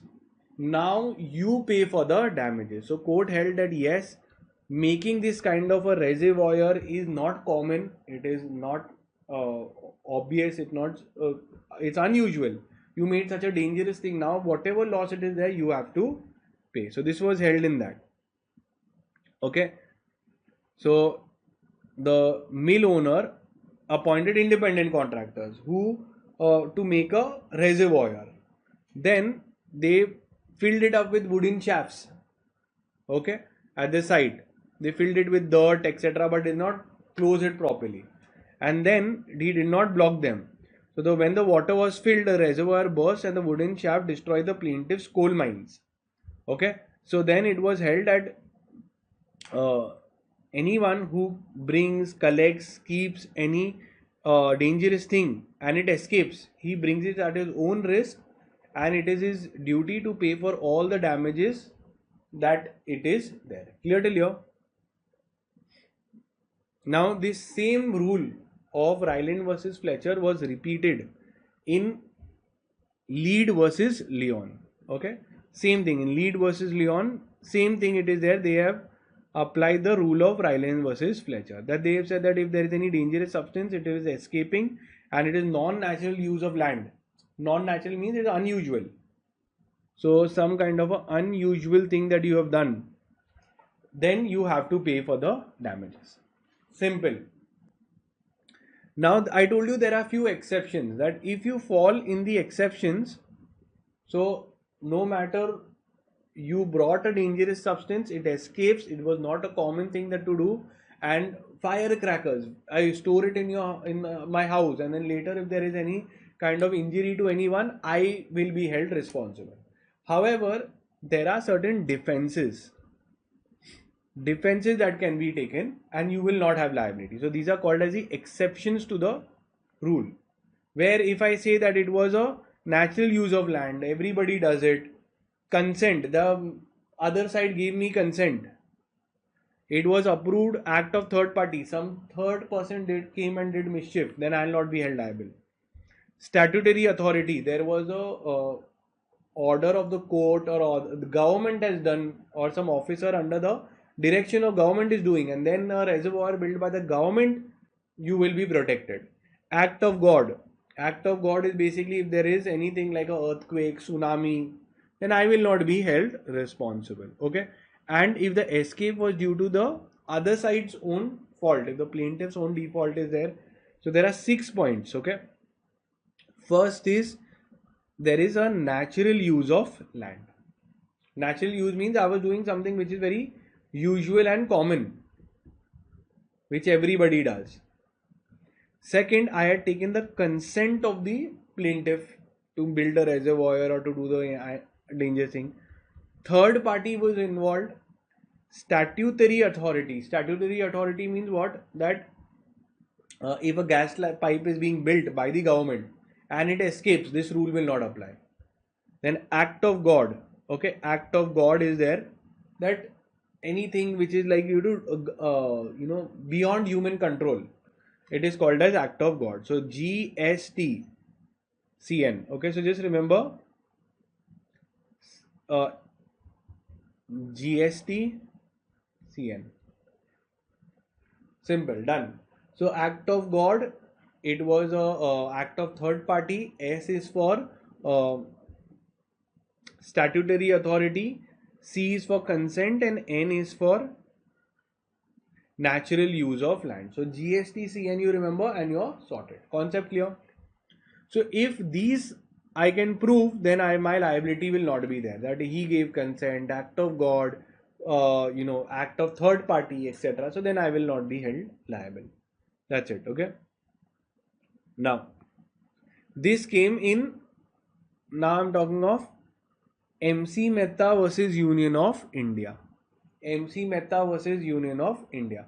This was said that anyone in India, if they are dealing with any dangerous substance, animal industry, so the rule that was laid down was called as absolute liability. Absolute liability, also called as above whatever exceptions are there, it is called as no exception rule. No exception rule. What does it mean? That in India, in MC Mehta versus Union of India, what they said that listen, that is a foreign case, Ryland versus Fletcher. For Indian scenario, we can tweak it a little bit, we can modify it a little bit, that we will apply the full Ryland versus principle. We'll just remove the exceptions so that we make the industries and companies completely responsible. That even a third party comes, even act of God is there, even consent is taken, you cannot claim exemption. You have to ensure safety. Because what happened, this was happened in oleum gas leak, then Bhopal gas tragedy. So the Bhopal gas tragedy was there. Okay, so many people died. Then from there, the oleum gas leak was there. Oleum gas leak was there. So many people were dying. So case was filed in the Supreme Court. Okay, MC Mehta versus Union of India. It was a Supreme Court judgment. That listen, every time these leaks are happening, they are all saying, asking under the defense, you make a law for India where if anyone is dealing, if anyone is any enterprise is dealing any hazardous or dangerous substance which has the potential of health and safety of all the people around. You see the Bhopal gas study, there was a particular series also. So many, the full area people died in Bhopal. So many people because the gas leaked to such a great extent. Okay, all of this. So the Supreme Court intended that this Ryland versus Fletcher will not be used in India. We need to remove the exceptions. Okay. Now we see the third kind of liability. Third kind of liability is called as vicarious liability. What does vicarious liability mean? That you will be held liable. You are held liable for fault of another. For another person's fault, you will be held liable. Let's understand. So if the employee does wrong, employer will be held liable. If the servant does wrong, master will be held liable. If the agent does wrong, principal will be held liable. If one partner does wrong, the other partners can also be held liable. So this is what they have given.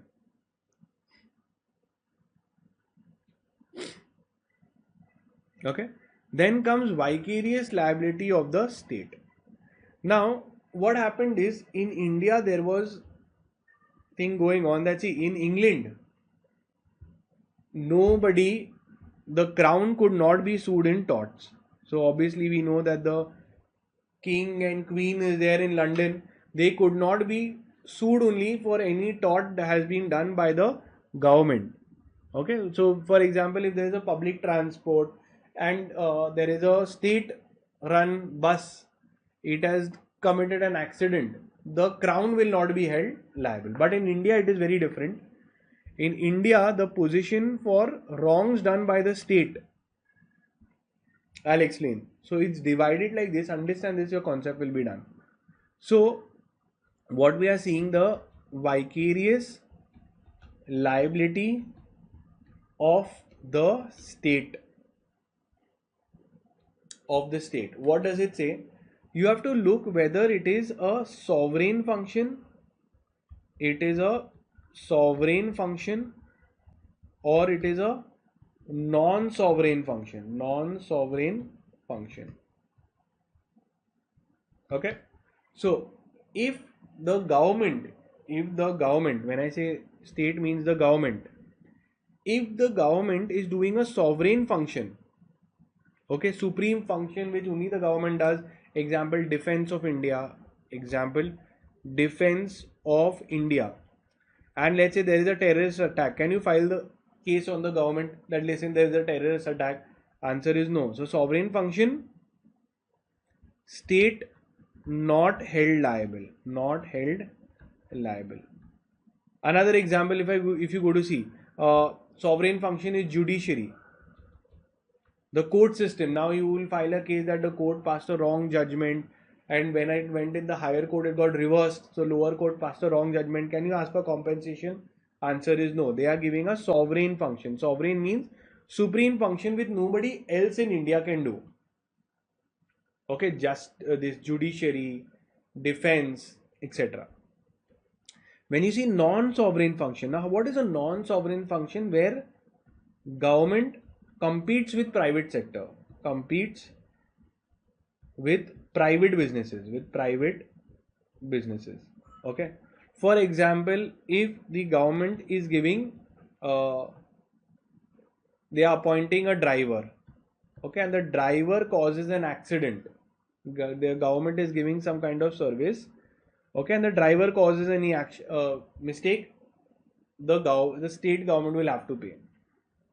Second, if you see non-sovereign, whether you're competing with the private businesses, let's say postal services, so there is some negligence in the postal services, then you can recover the money from the government also. Okay, so many times wrong done by the officers, the government, you can claim money from them.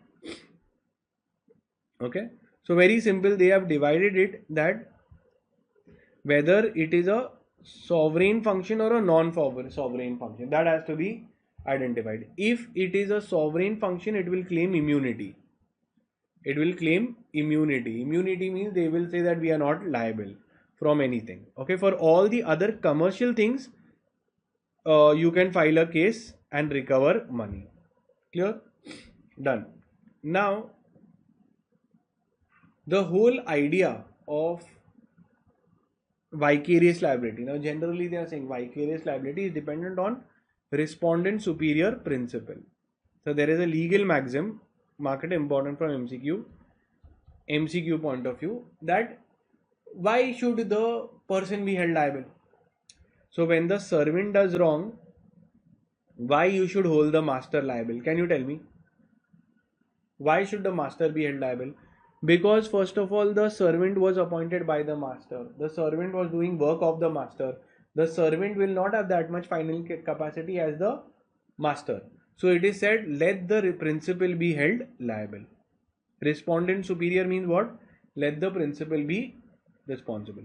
Second, quesit fe luminis facet per se means he who does the act through another does it himself. So these are the principles or idea of vicarious liability. Why should the other person be held liable? Because let the superior be held responsible. Other, if one who does the work through another does it himself. So this is what it means. And third is socialization of compensation. Now obviously compensation, who will be able to pay? Employee will be able to pay better, or employer? Employer. So that is why it is there. Okay. Similar thing is what held in Article 300 also of the Constitution, that the government may be sued by the union or the state government. So government can be sued. Secondly, that the government of India may sue us be respect of cases. So again, let me see. So just remember the same thing what I have said is what it is there in the simple words. That's all. And just remember Article 300 says that. Now come to this types of torts. Different kinds of torts that are there. Very, very important. They can ask you in MCQ. Very, very important. They can ask you in MCQ. Okay. First, what do you mean by the term battery? Battery is a application of force without lawful justification. So simple line is, what do you mean by battery? Battery is application of force without lawful justification. Okay, so you have actually punched someone, hit someone, slapped someone, that is called as battery. So in battery there are two things: there is use of force and it is without lawful justification. Simple. In assault, what happens? You don't use force, you just give a apprehension that you will use force. You only give a feeling that you will use force. For example, just one tight slap I'll give you. So it is a threat basically, not a real force. So in assault there is no force used.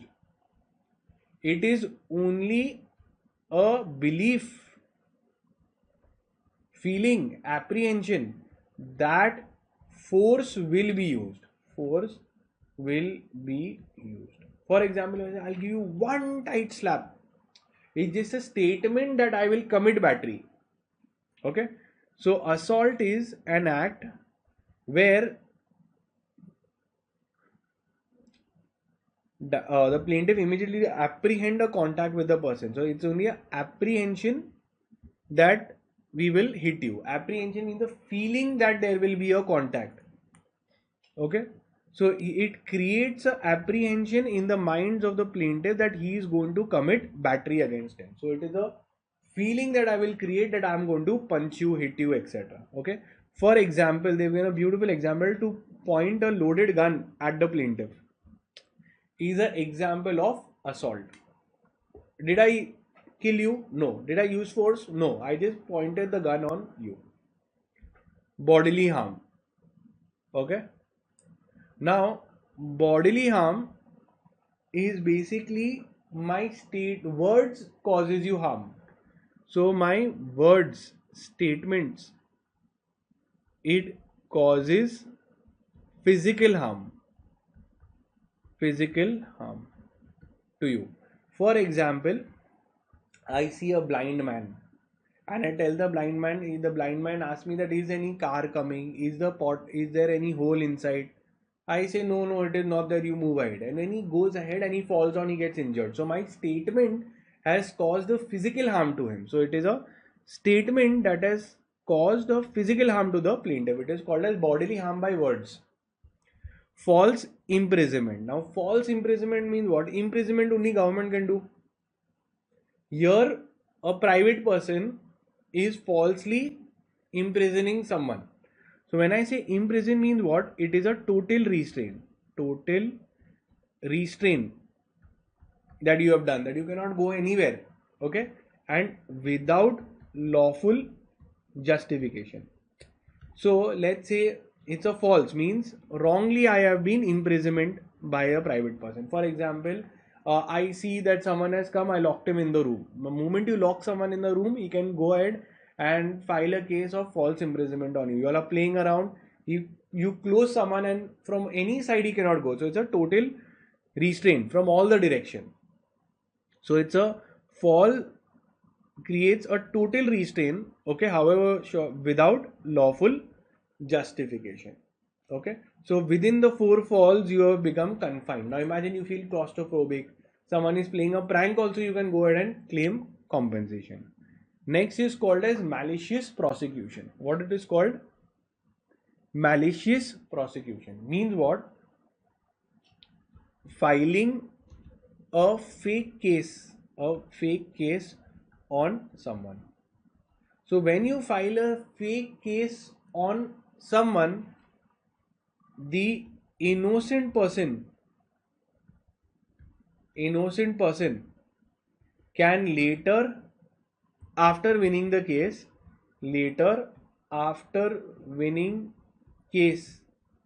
can file for compensation. Okay, means what? For example, I'm saying that Mr. A is there. Okay, he goes to Mr. B. Mr. A is there. He goes to Mr. B. What does he tell? He says that listen, he files fake case on Mr. B. Now, because of this, Mr. B's reputation got damaged. Reputation got damaged. Okay, so he became very sad. Mr. B became very sad that a fake case has been put on me. Now, later when Mr. B wins the case, he has a power to go and file a case on Mr. A, and he'll file case of malicious prosecution and claim compensation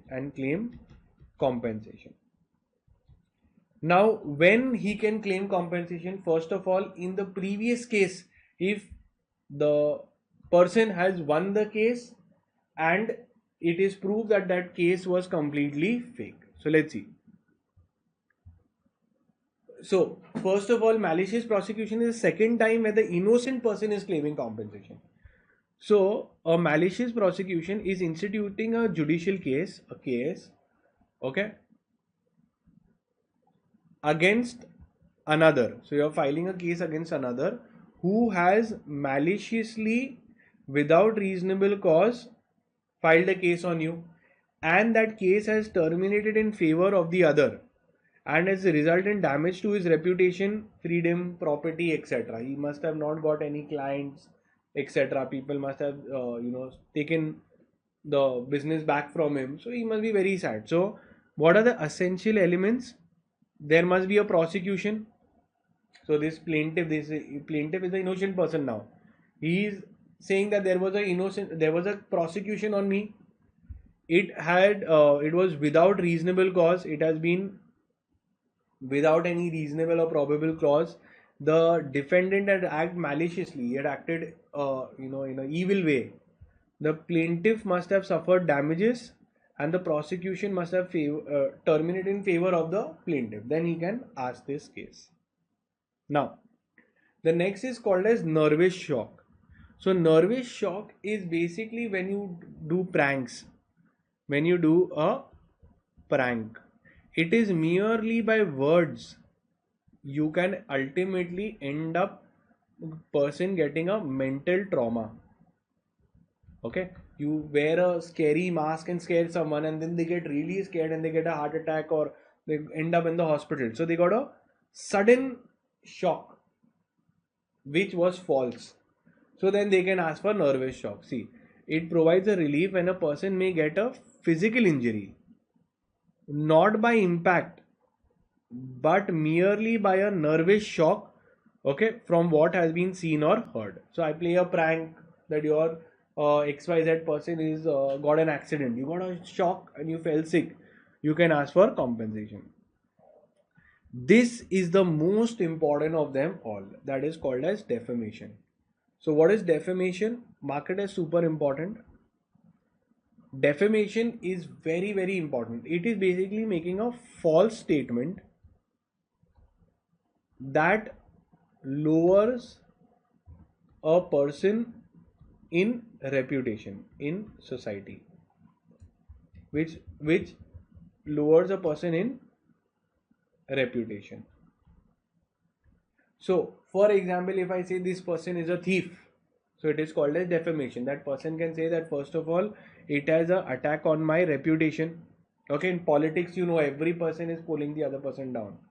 Okay, so defamation is a publication of a statement which lowers a person in the minds of society. Now this is most important, that it could be classified in two categories: libel and slander. Okay, so very important from MCQ point of view. What is libel and slander? So I'll explain. So defamation could be of two kinds. One is libel and the other one is slander. Okay, slander is by words, by mere words. So basically I say he's a thief and there's no documentary proof, there's no real strong proof. Whereas in libel, what happens, there is some permanent form, permanent storage or record of it. There is a permanent record that is available of the defamation. For example, if there is a article that has been, if there is a news article, okay, there is a permanent, there is a photo, there is a video, or there is any text available online, there is any blog that has been written which you can identify, see it is clearly there. So obviously libel are easier to prove in court. Why? Because there is a permanent form, it is there in some form. This is merely by words. Tomorrow I say I did not say. Now to prove it is very difficult. So slander is by words. In libel, I make a cartoon, for example. You make a cartoon of someone and publish it in the newspaper. So it becomes a libel. Okay. Let's see what is the difference. Very, very important. So libel is a representation made in some permanent form, written images, caricatures, films, etc. Slander is basically a publication of any defamatory statement in a transient form, in a temporary form. Transient means what? A temporary form. You make a false statement. Okay, so then it will come. In India, obviously, this defamation party has, whether he wants to go and file a civil case or he wants to file a criminal case, it is up to them. If he wants to file a criminal case, then under section 2 or 499 of the IPC, which is now repealed, but it was there in that case. Okay, remedies of tort, remedies in tort. So judicial remedies. So remedies could be, what all remedies you can ask. Again, very, very important, very, very important from exam point of view, the MCQ. So first thing they will ask is damages, compensation, money. Second, you can ask the person, injunction is to court is, it is, injunction is order of court, asking a person, okay, asking or order of court on a person to do or not to do something. Do this or don't do that. It is a injunction, is a order of court. Court will say that do not publish this article, or they will tell you do this, rectify this, etc. So injunction is basically an order of the court telling a party that you do this or you don't do this. So that also you can tell. So if someone is harassing me, I can tell the court that you please order him not to harass me. And the third one is restitution of property, that is restoring the property back to you, is to restore the property. When I say restore the property means what? If someone had any goods of yours, they will say give it back to me. Simple. You claim the goods back. Now this all are called as judicial remedies. What are they called as? Judicial remedies. That means it is a remedy by court. It is a remedy by court. The next type of remedies which are there, which is called as extrajudicial remedies. So these remedies you get outside the court by yourself. So you get a remedy not by court but by own self. So how can you get? Obviously, if someone is trying to hit you, you do self-defense. Is a type where court is not coming, you are defending yourself. If someone is trying to do a trespass, you stop them from trespassing, entering into your land. If someone enters in your land, you can go back in your land and remove him. Recaption of the goods means, as we saw, you can take possession of your goods. So recaption means take possession of goods back. So if someone has your goods, you can go ahead and take it and say it's my mobile or it's my device, etc. Abatement of nuisance. So if there is a nuisance, you will try to abate the nuisance yourself. Maybe you can stop the nuisance. For example, someone is using loudspeakers. If someone is using loudspeakers, so you can go and tell them to yourself to turn off the volume or reduce the volume. And distress damage feasant. What does it mean, distress damage feasant? That if there is any, it sounds very complicated, it's very simple, that you can, if any animal, cattle, has come and unlawfully on your land damaged your grass, your crops, you can detain the animal till compensation is given, compensation received. Okay, so you can detain until the compensation is paid for the damage. So you will detain the animal until it is there. So for example, this I'm talking a village point of view. In village is there, your cattle came and ate my crops. So now I have had a loss of 10,000. I will keep this cattle till you pay me 10,000. Okay, or I'll make this cattle work till I recover my 10,000 rupees. So that is it. These are all the remedies which you can get it yourself. Okay, and with this we've completed the entire chapter called as Law of Torts. Thank you.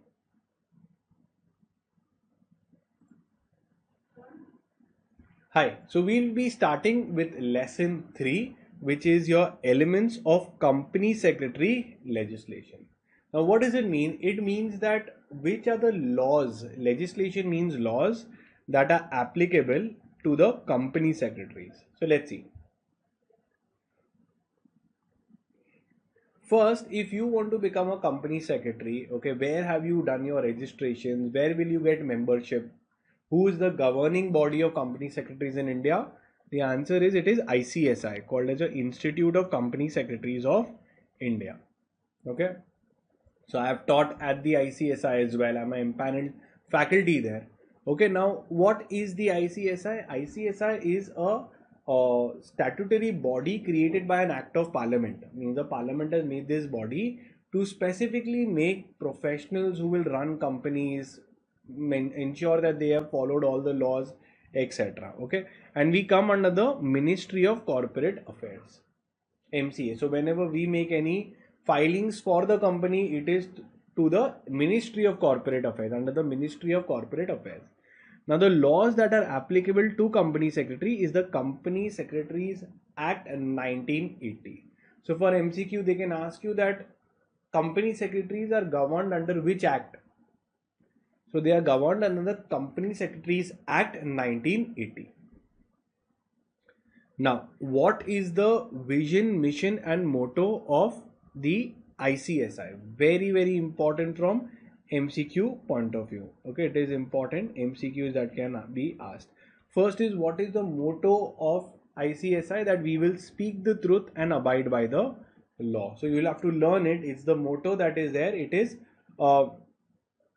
speak the truth and abide by the law. Vision is basically to become a global leader and promote good corporate governance. So we want to become, we have a vision that we will become a global leader in promoting good corporate governance. Now when I say good corporate governance means what? That the companies are governed in a very good manner, in a nice ethical manner, and at the same time also we are generating profits. The mission is basically to mission always answers how. Okay, how you're going to do it. Vision always answers what. Okay, what you want to be. So what we want to become? We want to become a global leader in promoting good corporate governance. We want to become a global leader in promoting good corporate governance. How we will do it? By making extremely good company secretaries like you and me. So by developing high caliber professionals who are knowing how to do corporate governance. Okay, and our motto is a theme or the principles that we are going to follow. Truth, and we will abide by the laws. Now, what are the core values of any professional course? In any professional course, what are the core values? Okay, values means your beliefs, okay, that you will be following. So ICSI and its members, we believe that there will be integrity, core values. Okay, integrity means trustworthiness is there. Ethics, we will be following principles, values, mannerisms, Reliability, people can be trustworthy, people can rely on us. Ownership, ownership means what? We will take responsibility, we'll own up to the thing that we will maintain the company, and we will think from the not the shareholders point of view but the stakeholders point of view. One, two, three, four, 5 points are there. Now stakeholder centric means what? Shareholders are only those who have invested in the company, but if you see, not only the shareholders but also your employees, also your suppliers, also your customers, also the government, collectively all of them are called as stakeholders. So let's see each one. Integrity. Okay, so first thing is integrity. Now what do you mean by the term integrity? Integrity is derived from the Latin word integer. Now integer means a whole or complete. So from a person point of view, see, integers are minus points are also taken, 0 is also taken, and 1 is also taken. Okay, it includes all your natural numbers also. So in integers we mean that it is complete. So similarly, integrity means a person should have a complete personality, should have a member should be guided by the core principles where they follow all the particular high standards. Okay, it comprises of having a wholesomeness of character. So it should be a perfect, that is complete character, okay, of profession. Next, what does ethics means? Now when we saw the second thing, these are the core values that is there: integrity, ethics. Ethics comes from the Greek word, it comes from the Greek word ethos. Ethos means a character. Okay, so our characters, mannerisms, customs that we follow should be very, very good. So it's the do's and the don'ts. Ethics means possessing a sense of what is right, what is wrong. For example, tell me one thing: talking loudly in a silent zone, it is good manners or bad manners? Bad manners. Okay. Similarly, you are eating, going out, and you eat with both your hands, and in a very unprofessional. There are some dining etiquettes you have to follow. So these are all called as ethics that you need to follow. Okay. So next is your being stakeholder centric. Stakeholder centric means what? This is your shareholders. If I also think of my customers, if I also think of my suppliers, if I also think of my other people who are not necessarily shareholders but they are all having a stake in the company, like the government, how do they determine who is a stakeholder? If today the company shut down, who all will be affected? Employees will be affected. So collectively we have to think from the everybody's point of view.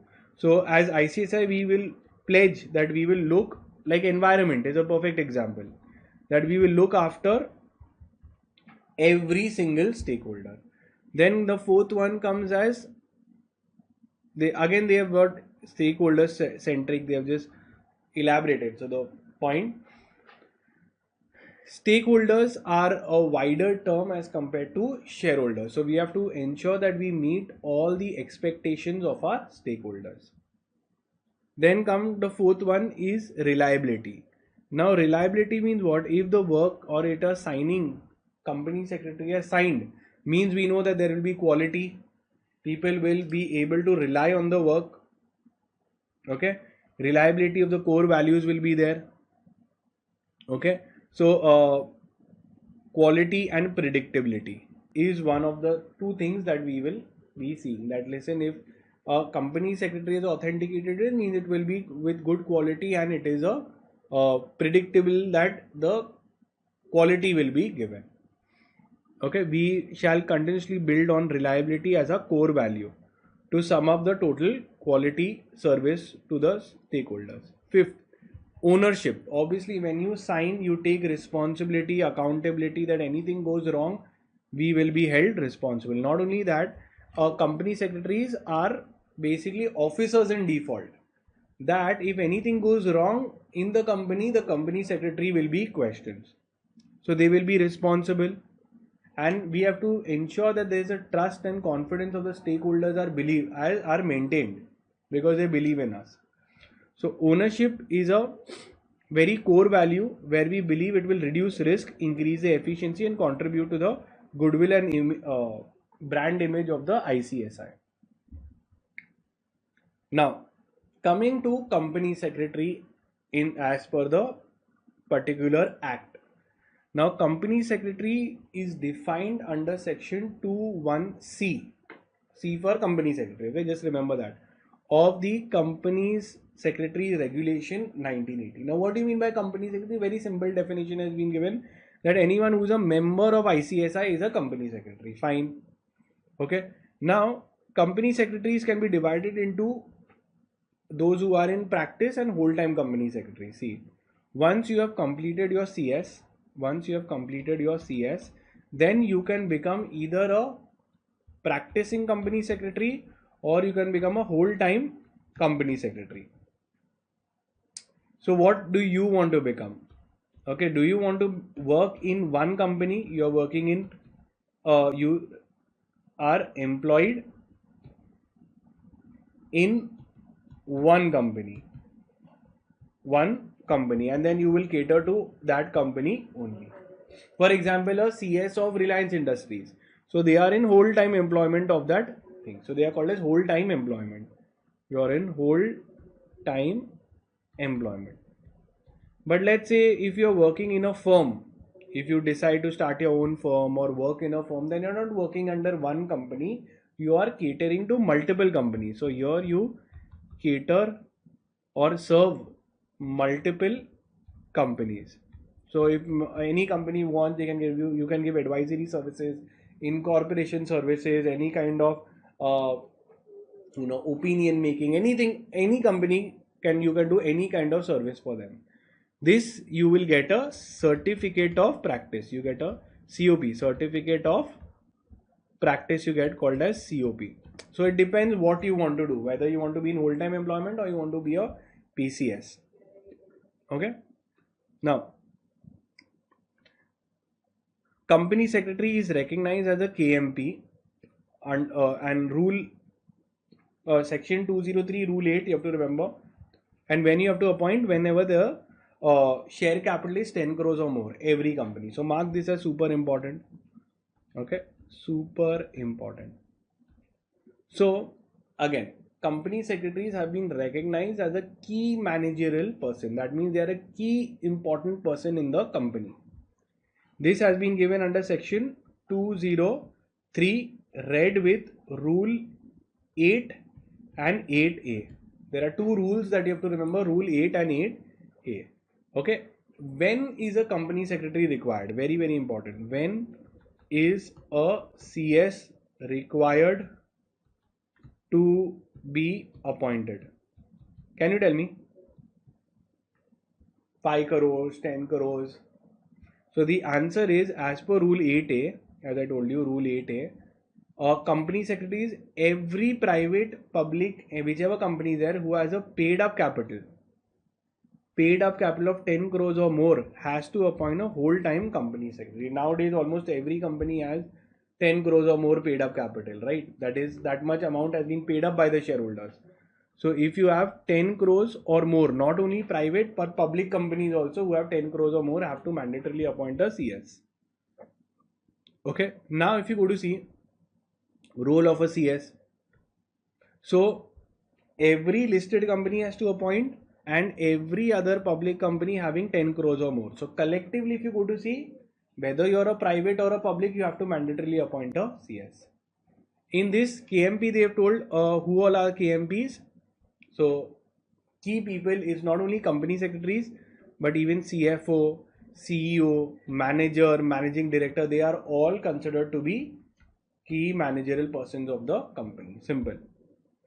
Now, what are the functions of a company secretary? Okay. Now, I'll give you a section list.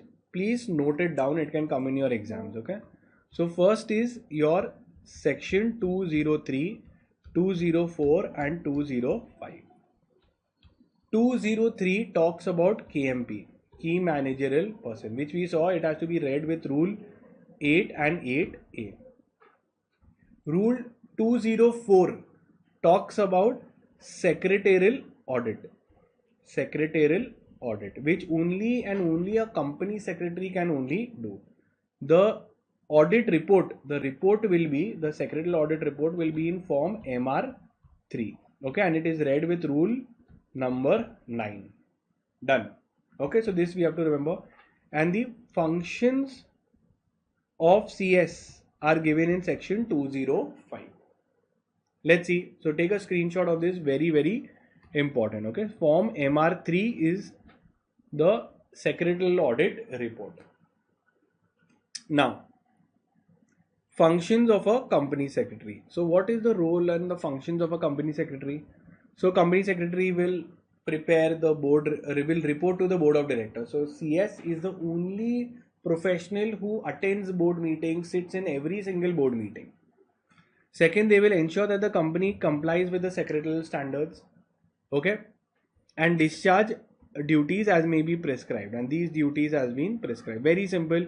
You will report to the board of directors regarding the compliance. You will ensure that the company complies with the secretarial standards. So certain ICSI has issued certain standards, 10 secretarial standards has been issued, that whether you followed or no, to provide the directors guidance on where to invest, how to invest, what is legal, what is not legal, how much compliance will be done, etc. Okay, convening meetings of the board, general meetings, all of this needs to be done. Contacting the regulators, assisting the board in ensuring conducting the affairs of the company, assisting and advising the board in good corporate governance. What are the best corporate governing practices that the CS will tell the board of directors? Okay, to discharge such other duties as may be specified and such other duties as may be assigned from the board from time to time. Now I told you that CS can be of two kinds, whole-time CS or a company secretary in practice. So a company secretary in practice means a person who is in practice, means he has got a COP and he receives consideration not as a salary but for how much ever work he is doing, what all work he is performing of, maybe I could be a firm where I'm representing the clients, authorized representatives in courts as a lawyers, share transfer agents I can work. So these are all the work that you can do. Secretarial audit you can do, you can advise the company. For all this work you can charge money, you can take remuneration for all the work that you are giving. You can have your firm in partnerships also with other members. Okay, you will hold yourself out as a COP. You will say that to public that yes, I am a company secretary in practice. You will not say that I am in employment, because in employment means you are working under one company. You will render professional services, render such other services as may be required. Done. Now again remember that company secretaries can also appear in courts. Now courts, they can work like your quasi judicial bodies, not in High Court, Supreme Court, but in all other courts like your NCLT, your National Company Law Tribunal, your ITAT also, Income Tax Tribunal also you can appear, in the IRDA, Insurance Regulatory. So these are all authorities where we can also go and appear and represent our clients. Company secretary, being a disciplinary professional, provides services under the following areas. Let's see. Now what all services we give. So corporate governance services and secretarial services. So first job is to advise on good corporate governance practice. Governance means to run, corporate means a company. So what is the best practices to run a company? Okay, corporate secretarial services, all these services have been given. So what all work you can do? Incorporation of company. Okay, maintaining all records, statutory books, registers, ensuring that the meetings are done, ensuring that the transfer of shares are done properly. Okay. Now, as I told you, section 203 is KMP, 204 is your secretarial audit. Now, secretarial audit means what? A mandatory certain classes of company have to get a company secretary to do a audit, a check whether they have complied with all the laws or no. So here this is a separate CS is there, PCS is there, who will do a check on you. So a audit is a check. Secretarial audit is a check by a CS whether all laws are followed by the company or no. So here not all companies have to do. Remember 50 to 50.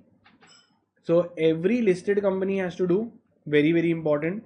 Every public company who is having a 50 crores paid up capital or a turnover of 250 crores or a outstanding borrowings of 100 crores or more, okay, have to do a secretarial audit. Now pay attention, very very important. So secretarial audit with section 204, which form number? Form MR3 is the secretarial audit report. When you have to do, so all listed companies have to do, and all other companies who have a paid up capital of, I told you, 50 crores, turnover of 250 crores, and a debt, if they have an outstanding debt liability, they've taken a loan of 100 crores or more. Here they have to mandatorily do a secretarial audit. So every public company having a turnover, every company having outstanding borrowings, etc., has to do. So a secretarial audit report is given in your form MR3.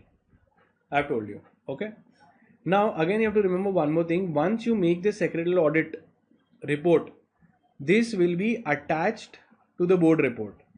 This will be attached to board report under section 134 subsection 3. Now what happens if you know that every year, if you or your parents must have invested, you get an annual report. In the annual report there is a board report where the secretarial audit report and the details will be put in. So all the shareholders will come to know. Now this all we can read, not that important, but I'll just tell you, read through corporate advisory services and representation. So a CS can do advisory services on all the laws that you can think in your second level, everything will come. And you can also represent in courts. So representation is before your quasi judicial bodies. Your quasi judicial bodies, example courts, but NCLT, National Company Law Tribunal, National Company Law Appellate Tribunal, then you have your other kinds of consumer forums, etc., but not High Court, Supreme Court. Okay, so company secretaries cannot appear in High Court, Supreme Court, but in other kinds of courts they can appear. Advising companies on compliance, legal compliances and all these matters. Then financial market services. Now this is with respect to listing. Okay, if you want to get listed companies are there. So how to get listed on NSE, BSE, stock exchange, all the details with respect to that.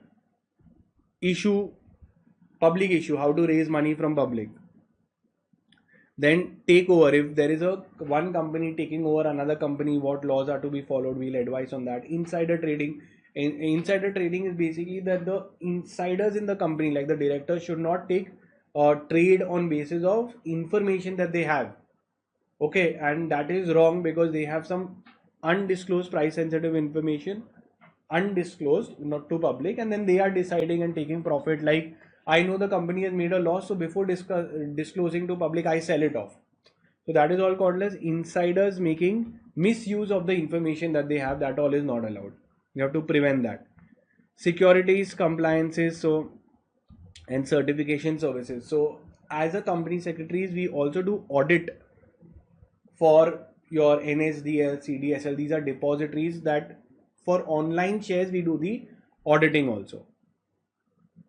Financial services, we can do internal audit. Okay. Then taxation services, GST, we can appear in courts also. Income tax also we can appear in courts.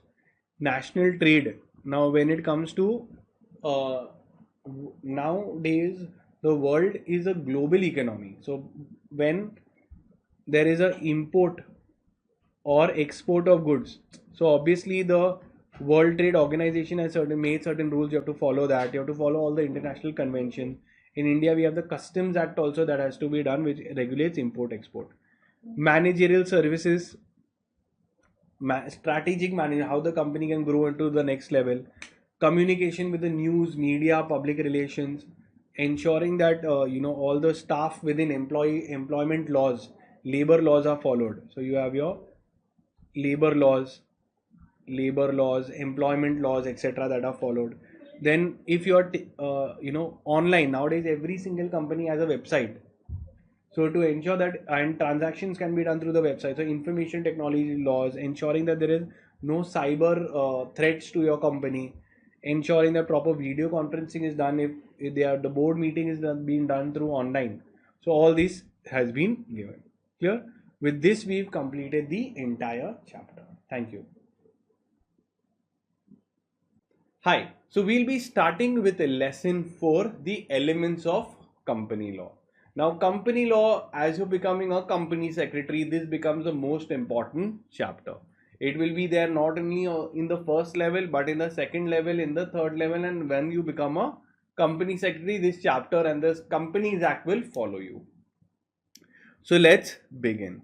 First of all, we are company secretaries, okay, and we deal with companies. So let's understand what is the meaning of the term company.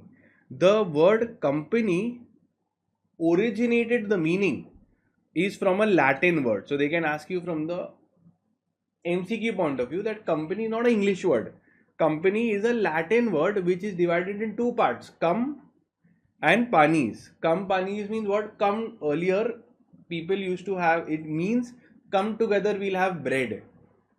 Come together and have bread. So earlier the logic was that people used to discuss business over meals. So whenever they used to have dinner, they used to discuss the meal. So they say come together, we'll discuss business over the dinner, over lunch. So that is why come together, while eating bread we will discuss. Now this was the origin. However, with time now the meaning has expanded. It means when, like, this is where people who took meals together, okay, during gatherings, etc., and they used to discuss business matters.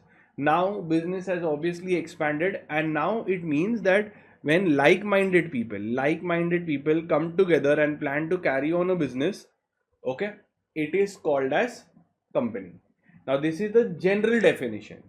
Now we will see as per the Companies Act. Okay, now Companies Act, this is the most important. The definition of the term company, it is given under your section 2 subsection 20. It says that, what do you mean by the term company? Can you tell me? As per the Companies Act 2013. So it says that any entity which is registered under Companies Act 2013 or any previous Companies Act in India is a company. So it means that a company incorporated under this act. So any entity which is registered under Companies Act will be a company. This is what they have given you under section 2 subsection 20. So very, very important. Section 2 subsection 20 covers the definition of company. Okay, now, is a company a body corporate? So I'll also give you the definition. Section 2 subsection 11 talks about the term body corporate. Sir, what do you mean by body corporate? So body corporate comes from the word corporation, means corpus means a body. It simply means that body corporate means any entity registered under any law which has a separate legal existence, which is separate, okay, where within eyes of law we believe it's a proper entity, so it is a body corporate. So it's a very wide term. It includes partnerships, limited liability partnerships, it includes foreign company, etc. So a body corporate, pay attention, okay, so a body corporate means any entity. A trade union is also a body corporate. Why? Because it is registered under Trade Union Act. So body corporate is a wider term. It includes company also. Company means what specifically? Companies Act 2013 or any previous law. Body corporate means what? You're registered under any law. Under any law and having a separate existence. Means in eyes of law, the people and the entity that is formed is different. Like a cooperative society. Okay, so now the main definition is given. When you read it, you will come to know what is the real definition. Okay, trade union, LLP, foreign company will come here, and the company definition is given under section 2 subsection 20. So make a note of this. Okay, now I'm marking, you can just be with me, all that comes in the exam I'm going to highlight and mark it. Now the nature and characteristics of company. Now we've always done what is the features of a company. Now we will see them. Okay, first, the features of a company. The first one is called as corporate personality. Now you can write it. A corporate personality means a company has its own personality. Own personality, distinct means different, distinct from its members. Sir, what does it mean? What does it mean? Okay, it simply means that a company is different and the members are two different entities. So still explain. It means that the company can have its own property, company can have its own office, and a member can have his own personal residence, personal house. So they are two different things, right? So company property is different from members property. Yes. So they are two different entities. Very simple. So they say that the company has its own personality. It has its own name. It has its own signing, seal, common seal. Okay. Then a company can hold property, sue and be sued. So all these things, that the company has its own personality and it can act on its own name itself. Okay. So it is distinct from the members. Members have its own personality and a company might have its own personality. For example, let's talk about you. You might be an aggressive, young person. So that is your personality. Let's say you set up a company which is about, gym company, or you can set up a e-commerce business. Now that can have a separate reputation. You personally can have a separate reputation. That is it. Okay. Now in this there is few case laws, and the main case law that is there for separate legal existence is called as Salomon versus Salomon. In Salomon versus Salomon, what happened? They said that listen, company the company is different and the person is different. Common sense. So obviously the person will have its own property and the company will have its own property. Okay, so the case law we can remember, since it's MCQ, they can ask you, the main highlights only. Now similarly, now this another case was also there, which is called as Lee and Lee Farming Limited. You see the difference, that it is the person versus the company. In Lee Farming, what happened? It was a farmer who used to fly planes and do aerial irrigation, and that it's a New Zealand case. It's a case from New Zealand. What happened? The pilot died, and then the wife claimed for compensation under the New Zealand Compensation Act. So everybody said that listen, Lee has all the shares and company is there. So he and the company are the same. So how can he, if he dies, the company should end, and how can he ask for compensation from himself? So they said no. He died, company still goes on forever. Company is there, he is the employee, company is the employer. Workman compensation as he had, and he got a compensation. Okay, so similarly in the Kondali Tea Limited company, now what happened here? Very simple. The members, okay, they were the members, they were holding certain tea estate. They were holding a property and they transferred the tea property, the tea estate, tea property or estate to the company. Now you tell me, is it a transfer and under company in the taxation point of view, will it be taxed? Normally, if you would have transferred to a third person, it would be taxed. Similarly, what did they say? This is a separate person and the company is a separate person. You cannot say that members and the company are one and the same. Okay, so your own personal property, when you give to the company, it will be accounted and all the taxation has to be paid. This is what it was given. Stamp duty, etc. had to be paid. Now, limited liability. Now, this is also very, very interesting. A company can have two kinds of limited liability. Limited liability could be limited by the shares, okay, and it could be limited by way of the guarantee. Okay, let's understand. Normally, the most common is limited by shares. Means what? Today, if I buy the shares of rupees 1000, I bought the shares of rupees 1000. Okay, and from that I have made rupees 500 paid and rupees 500 unpaid. I bought a share of 1000. Now payment is pending. Okay, agreement has been made, payment is pending. So only 500 has been paid and the application money I paid 500. So what is the maximum liability that is there now on me? It is on the unpaid amount of shares. That is only 500 rupees needs to be given, and this is the same example that they have given. Okay, in the case you don't need to read, what I have explained is what they have said. So even if the company makes a loss of 1000 crores, my liability is limited till the unpaid amount on share. This is for shares. Okay, now with respect to guarantee, now some kind of NGOs make a company limited by guarantee. Means what? The contributors will say, listen, you start the company, I guarantee I will pay you rupees 5 lakhs at the time of winding up. So the company knows that some people have guaranteed a certain amount.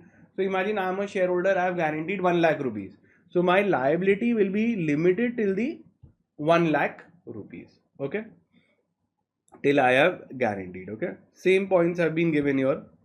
Then comes perpetual succession. Okay, now there is a very famous quote given by Professor L.C.B. Grover. What did he say? Perpetual succession means what? The members may come and go. This is what he's given. Justice Grover. Okay, he's a professor. He made a comment that members may come and go. Come and go. Dhirubhai Ambani is not there, but company will still exist. Okay, but the company goes on forever. Obviously, we know that Dhirubhai Ambani is not there, but still Reliance Industries will be there because the life of the company is not dependent on life of members. If you want to shut down the company, then there is a separate process that needs to be followed. Okay, so this is very important. They said that even if all the members are killed by the hydrogen bomb, they cannot destroy the company. That means, let's say there are all the members died in a all the members of the company died. Does the company also die? Answer is no. The legal hairs, law can come in, central government can come in, all the other procedures are there, but the company does not automatically die. This is called as perpetual, forever life it has. Okay, separate property, as I told you, that in this case again no member can claim himself to be the owner of the company's property. Now imagine if you bought the share of Reliance, can you go in Reliance office and say this is my computer, this is my house? They say no, your personal property is different, and once you invest in the share you're a shareholder and the company's property will be different. Simple concept. Transferability of shares. Now remember one thing, that shares are considered to be movable property. They are considered to be movable property, and as movable property we can transfer, so they are also transferable. Okay, Even public company shares can be transferable, even private company shares can be transferable. Only difference is public company shares are freely transferable. You don't have to take anyone's consent. You directly buy, sell. If you have ever traded on stocks, you can buy Reliance, you can sell Reliance immediately. But in private company, you cannot just sell. You have to go as per the articles. You have to take approval of the other members, etc. Okay, this is what has been remembered. So what in this case, okay, Balia versus San Francisco, what it has been laid that the shares are held by the members are movable property, as I told you. Okay, today company can sue and be sued. Okay, company can file a case and someone can file a case on the company.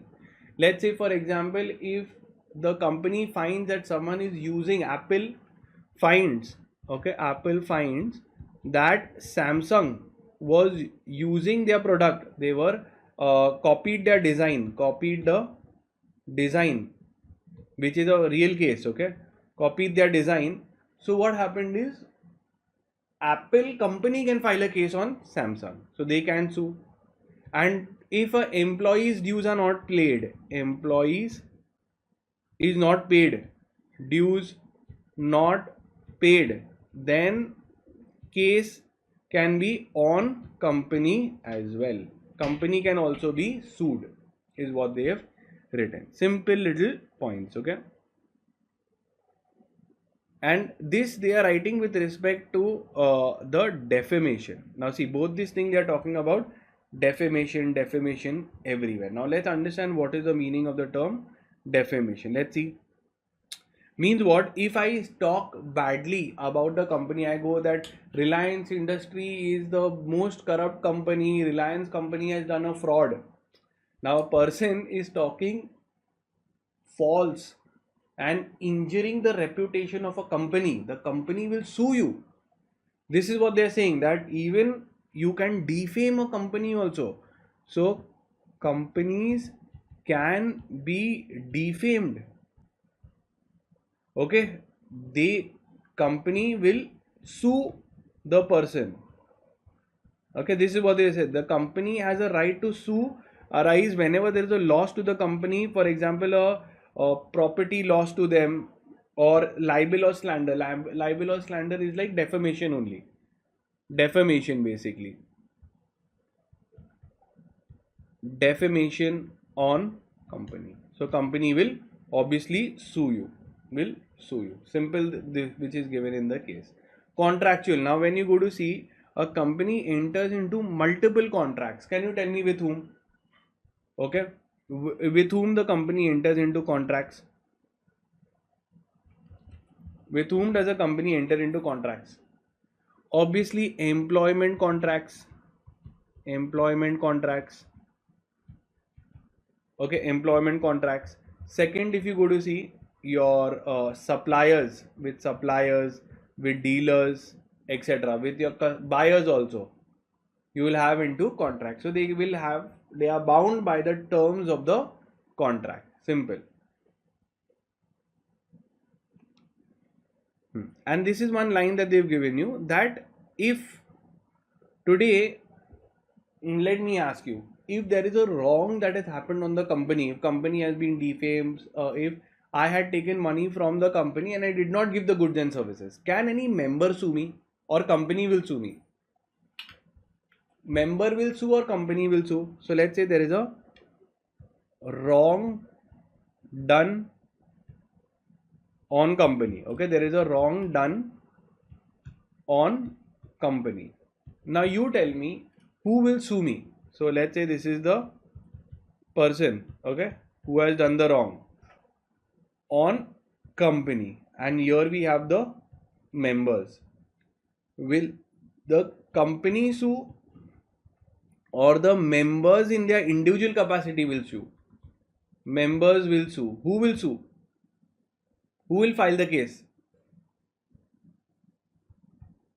So the answer obviously is wrong has been done on the company. Company has separate legal existence. Company has the power to sue and be sued.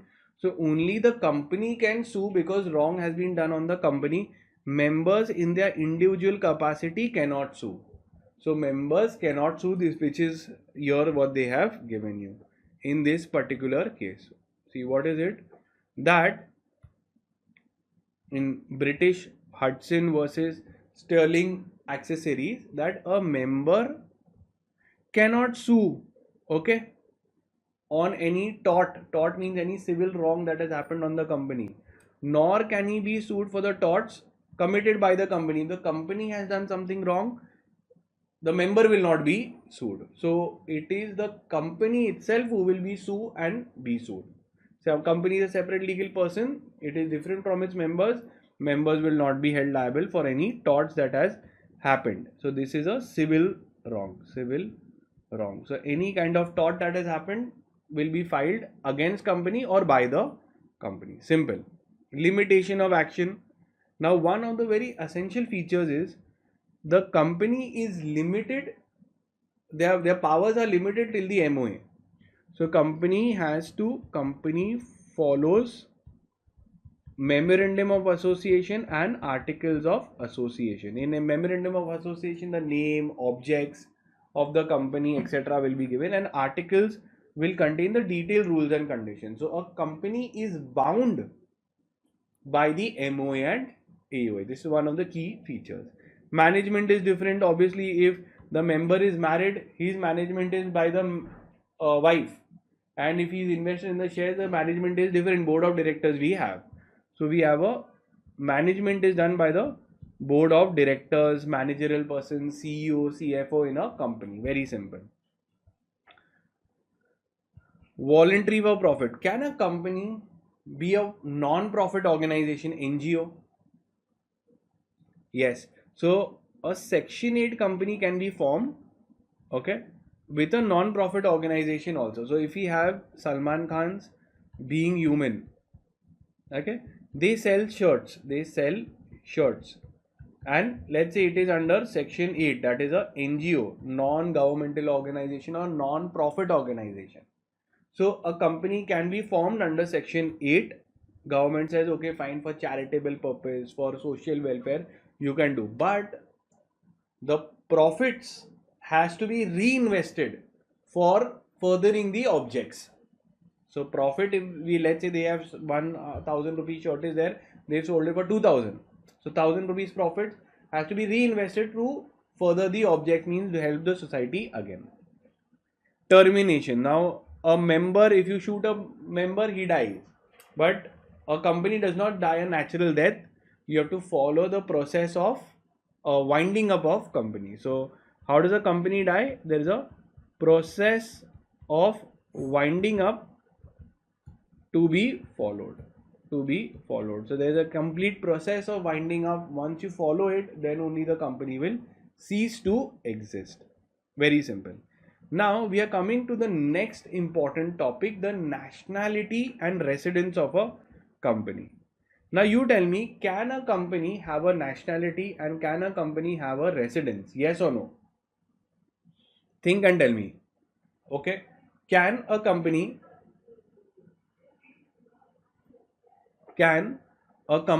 have a nationality and a residence? So the answer is yes.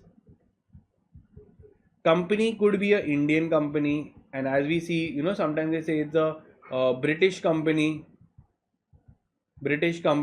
or it is a Sweden based company. So we know that the residence of the company can be seen from where it has been incorporated. Okay, so residence also they can have residence, or it is called as domicile. Domicile means where do you live. So even you must be having a domicile certificate. Okay, so what is a residence or domicile? Is where you live. So company can have a residence or domicile. Company can have a nationality also. They can have. But now only one thing they cannot have is citizenship. See, citizenship means gives only a natural person, as per the Citizens Act. Natural person can only be a citizen. Natural person can be citizen only. Okay, they have a right to vote. They have a right to vote. So can a company have you ever seen a company go and vote? Obviously they cannot have this. Simple. Okay, now some of the rights, now pay attention. Now you tell me, if we have the company is different from the members.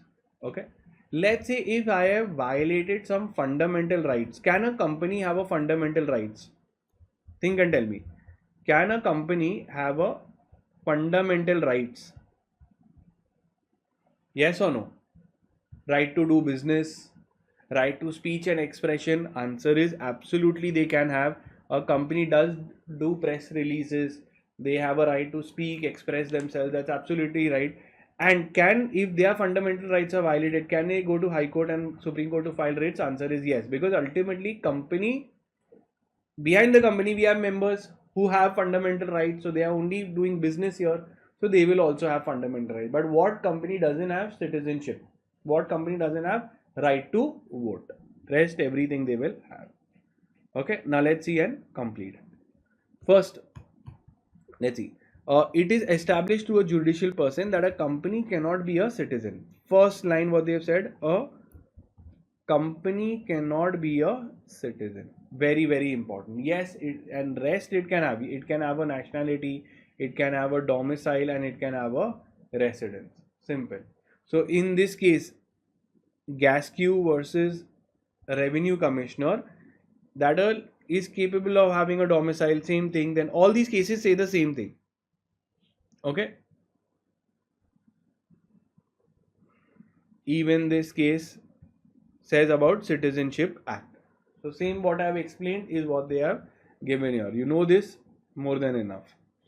Now, concept of corporate personality and you're lifting the corporate wheel. Now let's understand this important concept, what it means. If you understand this, then an important part of the chapter gets done. Let's see. So we see what is the lifting of corporate wheel. Okay, lifting of corporate wheel. Now understand, first it comes that of corporate personality. Corporate personality. Now what does the word corporate personality mean? Corporate personality means that the company is different from its members. Okay. Now why this has been done, that company can hold its own property, company can have a separate license, company can sue and be sued. This is all given for as a privilege, so that you can do business smoothly, right? Yes or no? We have given this so that you can do business smoothly and there's no confusion. Tomorrow liability also has been kept limited.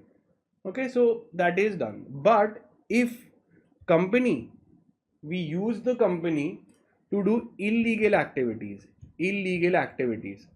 then we say that, listen, a crime cannot be done by an artificial person. There must be people behind who must have done, orchestrated the crime, who must have furthered the crime. Like example, tax evasion,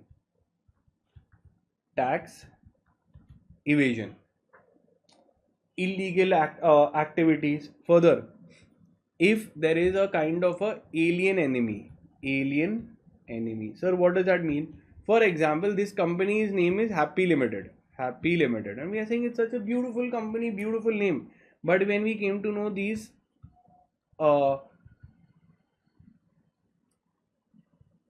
okay, these members were all Pakistanis, and imagine India has a war with Pakistan. So we will say, listen, they are alien enemies. We will have to lift the corporate wheel. This is called as lifting corporate wheel. Means what? We lift that particular barrier to see who are the wrongdoers behind. Why do we lift the corporate wheel? That means this kind of partition which is there, we remove the partition to find who are the wrongdoers behind, and then accordingly we punish them. So another example is fraud, okay, breach of law, contract, etc., that has been done, etc. So in all these cases, the lifting of corporate veil will be done. So let's understand, what does corporate personality say? That a company has a separate personality distinct from its members. Clear? Separate legal person distinct from its members. Okay, but as a separate, it is a statutory privilege. I told you it is a privilege so that you can do business smoothly, and you can only use it for legitimate purpose. So whenever there is an illegitimate purpose, illegal activity such as fraud, then we will lift the corporate wheel or crack the corporate shell, okay, to find who are the wrongdoers behind. Okay, and accordingly the controlling person will be liable for the company's action.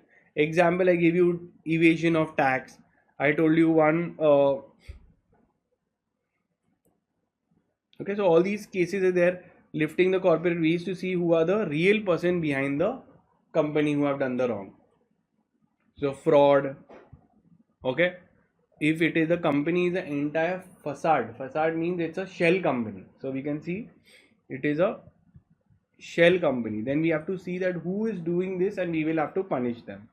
Okay, same way I told you alien enemy case, evasion of taxes. So I've given you all the examples where it is there, where you abuse the corporate personality for unjust and unequitable purpose. In all these cases it will be done.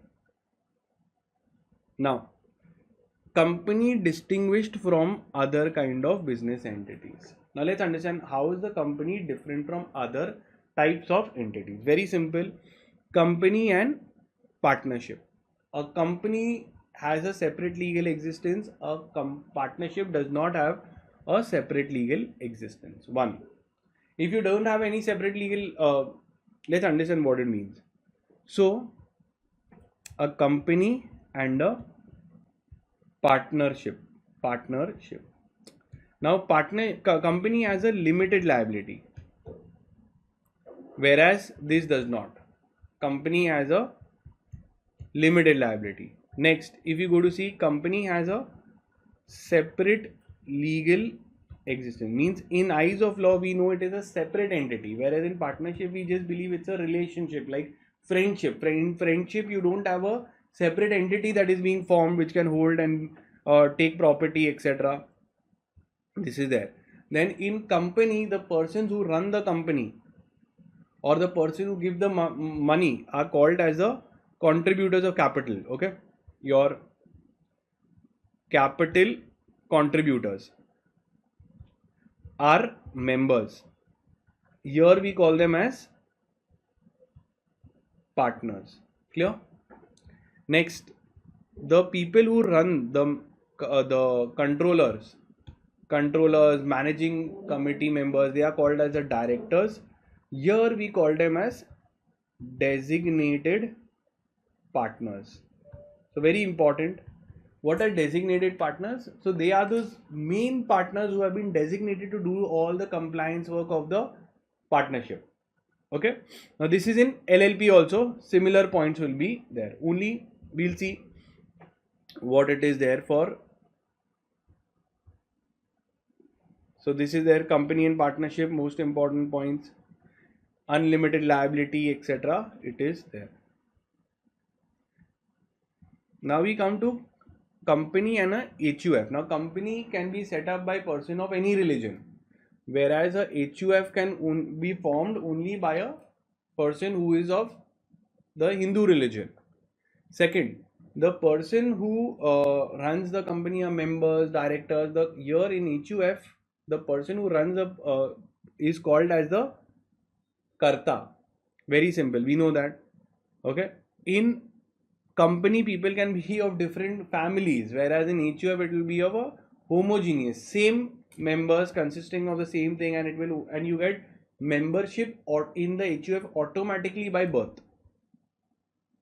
The Karta is there, you get by birth. Okay, and no registration is compulsory required to make a HUF.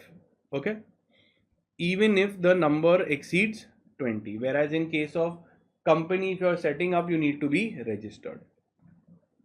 Okay. Next, we'll see the difference between a company and a limited liability partnership. Let's see what it means. Very, very simple. A company we know, and we know a partnership. In partnership, you set up, the biggest risk is unlimited liability, that your personal assets can also be attached. So if a company is there, they make a loss, only the company's assets will go. But in a partnership, if you do and you make a loss, even your personal assets, personal home can also go. So what happened is they made a common feature or middle path, which is called as limited liability partnership.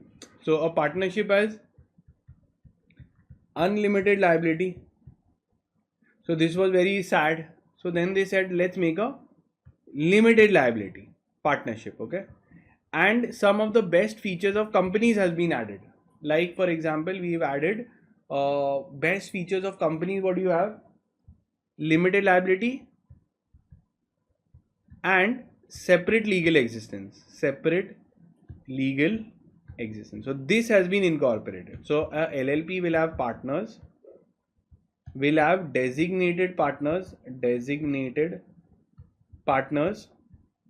okay, and the LLP will have limited liability and it will have separate legal existence. So simple. This is the features of a LLP. That's it. It's a hybrid. It is a hybrid. Hybrid means a mix of company and LLP. Clear? That's it. Now, disadvantages of setting up a company. Very simple. It's expensive. You have more compliances. Company law has a lot of disclosures that you need to make. Corporate disclosures. Separation of control from ownership. Now what happens is, now that you made a company, everybody will have a voice, everybody will speak, and now you are no longer the boss. Greater social responsibility. We all expect the companies to help the society. Greater tax burden and detailed winding up procedures. Okay, so these are some of the disadvantages of setting up a company. Okay, now we'll see the journey of the Indian company law. So how did the law come into force, etc. Very simple. So first thing is company law. Actually, the company law we got the company law from the Britishers. It is cherished child of the English parents. Our companies have been modeled on the English laws. Okay, the joint stock.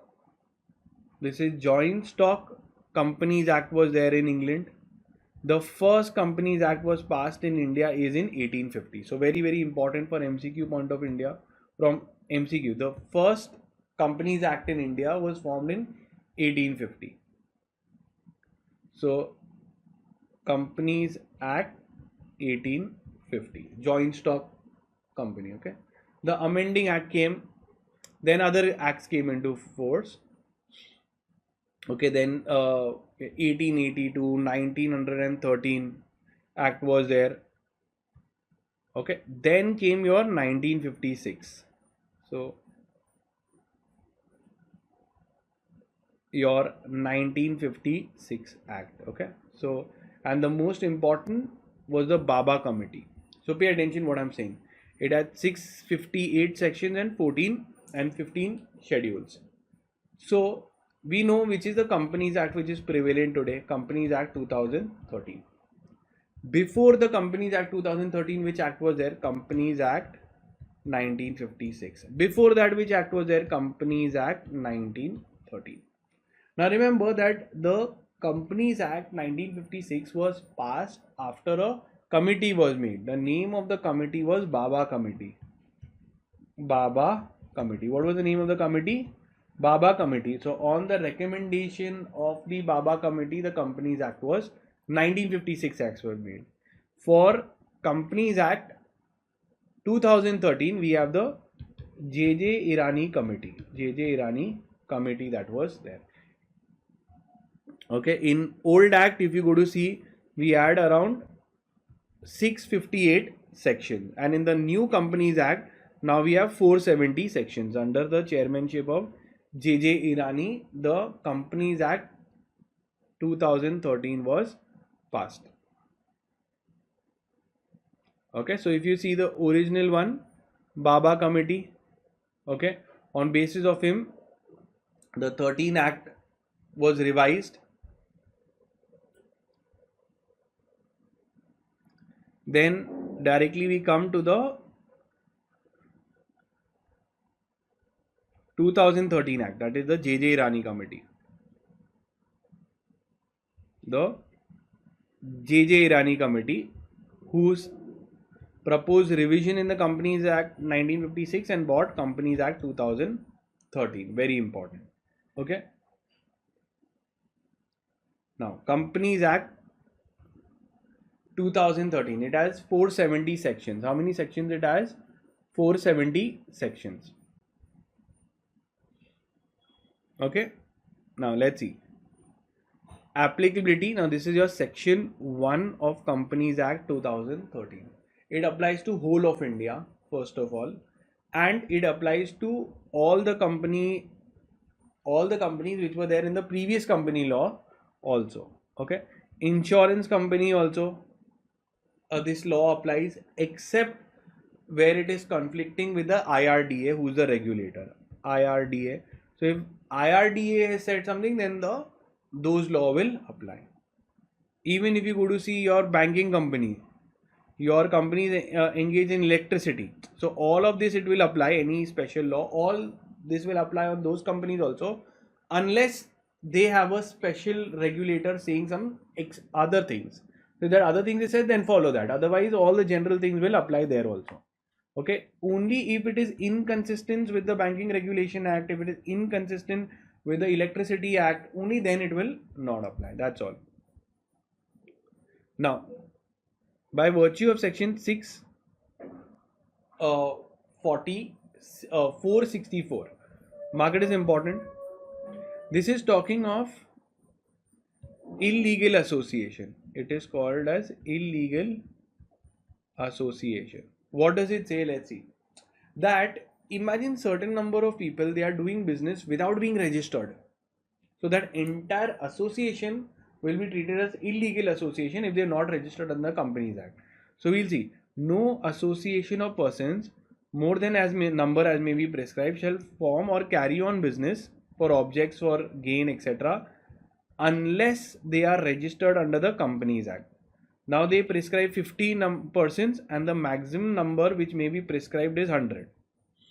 So under this does not apply to HUF 1. However, this section also does not apply to an association of partnership if they are governed under any special act. So what we are seeing, section 464. What does section 464 talks?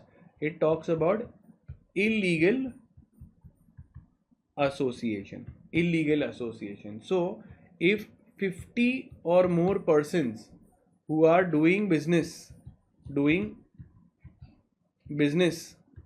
without being registered under Companies Act 2013,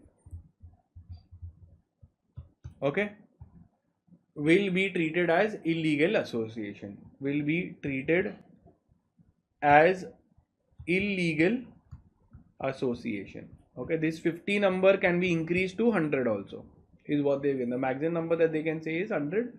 Right now they've kept it as 50. So any persons who are doing 50 or more business, they have to come and get themselves registered. Now, when you are there, you will set up a company.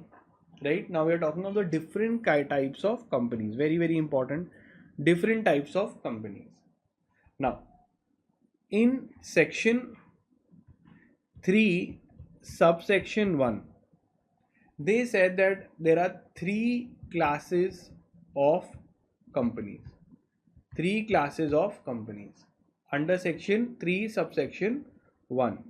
The first second and third. First is your OPC, one person company. Second is your private company, and third is your public company. Okay, three classes of companies. Now, one person company, private company, and public company. These companies under section 3 subsection 2, they say they can be set up as a limited company or they could be unlimited company. Now nobody will set up unlimited and make their liability unlimited, but if they want to do it, they can do it. This limited company could be either limited by shares or it could be limited by guarantee. Clear till here? As we had done. So one person company is a new concept that they've added, where only one person is only there as member. In private company you require minimum 2, and here you require minimum 7 persons to set up a public company. In public company can go ahead and raise money from public. In private company they cannot go to public, the members only will contribute, and that much money with that money they will do business. Let's see. Very simple and very important, the types of companies. Clear? Let's see. Now, private company. A private company means a company which has by its articles restrict the transfer of shares. So you restrict the transfer of shares, cannot be done easily, you require consent. There is a prohibition on raising money from public. They are prohibited from raising money from public because it's a private company. Okay. And third, they require, except for one person company, minimum members should be 2. Okay, 2 persons are required, and while calculating the 2 persons, minimum 2 people, okay, persons in employment and those who are in former employment or who are in current employment, okay, they shall not be concluded for the number of members.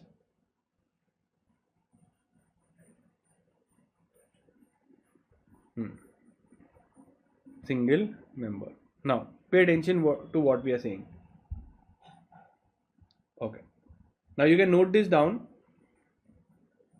This is important. Okay, that a private company members, very important, very important. What do you say? How many minimum people are required? Minimum members is 2. Simple. And maximum members that can be there in a private company, can you tell me? Think and tell. What is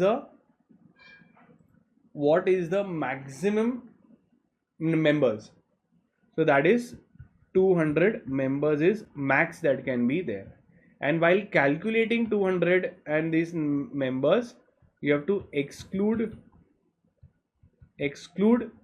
your past and present employees. For example, what is the maximum number of members I can have in a private company is 200. Now let's say I want to issue shares to employees. Can I do that? Answer is yes, because they are excluded while calculating this number. So employees I can keep as many as I want. So government has said that he is giving a benefit to employees. Let him give the benefit. Okay, done. Then we will see public company. Very simple. What is a public company? A public company means a company which is not a private company. Simple. Done. And also they say that a public company is there if it has a subsidiary. Okay, it is controlling a private company.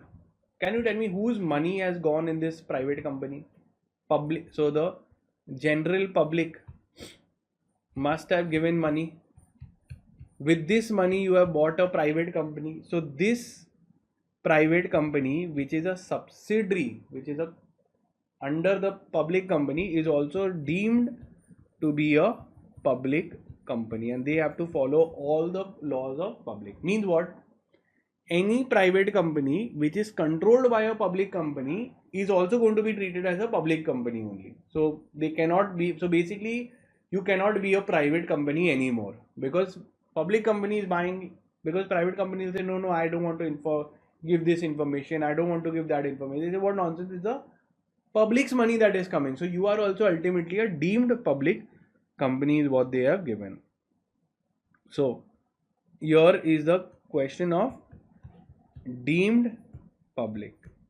What is a deemed public company? A deemed public company means that where such subsidiary continues to be a private company by its articles shall be deemed to be a public company. So even if in the articles you've written that you are a private company, you will be deemed to be a public company. 1% company, very simple, you have only one person as the member. Section 8 company is called as company with charitable purposes. They have certain objects and they are licensed from central government. Okay, so they are licensed by the central government. So when they say they are licensed means what? They are licensed by the central government and they have objects of promoting arts, commerce, science, any kind of religion, charity, environment, etc. And whatever money they or profits that they get, they will reinvest to promote the objects, and they cannot distribute dividend only. Why? Because dividend is distribution of profits. They cannot distribute its dividend to its members. The profit has to be reapplied into the furthering the objects. So what is a government company? A government company is a company where government, whether it be central government or state government or both, holding at least 51%. So companies like, example like ONGC, Bharat Gas, okay, example Bank of Baroda, okay.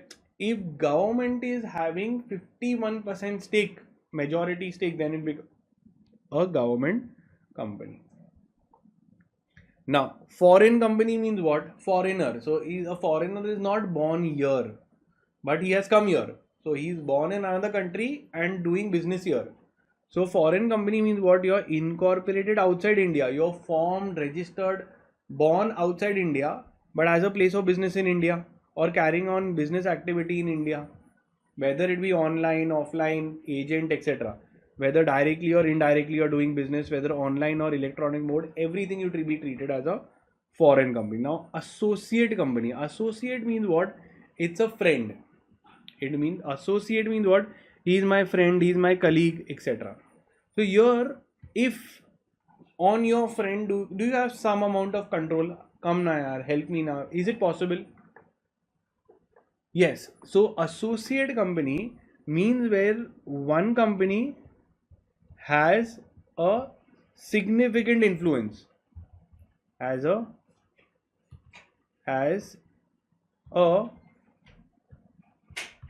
significant influence on another company,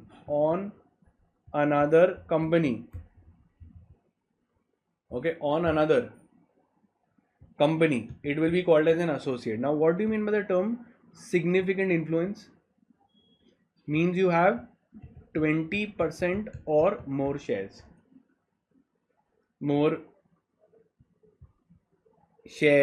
control, etc. So for example, when one company holds 20% or more and less than 51, because 51 becomes a subsidiary, holding subsidiary relationship. So if within that range 20 to 50% if you are holding, you become a associate company. Simple.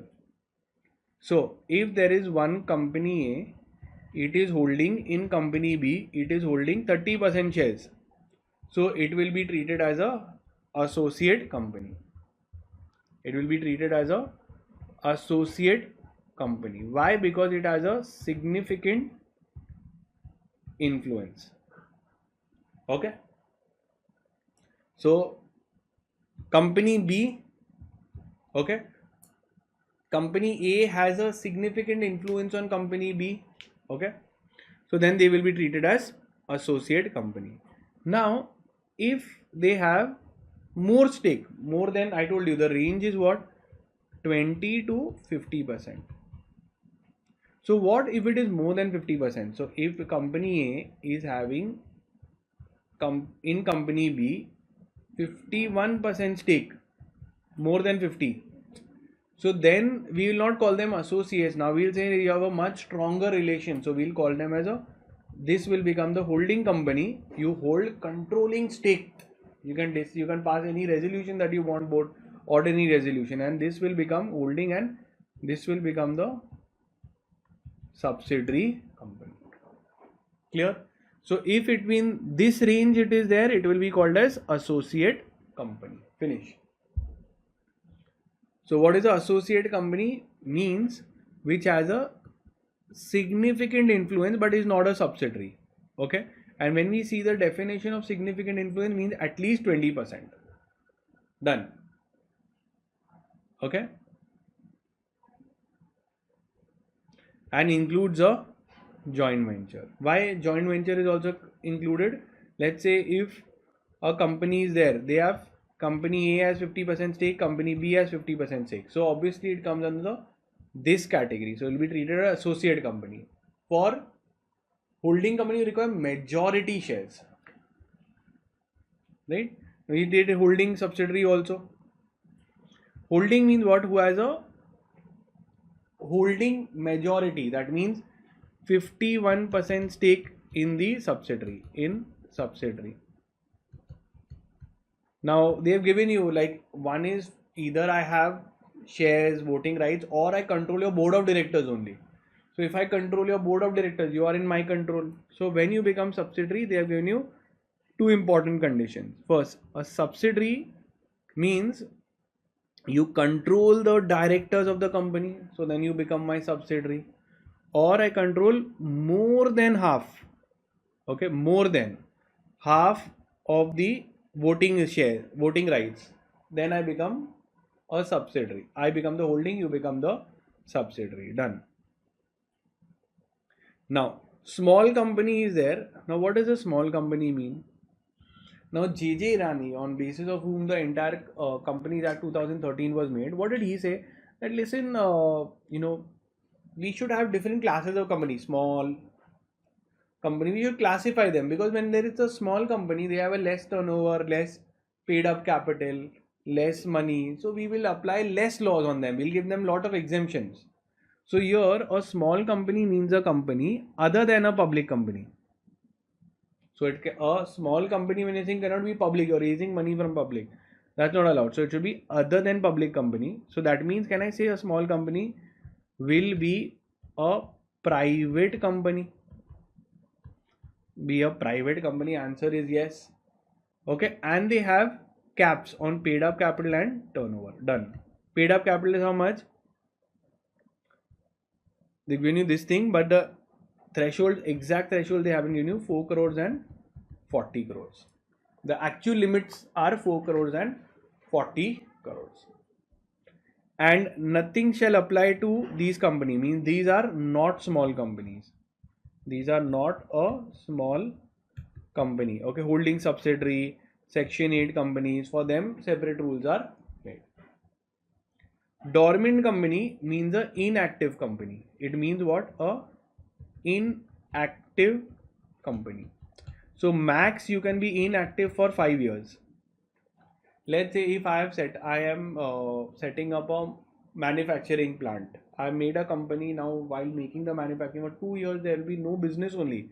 So there will be no significant accounting transactions. Why? I say, I'm making the factory, it will take time. It takes time to get license. So I will apply for a dormant status, that listen, don't treat me as a shell company, don't treat me as a khoka company, don't treat me as a illegal company. I am not doing business because I am doing XYZ legal thing. So I got the property at a good rate, I'm taking it, I'll start the business soon, within 5 years. So no significant transaction for 5 years, within 5 years, but after that you have to apply for active status. So why did you start? Maybe I did it for buying the property right now. Intellectual property rights are there. I have registered my trademark, I've registered all of this. Now I'll start the business. Don't worry. Within 5 years, I'll be active again. So law says, okay, fine. Till that time, we will give you a dormant company status, that you are an inactive company. So when a company is set up for a future project will start in 1 year.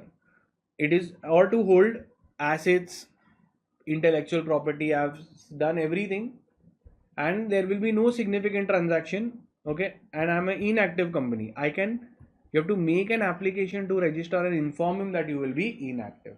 Okay, now when they say inactive, means you're not carrying on any business, or you don't have any significant accounting transaction for the last 2 years, or you not filed financial statements for the last 2 years. So for I'm being inactive only.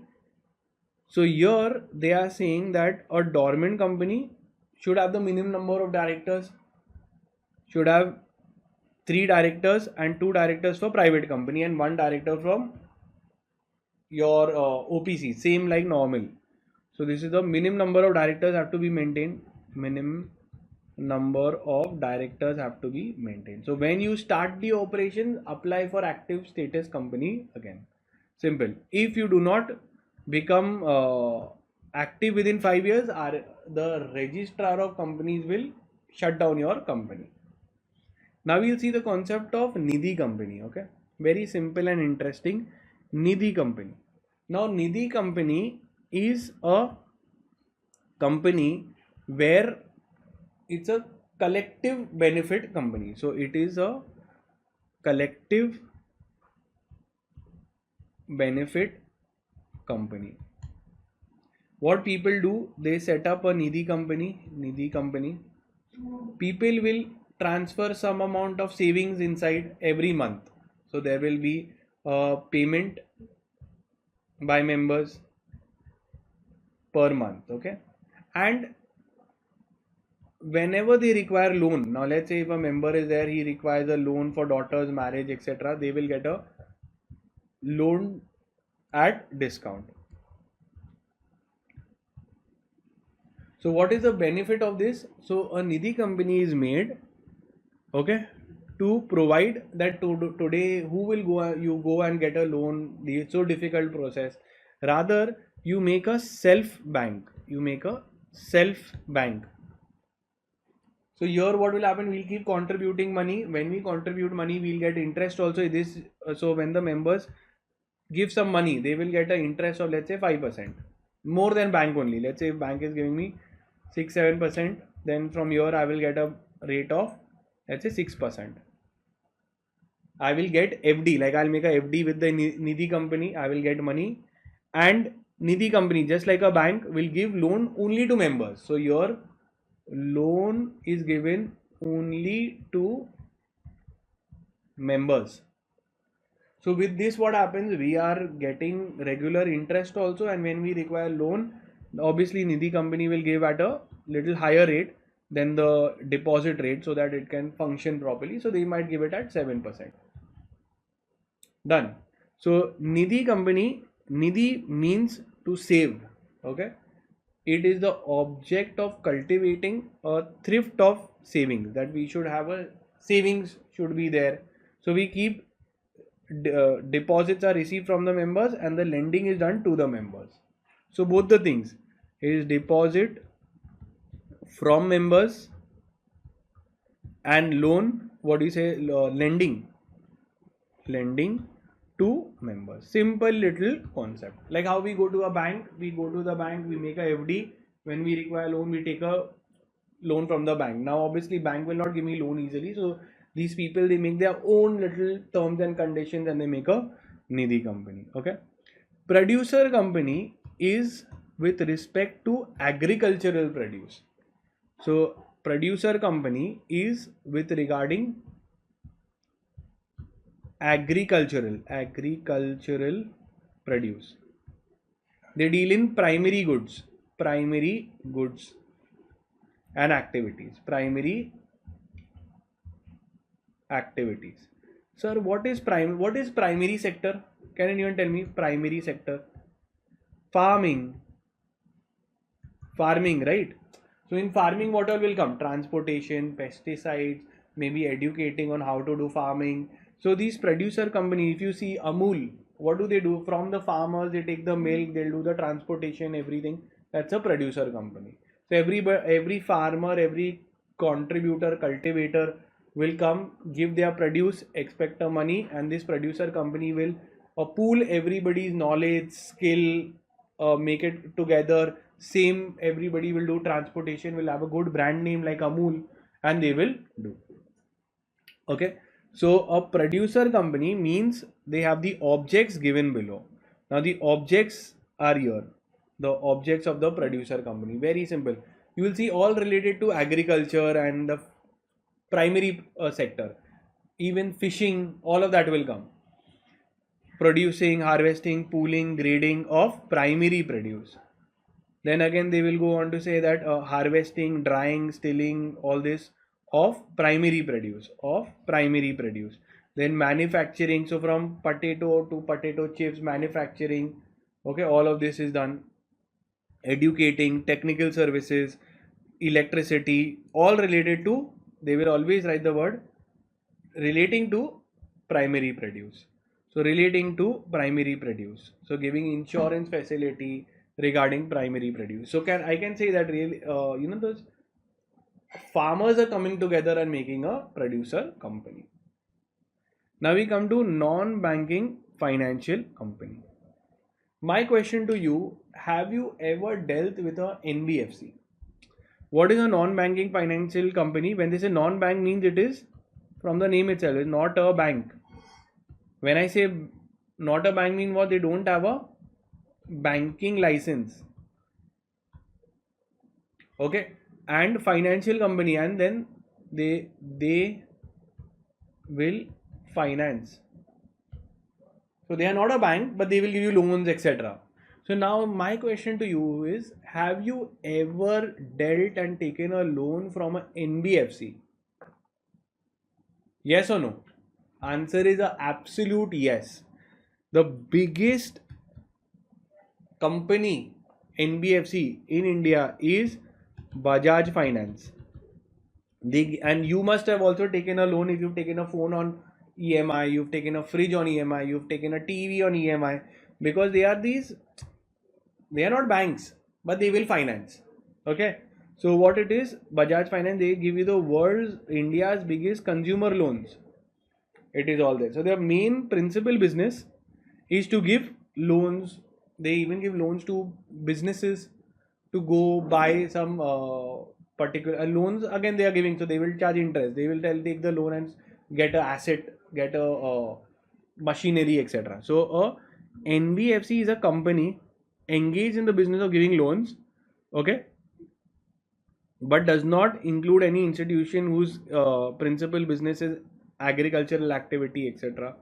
A non-banking financial company is a company whose principal business is receiving deposits, okay, and further they give a loans. So very simple. Members who are there, they will, just like how we had seen above, they will deposit money, they will get 8%. Then NBFC, how does it work? This is a NBFC. They can take deposits. So there are some deposit taking in NBFC. So members are there, they will deposit money and they will get 5% interest rate, for example, or maybe let's say 8% interest rate.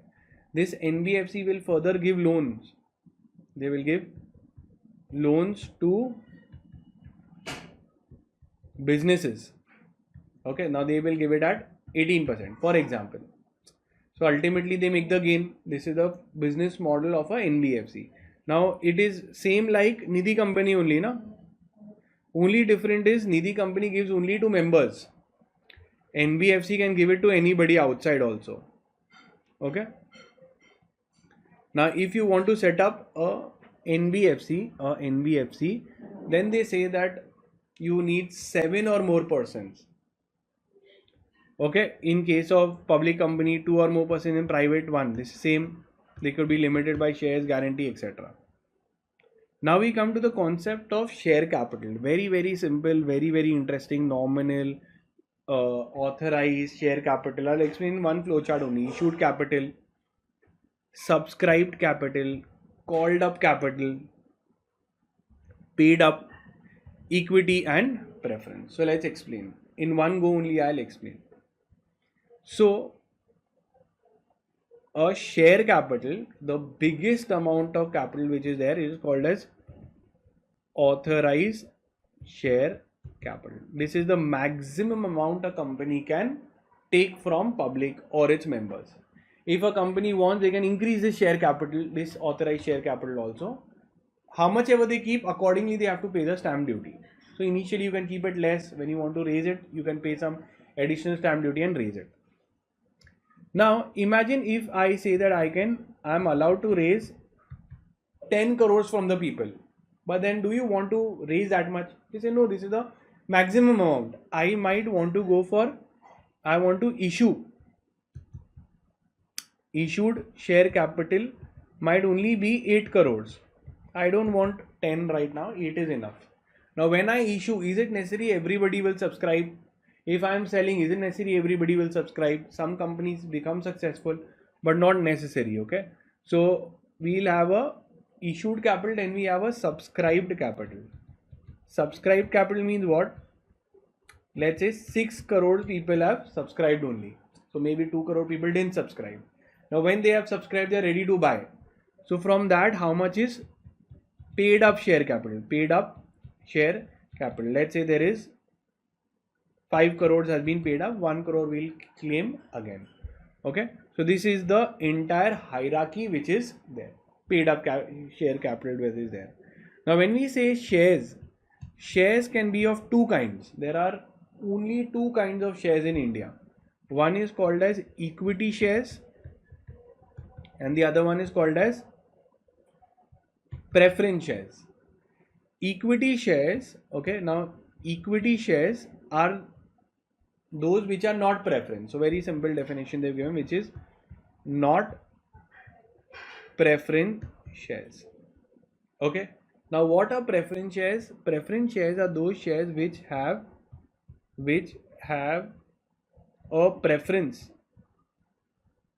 over equity shareholders. Okay, they have a preference over equity shareholders in two categories. In one is at the time of payment of dividend and at the time of winding up. So preference share capital. So first preference share capital will be paid and then the equity shareholders will be paid. So when dividend also comes, so first we'll give preference and then we'll give the equity. So you tell me which you prefer buying, preference or equity? Obviously you'll say preference because you will get preference over equity, but then it becomes expensive also. It's more expensive. Mostly which is there traded every time on stock exchange, it's all equity shares that are there. Okay. Preference shares are not that much issued or traded. Now we'll start with the board of directors. Now who are the board of directors? It's the total directors of the company are collectively called as the BOD. Now a director is a person who has been appointed by the company to do the functions of a director. Now what ideally do directors and collectively the BOD do? So can I say that director is a singular word and the BOD is a plural word. The board is a plural word. So what do? Their job is to run the day-to-day affairs of the company, ensure that the company achieves profitability, achieves its goals, what they have been sanctioned by everyone, etc. So let's see. The section 2 subsection 10 defines who are the BOD or also called as board. So board is a collective noun, which it means that the collective altogether BOD directors are called as a BOD. Okay, all together the directors are called as the board of directors. Now section 149 of the Companies Act talks about the minimum number of directors and the maximum number of directors that can be there in the company. So minimum, I believe you must be knowing that. Let's see. Now we are seeing section 149. Now section 149 is about the provisions of board of directors. Section 149 talks about the board of directors. The minimum number of directors, it depends whether it's a OPC, private or public company. If it is OPC, minimum 1 director. If it's a private company, minimum 2 directors. And if it's a public company, minimum 3 directors. The maximum number of directors that a company can have, how many guess? It is 15. And if the company wants to appoint more than this, then they can pass a more than 15, then take a special resolution. Okay. In addition to that, section 149 also says that you need to have a resident director. Every company needs to have a resident director. Second, certain classes of company need to have women director. At least one woman director is required. Okay. And we'll see. Okay. So a resident director means a person who is residing in India. So in the last year he should have stayed in India for at least 182 days. So even if a foreign company is having a company, they cannot have all foreign directors. They have to have at least one resident director. Okay, let's see and complete it. Okay, so section 149, what do they say? That first of all, directors can only be individuals. Okay, individuals only. You can't appoint a company as a director. Common sense. So individual is there who should be appointed. No body corporate shall be appointed as a director. Simple point. Section 149 subsection 1 talks about the minimum number of directors. I told you 3, 2 and 1. Okay, as I told you. And the maximum directors that you can have is 15 directors. Okay. However, they can pass a special resolution and appoint more than 15 directors also. Okay. The restriction of, now this is just an important MCQ they can ask, that the restriction of maximum number of 15 directors does not apply to section 8 company. To section 8 companies it does not apply. Not for profit companies can keep more directors also if they want. Then we talk about a resident director. I told you what is a resident director. Every single company, whether it be Indian or foreign company, if they want to operate in India, then they have to have at least one director who stayed in India for the 182 days before. Okay. And they are saying certain classes of company, as I told you, like all listed companies have to have at least one woman director. Now, appointment of directors. Now we are doing section 152, which talks about appointment of directors. Section 152. Let's see. In section 152, what they talk about is appointment of directors. So directors are appointed in two categories. One is in the general meetings where the members appoint the directors. Most of the directors are appointed here. However, the directors also have a right to appoint other directors, which we will see, like your additional director, alternate directors, all of that is there. But mostly the directors are appointed at the shareholders. Like I'll give you an example. Like a director has died. So casual vacancy is there. Casual vacancy means a termination of the office before the tenure. Like for example, there is a death of one of the directors. So that director who is appointed by the BOD. Normally all regular directors are appointed in the general meeting by the members. Okay. Now all the directors require a DIN number. Directors identification number. Now how you all have a PAN card, every single director will have a DIN number. So whenever they are filing any form, making any communication with the government, they have to mention their DIN numbers also. Let's see. Okay, what they have given. Appointment of directors. Now the first directors, if it is not mentioned in MOA, AOA, then the subscribers to the MOA, AOA are deemed to be the first directors. Subscribers to MOA, those who have subscribed to the MOA, are deemed first directors of the company. Okay. And So if there is no provision in the articles of association who are the directors, then by default the first directors will be the subscribers of the MOA AOA, and they are normally appointed within 30 days of incorporation only. Okay, moment the company has been formed, within 30 days they are appointed. And they shall be appointed in the general meeting. So general meeting is members meeting. They need to have a DIN number mandatory. Okay, now they have to give their consent to act as the director. So consent of the director is also important, and the details all of that will be filed with the ROC within 30 days of appointment. So moment he is appointed, within 30 days he will inform. Okay, now the thing is, for how long a director can be appointed?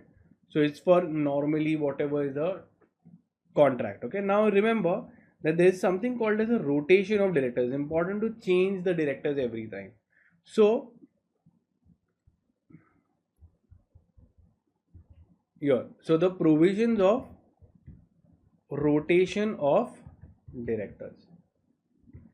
Okay, now what does it say? That every single company, see here, they are saying that 2/3, okay, 2/3 of the total directors shall be liable for retirement. So we are talking of retirement. So 2/3 of the total number of directors shall be liable for retirement. Are they going to retire? No, they are liable to be determined. Now,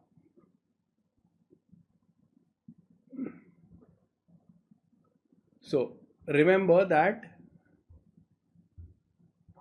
rotation of directors will be 2/3 of directors, total directors are liable for retirement, are liable for retirement. Okay, 2/3 of the directors will be liable for retired, but will they retire? No. How many will retire? 1/3 of the rotational directors. They are called as rotational directors. 1/3 of the rotational directors will retire.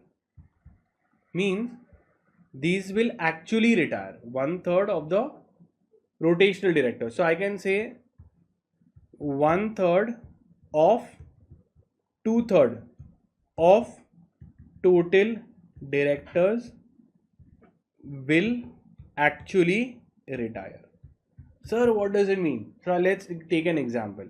If there are total 9 directors, if there are total how many directors? 9. So from here we'll remove 2/3. What is 2/3? 2/3 is 6 directors. 6 directors, are they going to retire for sure? No. They are called as rotational director. Rotational directors. What does rotational directors means? From here they will be liable to retire. From here we will pick up someone. From these 6 we will retire someone. Now who will retire? So 1/3 of 6, that is 2, will retire. Will actually retire. Concept clear? Yes or no? So what has happened? It is 2/3. So how many? 1/3 of 2/3. See, sounds very confusing, but it isn't. Okay, 1/3 of 2/3 of total directors. How many total directors are there? 9. So when we take 1/3 of 6, then you get 2. Simple. Okay. Just remember that. I don't think they'll ask you, but still. Okay. Once that is done, once we are done that, 1/3 of the directors will retire. Okay, you can remember what I have said.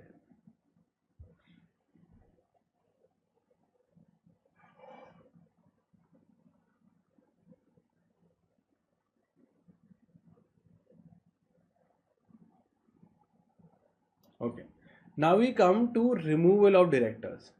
Removal of director. If you want to remove a director, then you have to pass a ordinary resolution and give a special notice. What?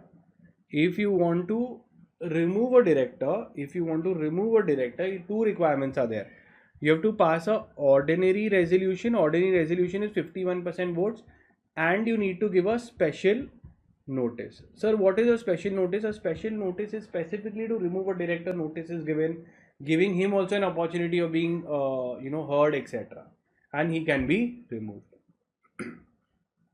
Now, meetings of the board of directors. Remember that it's very important. How many meetings are there in a quarter? How many quarters are there? 4. So there will be minimum 4 meetings in a year. There will be minimum how many meetings? Let's see where they have given. And remember that there will be minimum 4 meetings in a year, and the time gap between 2 meetings they have said is should be at least not more than 120 days between 2 meetings. So one meeting now, one after many days, don't do like that. So within 120 days you have to have the second meeting also. The first board meeting, very very important. The first board meeting is held within 30 days of incorporation. Within 30 days of incorporation. This is for regular companies. For one person and small companies, they will have half yearly. Within a half year they need to have, not 4 times. This is not much business. So they will have 2 meetings, okay, in half of calendar year, means in every 6 months they will have one meeting, and the 2 meetings should not be less than 90 days. So if one is now, have one a little later, not less than 90, should be more than 90 days. Simple. So we can say that they must have at least one meeting in every 6 calendar months. Simple. And there is something called as a quorum of the meeting. Quorum means the minimum number of people required. So quorum is the minimum number of persons required to initiate a meeting. So 1/3 or 2, whichever is higher, is the quorum. Now what does a quorum mean? That minimum so many people should come, only then the meeting will be initiated. Now shareholders meeting. Now shareholders meeting is also very important. This is called as members meeting. There are 2 kind: annual general meeting and an extraordinary general meeting. You can mark it as important.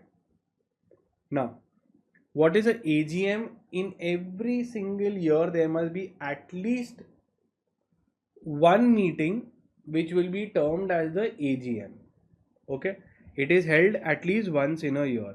Subsequent AGMs shall be held within 6 months from the end of the financial year. Now they're talking about one meeting should be held, and by when you should hold it. So now pay attention, okay? So if we have your financial year, 1st April to 31st March, let's say this is your first year. So when will you hold the AGM? Obviously the year gets over, then in the next, within 6 months, okay? So within 6 months you need to hold a annual general meeting within 6 months, okay?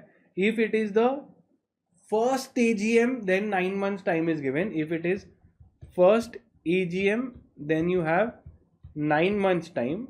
But if it is other than second, third, fourth, then you have 6 months time to call the AGM. Market is important,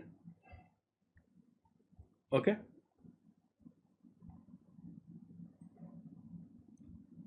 Then they say the time to call the AGM. So AGM should be called within business hours, and it should be between 9 a.m. to 6 p.m. Okay, and it should not be a public holiday. So between 9 to 6 you have to call a meeting, and it should be called either at the registered office or the city in which the registered office lies. Okay, now market is important. This entire thing they can ask you, because so many small things they can ask you in MCQ. Now, when the company is calling for a meeting, what do? They send a notice of the meeting. What is a notice of meeting? They tell you when the meeting is going to be there, where the meeting will be held, what all topics will be discussed, called as the agenda. That all is discussed in the notice of the meeting. Okay. Now normally for certain special matters, for special businesses, special business, you have to give a explanatory statement saying that what all kind of matters will be discussed, etc. Some very complicated things, so you have to give an explanation why it is being done. For special business, for ordinary business which is 4 adda, okay, ADDA, for this these are called as ordinary business. For this no explanatory statement is there. So again, when we are sending the notice for special business, I have to give an explanatory statement, but for ordinary business explanatory statement is not needed. Like anyone coming here, we know na, they will talk about dividend, they will talk about directors, they will talk about accounts, they will talk about auditors. Anyone going into the meeting will know that these 4 things will be there. This is ordinary business, no explanation need to be given. So always about auditors, directors, the financial statements, that is the accounts. So these are the 4 things: accounts, dividend, directors and auditors. 4 things are ordinary business. For this no explanatory statement is needed. If you're going in every meeting, this will definitely be discussed. Then we talk about a very important concept called as a corporate social responsibility, CSR. You must have heard it in the papers, etc. What do you mean by the term CSR? Okay. Now, CSR, corporate social responsibility, means that the company has a responsibility towards society. The companies have a responsibility towards the society. Now, not all companies need to, work towards the benefit of society by giving donation. This section, so I'll tell you, section for CSR is given under section 135. Only certain companies are required to, look after the society by spending money. So, corporate social responsibility means what? That the company has a responsibility towards the society, and mandatorily 2% of average 3 years net profit is to be distributed, okay, or has to be distributed as CSR expenditure. Means they have to spend for the benefit of the society. How much? Not full amount, etc. It's 2% only of the net profits of the company has to be distributed. Done. Now, this, they have given a schedule where all you can spend. That schedule 7 tells you the list of areas where CSR can be done. So welfare of the environment, they've given you entire list. Like if you see Reliance Industries, his son Akash Ambani has made something called as Vantara for the elephants.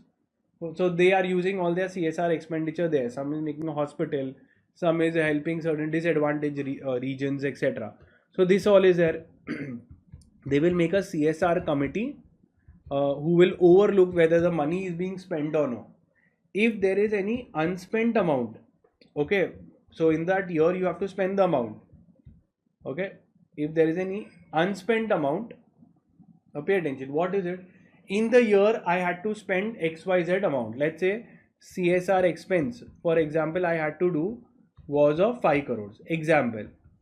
Now I could not spend that 5 crores. Could not spend it. Maybe I have a. So then they will say, if you have unspent amount, tell me, do you have a ongoing project? Now pay attention to this.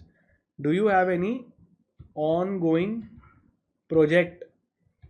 Or you don't have no ongoing project. If they say you don't have any ongoing project and you not spend, then immediately transfer the amount to CSR unspent account. Make a separate account and put that amount in CSR unspent account. Okay, and for some time they'll tell you, if it is not still not spent, then it will go to the government. Okay, it will go to the government fund. In schedule 7 they have given you few funds. You have to transfer it to any of those funds. If you have an ongoing project, we will wait. Okay, and still if it is not there, then you will follow the unspent account and you will put into the government funding. Let's see, okay, what they have given. So first is who all have to give? Do every single company, a loss-making company will do CSR funding or what? No. So a company having a net worth of 500 crores or turnover of 1000 or a net profit of 5 crores. So what is the criteria? They need to have a net worth. Net worth should be how much? 500 crores. Okay. Or a turnover of how much? 1000 crores. Or a net profit of 5 crores. Then they have to make a separate committee called as CSR committee. Okay. And where they have done, how much they have spent, who all is there in the committee has to be disclosed in the board report. Okay. Now, what all activities they have taken, everything will be reported. I told you schedule 7 is there where all they can spend the money. Okay. How much they have to spend? I told you. How much? 2% of the average 3 years net profit they have to spend. Okay, normally they should always give developed areas they will spend money on or undeveloped. Obviously, they have to give preference to local areas first where they are operating, which is unspent. If you fail to spend the amount, then the board report should tell why you could not spend, okay, the amount. Unless you have an ongoing project, you have to transfer the amount, unspent amount, to a fund within 6 months of the expiry of the financial year. Okay, any unspent amount pertaining to any ongoing project shall be transferred within a span of 30 days to the special account opened by the company called as unspent CSR account, and from there within 3 years it will be transferred into this special fund. So I told you for 3 years we'll wait. If it is not there, then they'll transfer into the fund given by the government, and they've given you penal provisions. So CSR is important. You can expect at least one question from there. Now comes business ethics. What do you mean by ethics, and then what do you mean by business ethics?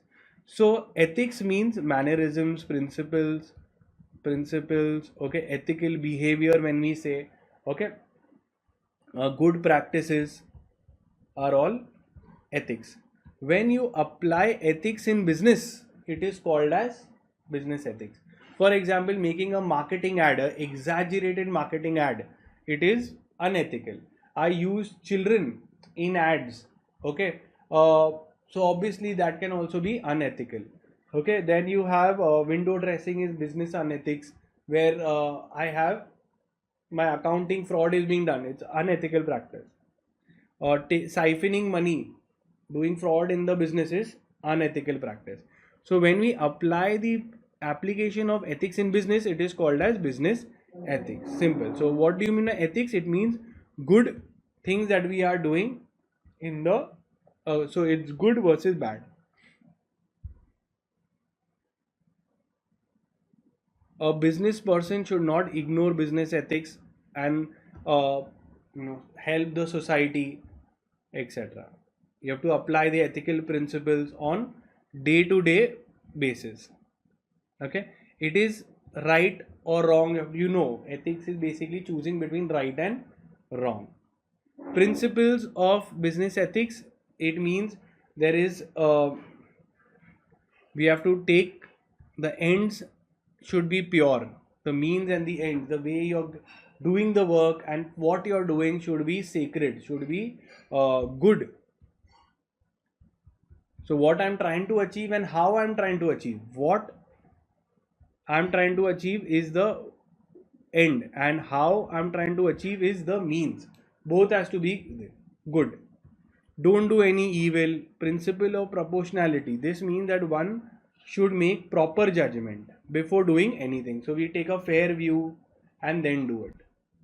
Don't cooperate in any evils. Cooperate with the public and others, but don't cooperate in wrong things. Do genuine publicity. Okay, bring it to the knowledge of people. If everyone knows, none gets the opportunity to do an unethical act. So again, if they are saying that make any kind of good also, you know, spread it. Any kind of bad you come to know also, spread it. So that's how you will, they will be discouraged from doing anything wrong.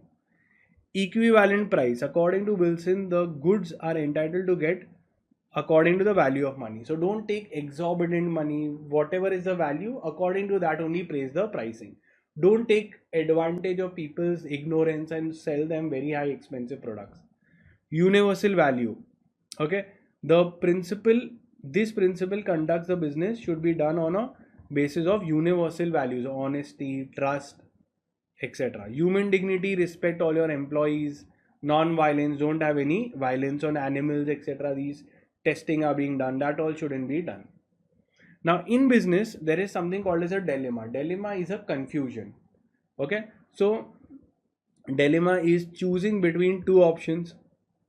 I don't know whether I should go for this or the ethical dilemma is basically I'm confused that I have to pay bribe, okay, to an official, otherwise he'll cancel my license. Okay, so I want to I want to do business to help society, but one of the officers is asking me bribe. Now I am in a situation where I have to decide versus right versus wrong. So it's called as a ethical, okay, ethical dilemma. Dilemma means confusion. Okay, so I'm confused whether I should do it or no. Sometimes it's right,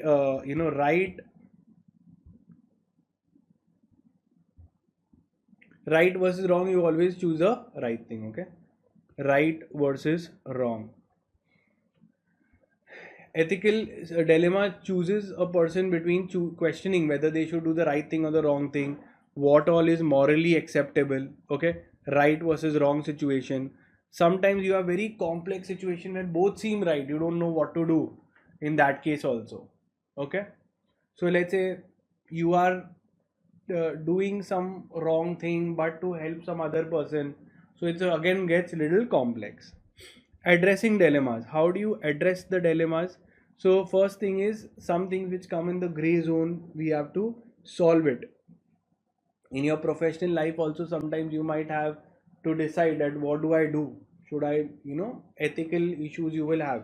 So a situation where you have to choose between two things, okay, a moral situation where both are equally undesirable, you have to listen to your manager, or some things where it comes where you are confused. Basically confusion, how you can resolve.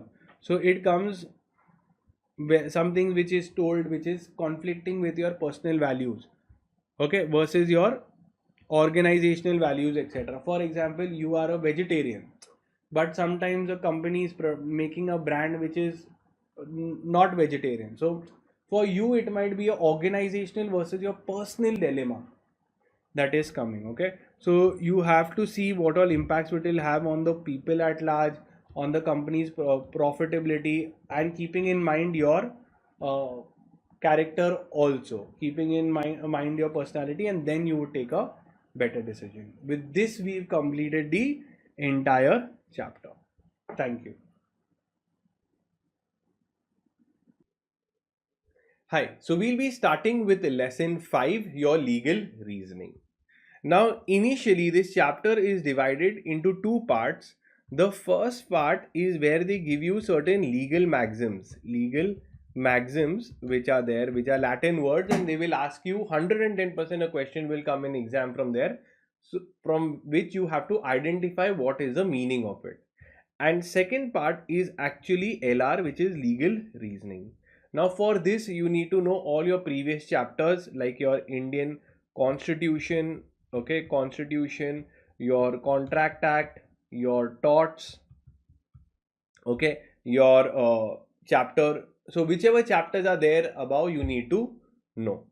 And from that, they will ask you, they will give you a fact they will give you, and you have to identify the law and answer the choose the correct option. Choose the option. When we come to it, you will come to know. Okay, and here you have your company law. So these are These are all that you see, 1, 2, 3, 4. So these are your 4 chapters which have been given in your syllabus. Now we start with the maxim. Now maxim you need to read just before the exam, because one for sure they will ask you. I'll tell you a few important ones, we'll discuss it and then we'll see.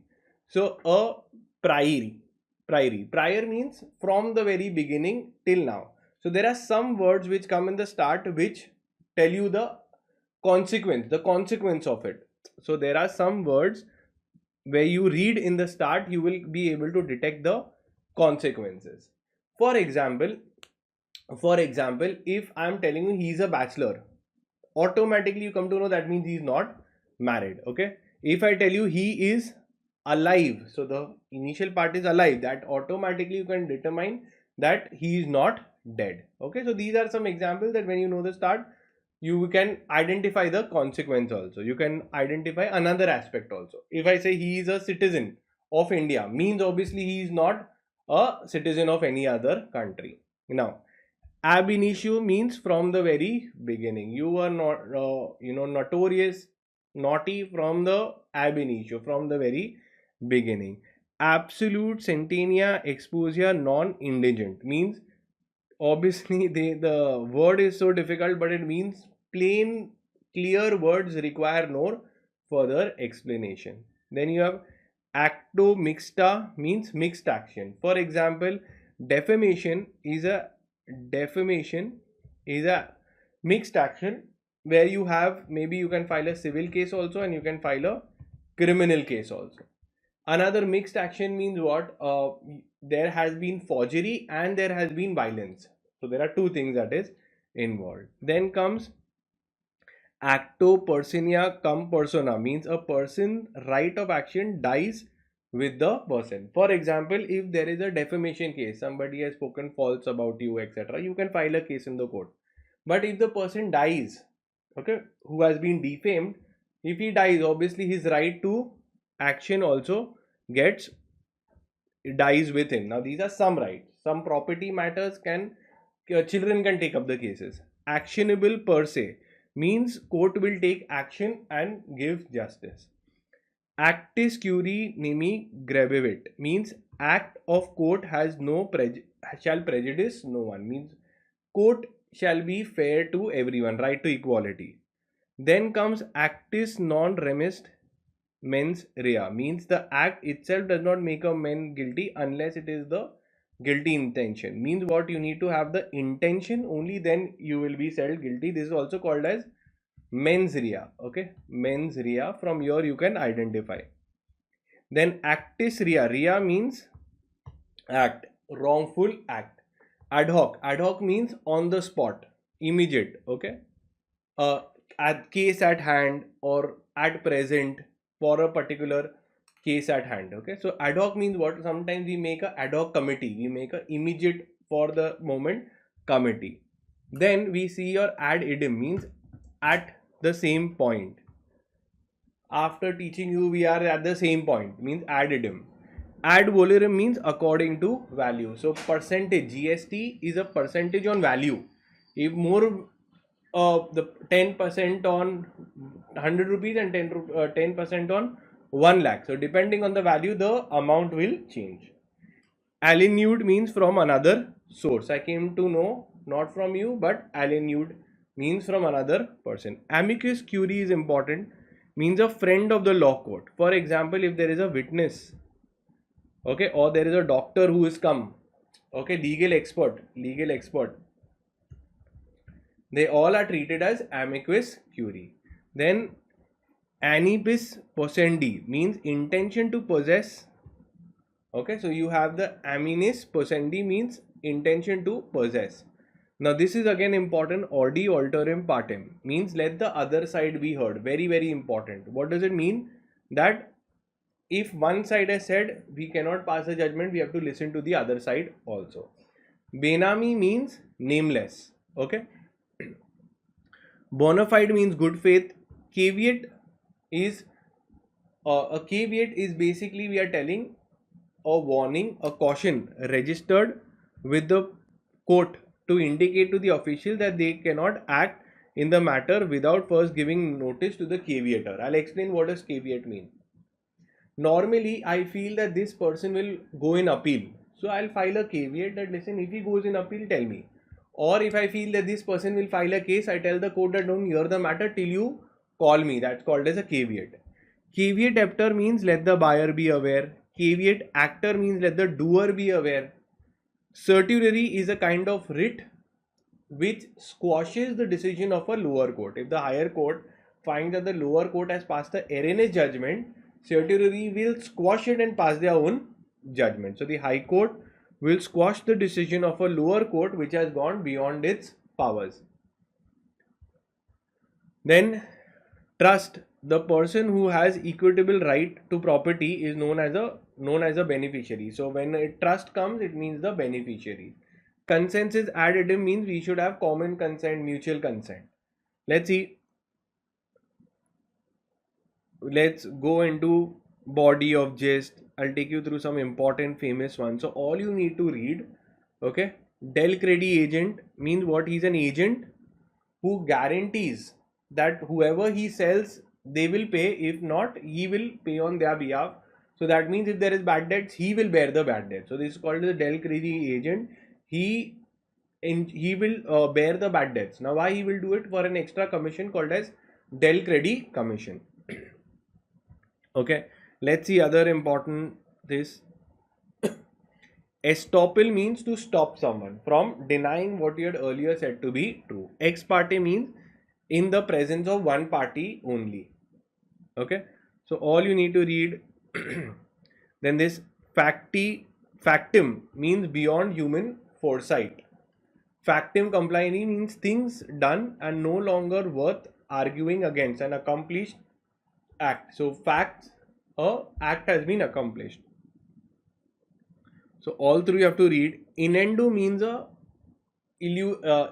remark, a defamatory remark. For example, you are wearing a very bold dress.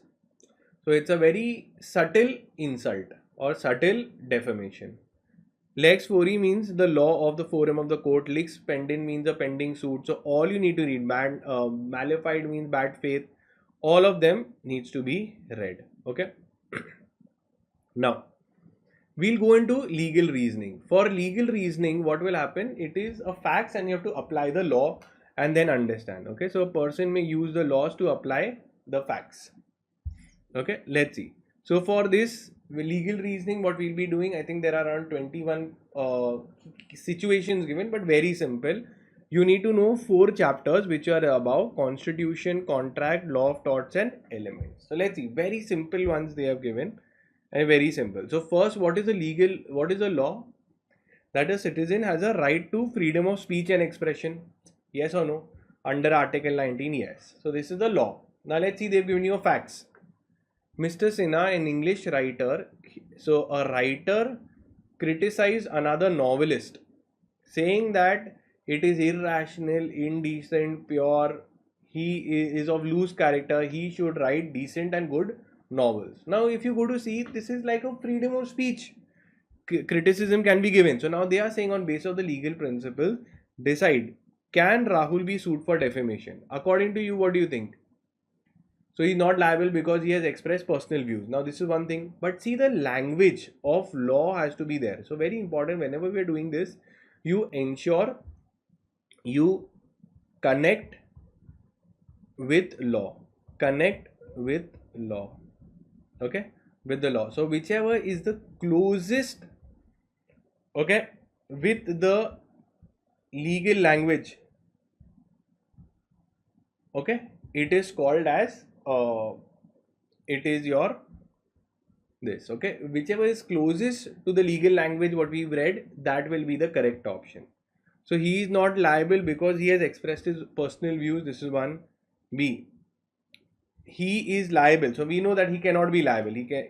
So how they've given here, they've also said he is liable. He cannot be liable because his fundamental right to freedom of speech and expression. So this is more appropriate where they're using Article 19 words also. He cannot be sued because both writer and this can criticize each other. So these loose statements will not be the answer. Remember that. That first is some will be very badly drafted, those cannot be. You have to seek and connect with the law which sounds perfect. Let's see the next one. Okay, legal principles. So what is a legal principle? A contract is an agreement with the law will enforce. All agreements are contracts if they are made with free consent. We know that if you're free and you can give consent, only then the agreement becomes a contract. So Mr. Raja offered to buy his car, but this guy refused. Then he threatened to kill. So obviously, moment you threaten to kill, it will no longer be there. It is not free consent. So decide whether Mr. Raja wants to sue to enforce the contract. Can the contract be enforced because you got consent by forcing someone? So we know that it it will fail. So obviously it will not succeed because you use what you threatened to kill and you got the consent. Okay, so it will fail. Now, legal principle further: a contract is an agreement which the law will enforce. All agreements are contracts if they are made with free consent. Same thing. Now let's see. Mr. Joy, a young boy of 27, without consideration, okay, agrees to give this one 10,000 rupees. He fails to fulfill. Can he sue? Obviously, you cannot sue because consideration should be from both sides. Okay, with a lawful consideration. Consideration is only not there, then the contract is only not made. So will fail because agreement is without consideration. Simple. Next, point number 4. Constitution empowers the president to appoint the judges. Fact, there was a deadlock between the Council of Ministers. The President appointed Mr. Adarsh as the Chief Justice and this one as the Prime Minister of India. So decide. Appointment of this is valid as per the Constitution of India. Why? Because obviously it is by the President of India. Appointed guard is valid. Appointment of Mr. Adarsh and is void and none of the above. So let's see. So what is the rule? That the President can appoint High Court and Supreme Court judges. So obviously they appointed. So it is both are valid. Both the appointments are valid. Next we see a legal principle 4. A violation of a legal right with or without damage gives rises to a tort. So a violation of a legal right, okay, violation of a legal right gives rise to a tort. Tort is a wrong. Okay. So here let's see what is there. A coaching class is there of company secretary and Ketan starts a competing another coaching class. So this was the Gloucester Grammar School case which we have done. Okay. It is the Gloucester Grammar School case. So it is not actionable in court because there is no legal injury. Can he claim damages? Answer is wherever it is no, we have to. So no is from no. Now no has reduced the fee. Now this is a very stupid little reason that they've given. Now you see the correct one will have the essence of law and legal principle in it.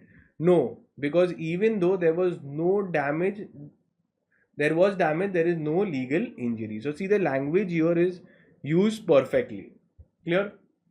Next, we see the 6th one. Okay, legal principles. A company incorporated under Companies Act or under any previous law. So will the above entity be treated factuals as a company? So let's see. It will be registered under Companies Act or any previous law. So Companies Act, this will be there. LLP cannot be covered.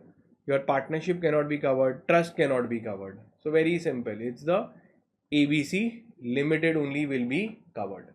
Simple. Now the 7th one. A master responsible for the act of his servant. Now this is called as vicarious liability. What it is called? Vicarious liability, which we have seen in the tort. So now what happened is NBFC registered accepted the deposits from public. He authorized an agent to collect the money, okay, on daily basis. But one day he ran away, the agent ran away. So now the people want to sue. So who will be held responsible? Files a suit against ABC Limited. ABC Limited will be held liable. Why? Because not the agent but the principal will be held responsible. Now the next one we see the legal principles. The members of both Lok Sabha and Rajya Sabha are the members of the union government. Obviously, your Lok Sabha, Rajya Sabha are eligible to be ministers in the union government. Now, Mr. Ram Singh is a sitting member in the Rajya Sabha, upper house, and recommendation of the Prime Minister, and as a recommendation of the Prime Minister, President appointed Mr. Ram Singh as the Minister of the Ministry of Education. Appointment of this, whether it is valid, answer is obviously it is valid. Okay, because it's clearly said that a member of both Lok Sabha and Rajya Sabha are eligible to be the members of the union government. So he was a sitting member in the House of Parliament, and as the recommendation of the Prime Minister, President of India appointed. So President appoints the ministers, it will be allowed. Now again, if you go to see the legal principles, tort is a civil wrong. So now he had 6 pet dogs, they were ferocious. So again, this is a case of strict liability. Okay, what is strict liability? If you get any dangerous substance or thing or animal, if it escapes, the person who bought it will be held liable. So he can ask for damages. Okay, unliquidated means, liquidated means you know the exact amount you're claiming. Here you don't know, so here you can ask. So Mr. Surinder can initiate a case for damages. Next, legal principles causing damage, however substantial. Okay, legal right. Now, factual situation. Mr. Nandan opened a petrol pump next to the earlier to this one's petrol pump. Same Gloucester Grammar School case. So this is also Gloucester Grammar School case. Okay, so nobody will succeed because it is a legal right is not infringed. Okay, though damage is done but the legal right is not infringed, competition can be made.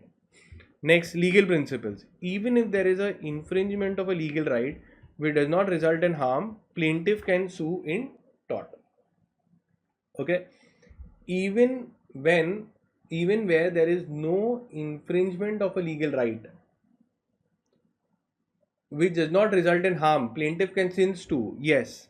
Why? Because there is a this is the Ashby versus White. Ashby versus White. What was that? That legal injury is there, you will be allowed. So here what did happen? I think this is a case of trespass, right? Did not like. Okay, so cattle owned by this one entered the field, okay, and roamed freely, did not like it, and thought of initiating legal action against him. Will he succeed? So yes. So this is with respect to the remedies which is available. So yes, he can succeed. Okay, this is with the animal just went in his farm. He will succeed because his legal right was infringed. Simple point. 12th, the tortfeasor, the person who does the tort, is liable. Okay, Mr. Rahul's car was being driven by his driver when it hit a pedestrian. Okay, so the car hit a pedestrian and he suffered injury. He brought legal action against both to whom the car belonged and the driver. The legal action of this will succeed. Obviously, it will not fail. It will succeed because the master is liable for his servant. Now you see this. Here also they've written succeed, but because responsibility in such cases imputed by law on the grounds of social policy. Now we've studied the law connected. This is written that master, this we've read, master is liable for act of servant. So this is directly more appropriate. Then you see your legal principles. The defendant is liable if he makes a non-natural use of land. Now this is strict liability case. Okay, strict liability, which is nothing but your Ryland versus Fletcher case. Now, what does it say? Mr. Kundan stored some chemicals. Now, chemicals is a dangerous substance, and if it escapes, you will be held responsible. So, who got? Mr. Kundan. So, Mr. Ankit filed a case. He will succeed because storing chemicals is a non-natural use, or unusual thing that has been done. Now, legal principles, again, there are exceptions to the rules of strict liability. Let's see. Mill owner, same example of Ryland versus Fletcher, that even though you appointed a contractor, you will be held liable for negligence for the loss suffered by the plaintiff. So anyone who suffers a case will file a case, his name is plaintiff, you will have to compensate him. Then legal principles, for the tort committed by a partner in the ordinary course of business, the other partners will also be held liable. So if one partner does wrong, even the other partners, all the partners will be held liable. Legal principles, so the state claimed immunity for only cases of sovereign act, not others. So the state government is immune if they are doing some sovereign action, supreme action, like protecting the government. Judiciary is a case, railways where they have sole powers, nobody else they are doing. For all other cases, they can be held liable. So here, I think this was about the lodged in the jail, wherein one of the bombs were hurled by their rivals and there was a death. So now again, jail and judiciary and executive, these are all powers which only the government can do. So they will not be liable. So the suit will fail because maintaining jail facilities is a part of the sovereign function of the state. Then Article 12 talks about the state. State means the governments and their bodies. So here what happened? He was employed in ONGC. Now in ONGC, it's a company. Okay, it was not set up by the government, etc. Okay, he contemplated and he had some issue in discrimination at work, and now can he file on the government? So Mr. Arvind will not succeed because ONGC is not a state. Decide, ONGC is a state as per the Article 12. Now, if the it is funded or controlled by the government, then only you can make the government liable. And normally companies cannot be held liable. The companies will be held liable, not the state. But here, since the state has control, then the state will also be held liable. Okay. Next we go on to see the no person shall be convicted of any offense except for the time of commission of the offense. It should be a commission of the act. It should be an offense. So here what happened is the law must have changed. Okay, for racism the law must be there. The classmate will fail because racist abuse were not punishable when it was heard. So when the particular act was done, if it is not punishable, then that person will not be held liable. So this was racism was not punishable at that time when it was done, so the person will not be held liable. Next we see legal principles. No person shall be subjected to a greater penalty. Similarly, if the penalty was increased, you will not be held liable for that, because you will only be held liable, or you will only can be punished for the amount of penalty that was punishable at the time of doing the offense. So he challenges his sentence to life imprisonment, he will succeed because the punishment for cheating was not life imprisonment when it was committed. Okay. Similarly, when we go to see the legal principles, the state shall not make any law which takes away or abridges the right of the part 3, and if such law is made, it shall be void to the extent it curtails any such act. Again, what is this? The state shall not make any law which takes away the fundamental rights. Right to property was abolished, we know that. He challenges that the constitutional amendment, so he will not succeed, he will fail. because the law referred to in the above statement does not apply to constitutional amendment acts.